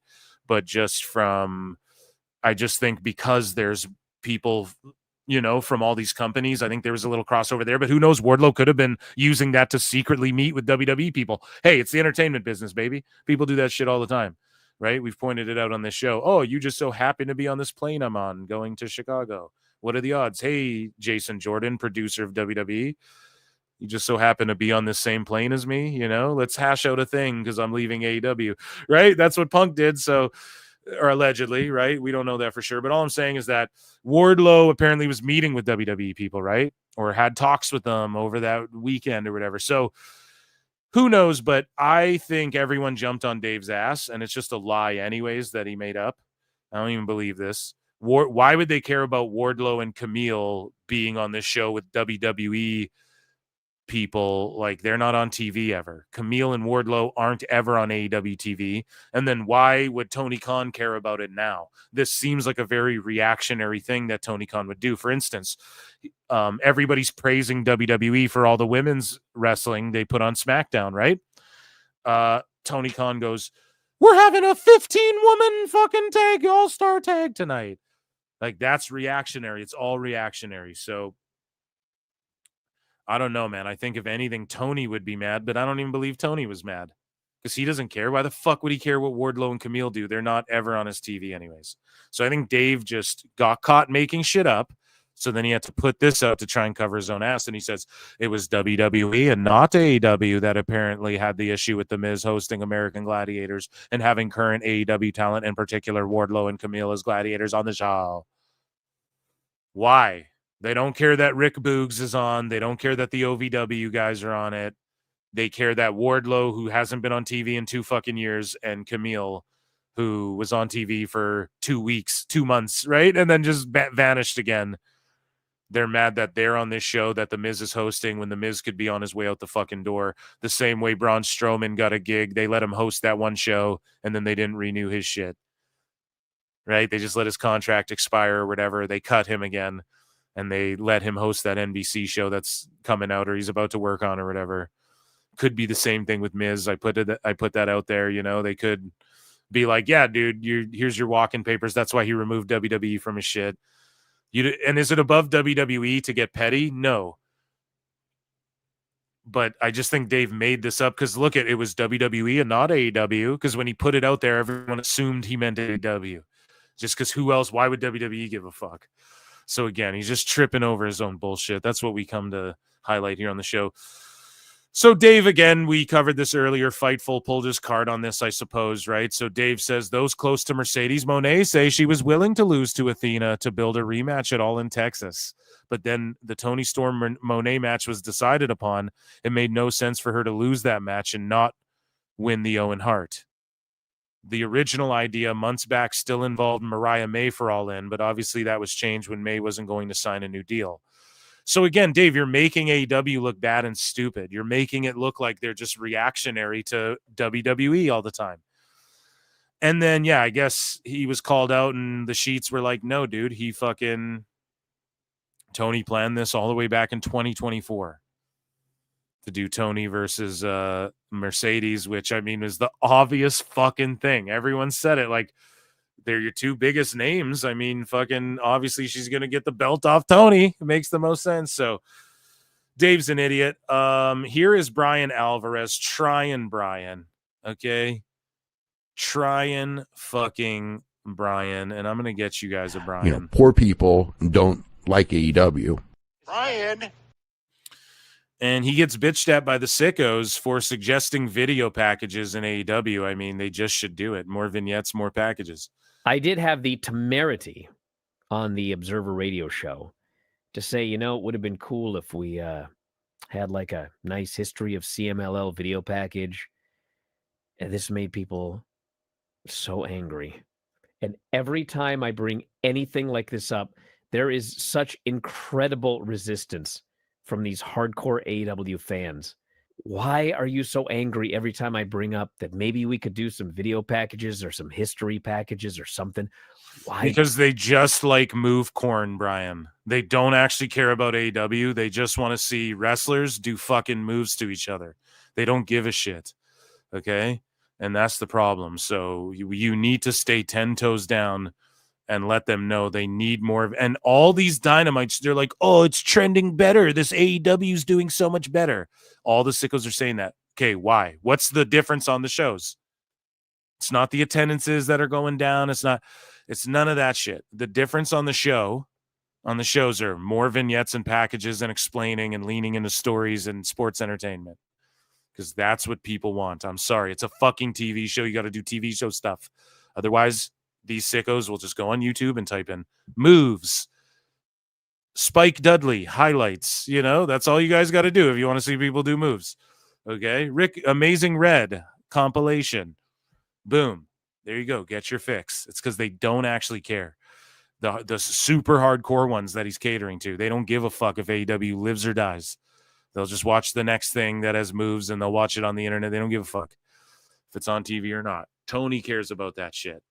And Tony's admitted that he aligns with what I say more and more all the fucking time, every day. And I'm rooting for Tony. We're going to make Tony great again. Steamboat Tony. I'm on that ship. It's not sinking yet, me mateys. Okay? Why does this make you so angry? Are you afraid that Tony is going to listen to this show or read something and change your AEW into something you don't want is yes, that's literally what they're afraid of, because they have a weird parasocial relationship with the fucking company, and they can't separate like reality from their feelings. As far as like Tony's just a billionaire fucking rich guy, like every billionaire rich guy. Okay, it's no different. So yes, bro, they don't want, they think, and especially you and Dave clearly influences the show, and they're scared, Brian, that you're gonna be trying Brian and getting this shit in Dave's head, and then he gets it into Tony's head to make the show better. They don't want that. They don't want that. Is that what angers you about me bringing it up? Because I could tell you, he's not gonna change the way he does things. Never. Well, he has been lately though, a little bit, Brian. Once he gets on that back foot and he goes, fuck, because he looked at the all in attendance and was like, fuck. I'm telling you. And I heard Tony got pissed about that Lance Archer video being blasted out there by so many people. Now, we fucking allegedly, right? We do that all day, whatever. This ain't the news. Allegedly. Here, but, I mean, I'm shouting at the wind. So, like, I can't help myself. I want the thing to grow. Me too. Yep. New people. Right? We want new people to go, fuck, man, this is pretty good too. To watch it. But how can you expect others to do that when you yourself can't do that, chat? That's what I'm trying to fucking explain to people. I'm trying to explain where the good stuff is, but it's not enough. It's just not enough. And there's too much bad faith at this point. I wanted to create and like in the fans, like we have bad faith for AEW. There's no good faith left on their end, you know? Cultivate new fans. I know some of you don't want that. You don't have to get so angry. Yeah, but Tony wants that. Please don't gatekeep. Let them come and watch the show. Should we let them in? Fuck, man. And that's who he's just catered to this whole time. It's clearly not going to happen, but it's my job to suggest it. So I'm going to keep doing that. Good, dude. See, trying Brian, man. Brian's trying, dude. No, you don't get the pass yet. Because you always wait to do these little rants when fucking Celtsy ain't there. When Uncle Dave ain't there. You know what I mean? So Dave says this, all doom and gloom. The WWE Evolution show has to be redone entirely due to Liv Morgan's injury, and the entire card is up in the air, Brian. The entire card, or is like 3 matches moved. Well, I guess if they only do 5 matches on the shits, I think it'll be more than that for Evolution. But and there'll be a lot of legends in attendance and stuff like that. But the whole card up in the air, he doesn't know that at all. And let's say Liv doesn't wrestle a Bella twin and then they do something else. Is that the whole card up in the air? Jesus Christ, Dave. So Dave, though, taking a rare W, but this isn't a W. I'm going to explain why. Because Dave fucked up by saying, I hope everyone knows, like he was all cocky and condescending about the 271,000 watching on YouTube. And don't conflate that with Nielsen, Brian. And he was looking at WWE Espanol like a redact and didn't realize that. And then it ended up getting millions of views in like one day. And he's been shilling these CMLL shows on YouTube. Hasn't said shit about the AAA one other than when he tried to poop on it, right? And so now this is why this isn't even a W. Because Dave, he should admit he's wrong and go, I fucked up, man. I looked at just WWE Espanol. He won't ever do that. So this is just him trying to cover his own shit that he did before so he can go back in a year and go, I said that AAA did more, right? So let's also be fair. The AAA show sold out. AEW show did not, and they were 570 miles apart. So Dave is he's still kind of being a little condescending here with the 570 miles. Unless I'm wrong, Chad, I think he's still trying to throw in a little, a little condescending fucking, but at the same token, he is being fair there, but he has to because he fucked up trying to boo-boo on the AAA show with the YouTube numbers live at the time, and he knows that, so he has to try and correct his history here in his mind. So Raj Giri and Glenn Gilberti were going back and forth with Dave. So Dave Meltzer responds to someone who says, I don't believe it, Dave. He's vindictive and doesn't forgive like Vince. Cody would immediately self-sabotage himself out of the company like he did the first time. Tony Khan doesn't listen to fans when it comes to major booking decisions. Right? And Dave was saying, like, if CM Punk were to apologize to Tony Khan, he would have taken him back. It would have been all good. It's like, why did he have to apologize to Tony Khan, man? What a bunch of fucking pussies. Like, this is the problem, right? Eddie Kingston can slap people. Mox can push cameramen. Tony needs an apology. They left Punk. Hey, Tony, yeah, how about Punk apologizes after you apologize for leaving him at the fucking airport before that event? How about that? How about, like, you apologize for leaving him at the fucking airport? Holy shit, man. That shit really irks me when they put that, like, that whole thing on Punk. Jack Perry's own fucking friends agree that he was made to look stupid because everything Punk said happened verbatim when that footage came out. And that's a shoot, brother. I'm telling you that right now. Anyways, Goldstein Jr. and Son says what he said, and Dave Meltzer says, if you were arguing Vince in this decade was a better booker than Tony Khan, that's actually hilarious. Still comparing Vince to Tony The best Khan. guy is Tony Khan. And he's not comparing booking, Dave. You're conflating two things because you're dumb. He's talking about personality traits. Like, this guy felt threatened. You know, Cody Rhodes had to self-sabotage to get out of the company instead of Tony just, like, letting him go or whatever. He knew that. You know what I mean? Tony's, he just ghosts people and shit. He's talking about that, like personality traits, not booking, dude. And then Glenn Gilberti says, Tony is the worst booker in history based on year-over-year data in ratings and attendance. If he had to answer to a boss, he would have been fired a few years ago. Facts. Factually. And people go, well, WBD, he has to answer to them, right? Yes and no. And if this would only indicate, if you want to make that argument, then you would almost be agreeing with Bischoff where it's like, well, Tony likely funds this shit, and that's why he's not been thrown off the air yet or whatever, you know? Nobody with common sense can argue against this. Glenn's right. Shout out Disco. So Dave Meltzer has this to say to Raj. So Raj says, okay, they get into a bit of an argument. So about Q4. So Raj actually knows what he's talking about, but Dave Meltzer says ratings from Q4. Q2 is now up 7% for Dynamite. So he's talking about from Q4. Q2 in AEW is up from Q4. Okay, but what is Q2 doing compared to Q2 before, dude? So 7% Dynamite, 28% for Collision, and that doesn't include Max. You don't know the Max numbers, Dave, so it doesn't matter. It's irrelevant. If you factor in Max with the absolute most pessimistic number, it's minimum 41% for Dynamite. Just adding 30. You just added 30% pretty much, bro. Dynamite, and based on how based on the only numbers we've actually gotten for Max would be 92%. Oh my God. Whoa, where's Switchblade, bro? I can't, because I don't even, God. So Raj says, speaking of which, have you noticed the insane increase in PLE attendance that WWE has had this quarter compared to Q4? Or maybe, just maybe, there's a reason business is compared year over year as opposed to cherry picking quarters, bro. This is exactly it. This is exactly what they're doing. They're cherry picking random quarters, dude. Dave, cherry pick this quarter compared to Q4 for fucking WWE. Exactly. You won't do that. So then Meltzer goes, WrestleMania skews attendance. Oh my God. So All in Texas isn't skewing attendance. Look at Dave. They're skewing attendance. Just again, he can't let go of like they skewed attendance all those years ago when Hogan wrestled. Comparing 13 shows or so with 13 shows is so completely different.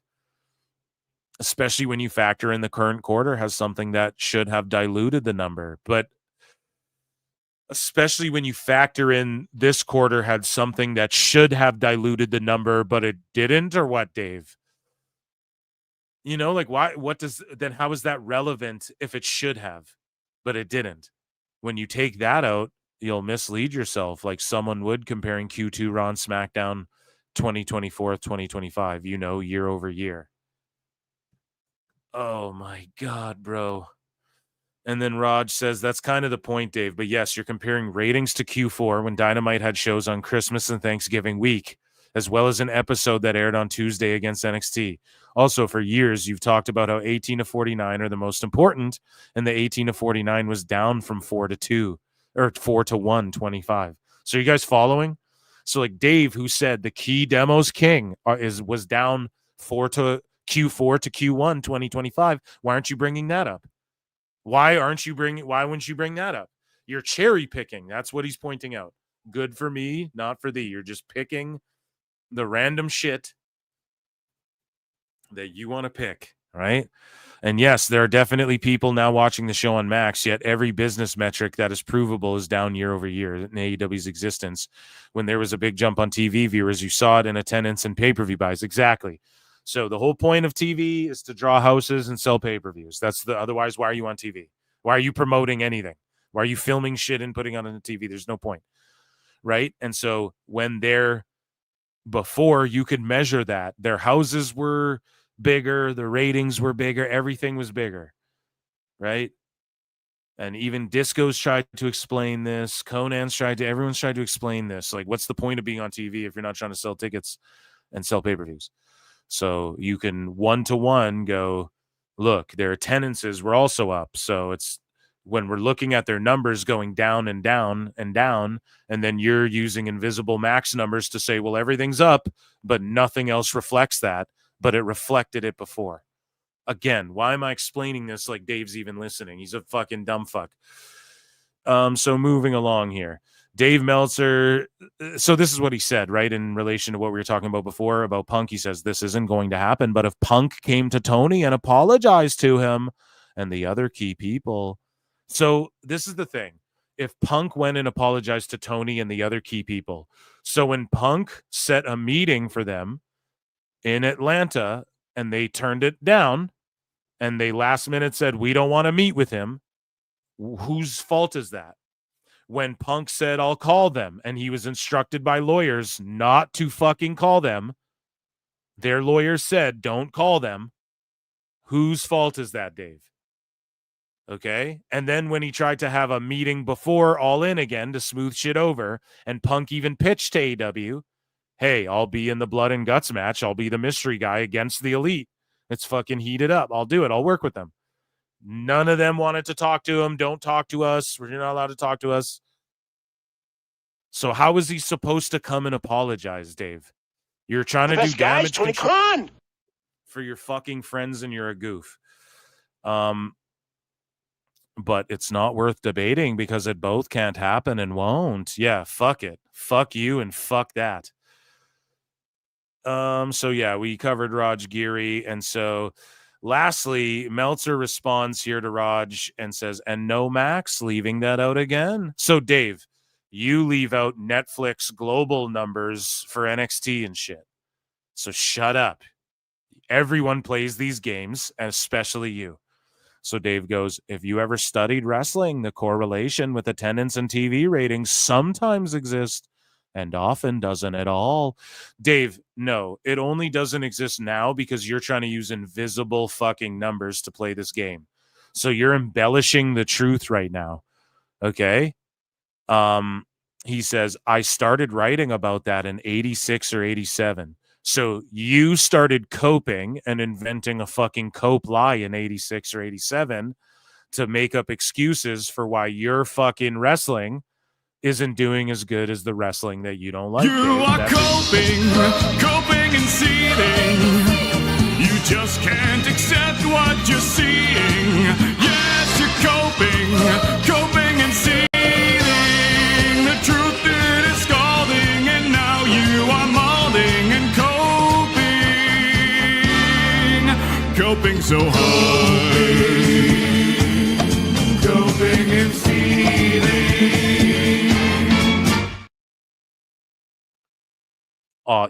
Actually, as far as attendance versus Q4, the strategy is different. Smaller buildings.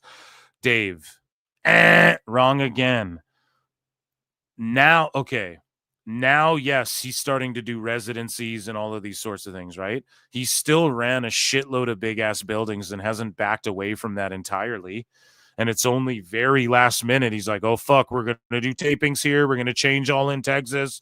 Da-da-da-da-da-da-da. So you're trying to make it out like, oh, it's because they're running smaller buildings that the attendance is lower. No, it was a strategic move to lower our attendance for smaller buildings. That's, again, Dave, you're trying to spin it. You're not going to spin it here. We're not this dumb to buy into this you're gaslighting people. They're doing smaller buildings because the attendances are so fucking low, not the other way around. Oh, well, they decided, fuck it, they're going to do lesser people in smaller buildings just cause, fuck it. That's not why that's happening. Okay? It's cause and effect, Dave. They're doing the smaller buildings, which Tony wouldn't fucking just bite the bullet and do for so long because of his fucking ego. Now they're doing it because the attendances are shrinking, because the TV's shrinking, because the pay-per-view buys are down. And the only person who claims pay-per-view buys are up, which I bet you're about to do, I didn't read ahead, but I bet you're about to, Dave, is you claim that they're up 30%. No one can prove that at all. You're the only one claiming that. Okay? So, smaller buildings, more shows in same buildings to save load-in costs. Dave, we all understand more shows in same buildings. They just started doing that, though, which is an effect. That is the effect of there being less people and less people watching. Don't you get it, Dave? Everyone gets this but you, because this is your spin. This is how, and you're gaslighting people right here. Right here. This is it live in the flesh. And the people you keep in your bubble that you don't block are all going to reinforce this, and they're fucking dumbasses. And I'm sorry, they are, because they don't look at it and go, right, Dave, that's the effect, though. That's not like they're not doing less people in the buildings because Tony decided, well, let's just run smaller buildings even though we could fill bigger ones. That's not why they're doing that. I know I've said this 18 different ways. Next, I'm going to say it in fucking Mandarin. So the people in the back get it, right? Well, fucking sign language it up next. Dave, are you ready for it? Okay, so they're not doing it's because there's less people that they're doing smaller buildings. So he says more shows and okay, blah, blah, blah. Probably lower in budgets given smaller buildings. Yes, it's lower budgets. He should have been doing this forever ago. If he was the most profitable year ever for AEW, 185 billion gajillion dollars. They are profitable. So it's all, they're in the green. So that means, Dave, why are they running the smaller buildings? Because they're going to be in the green at the end of this year. Why are they doing the residencies? Oh, they're probably cutting costs here and there is what you're explaining here. But you're the one saying they don't need to do that because they're in the green now from their TV deal. If everything was just left the way it was. Girl, you're amazing just the way you are. Right? That's what you're trying to, it's all perfect. Everything's great. But now they're doing like cost cutting measuring things and not picking up contracts like Abbott on it anymore. Is it because you fucking lied and they're not about to be super ultra mega profitable, Brian? Is it because that's not about to happen? And this year Tony's like, fuck, we thought this TV deal would put us over, but like I hired fucking Hertz Syndicate for $100 million. You know what I'm saying, chat? So probably lower, but whatever. Why do you care about that if they're profitable, Dave? I thought none of that should matter. That's just so funny. He's going to that to be like, look, say paid attendance isn't up, but show profitability or lower losses since running shows on their own aren't profitable is a positive. But I thought they're making money hand over fist if everything stayed the same since 2023 when you were talking all that shit about a TV deal. Dave. So now it's significantly everything's lower, and now you're putting over the fact that they're doing little cost cuts here and there. Why? If they're in the green now, why would Tony Khan not have a problem? Well, fuck it. I mean, think about this, chat. He threw down all this money. Now they're in the green making a profit. Okay, well, I made that $100 million I spent last year back. Why don't I just spend the same amount? It's not like a loss, or I was already taking that hit anyways. Why wouldn't that be Tony's mentality? No, it's smaller venues and fucking You know what I mean? This guy's such a dumbass. It's cost cutting and not renewing Abaddon, right? Even though Halloween's around the corner here after summertime, right? Like, why? What the fuck? How does any of that logically make sense or follow or track? Fucking doesn't, Dave, because you're a kooky bitch. And that's why I'm going to keep roasting you. And that's why this is my favorite thing to do at the end of every fucking show. And that, ladies and gentlemen, was Dave Meltzer's dumb moment of the week. Flutes in the...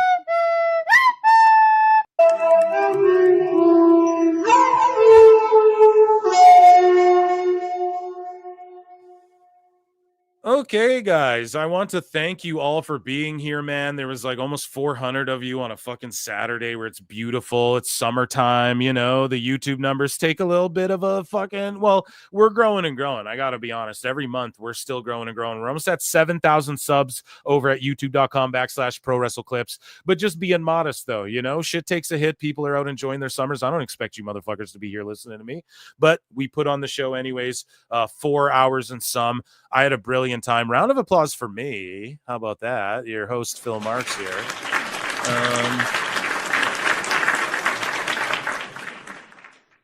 You know, follow me at prowrestletimes. Make sure you hit like, subscribe, become a patron, become a YouTube member. It really helps and supports what I do. Watch the replays. Replay gang, shout you guys out if you made it to the end of the show. But like tomorrow, Time Cop. And I appreciate you all so much for being here. This week, man, I'm loaded up. I'm doing Toonie Talk TV with Marv, and I'm going to get him on this show probably not this week, but the following week, okay? So it's funny. I was like, yeah, I'll reach out to him, and then it ended up I'm doing his shit, you know? So I'm doing Toonie Talk TV. Check me out at Phil Marks Out. I'm doing JJ Alexander show that same day.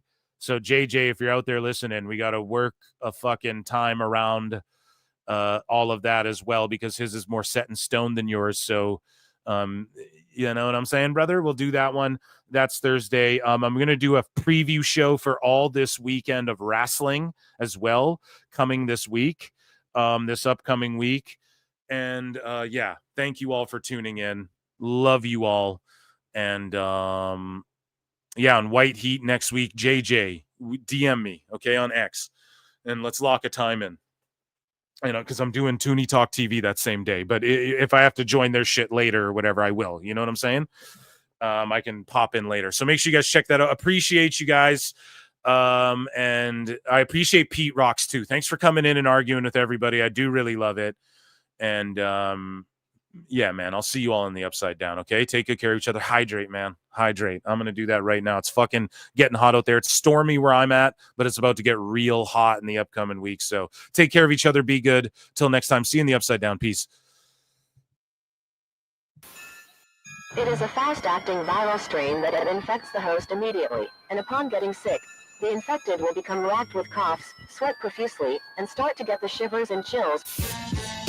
There he is, the legend. The man, the myth, the legend. Yeah. You can't literally run a promotion just for the AEW, what do they call them, sickos? Thank you very much, TikTok and AEW. See you tonight. Tony Khan started telling people there's no such thing as long-term booking anymore. It's week to week. The best guys, Tony Khan. We just secured the bag. It's not like I tried to be a character. It was just sort of happened naturally. But it was never something I intended. It was just something that happened because the wrestlers asked me to do things in matches, and I do them.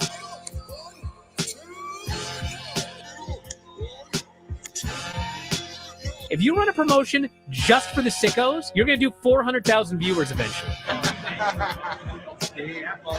Effing melts. You know that SmackDown actually went over and everything? Yeah. You know, What's the point? the point of SmackDown. What are you getting at here? That the DVRs didn't pick it up. Did they not pick it up?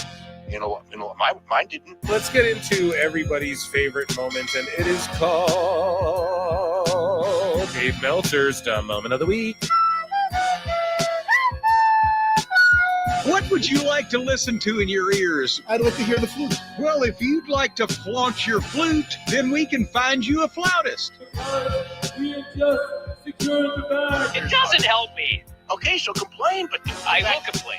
let me have my misery. And when I heard that, I was like, what? Thank you, fuck you, bye. Boom. These guys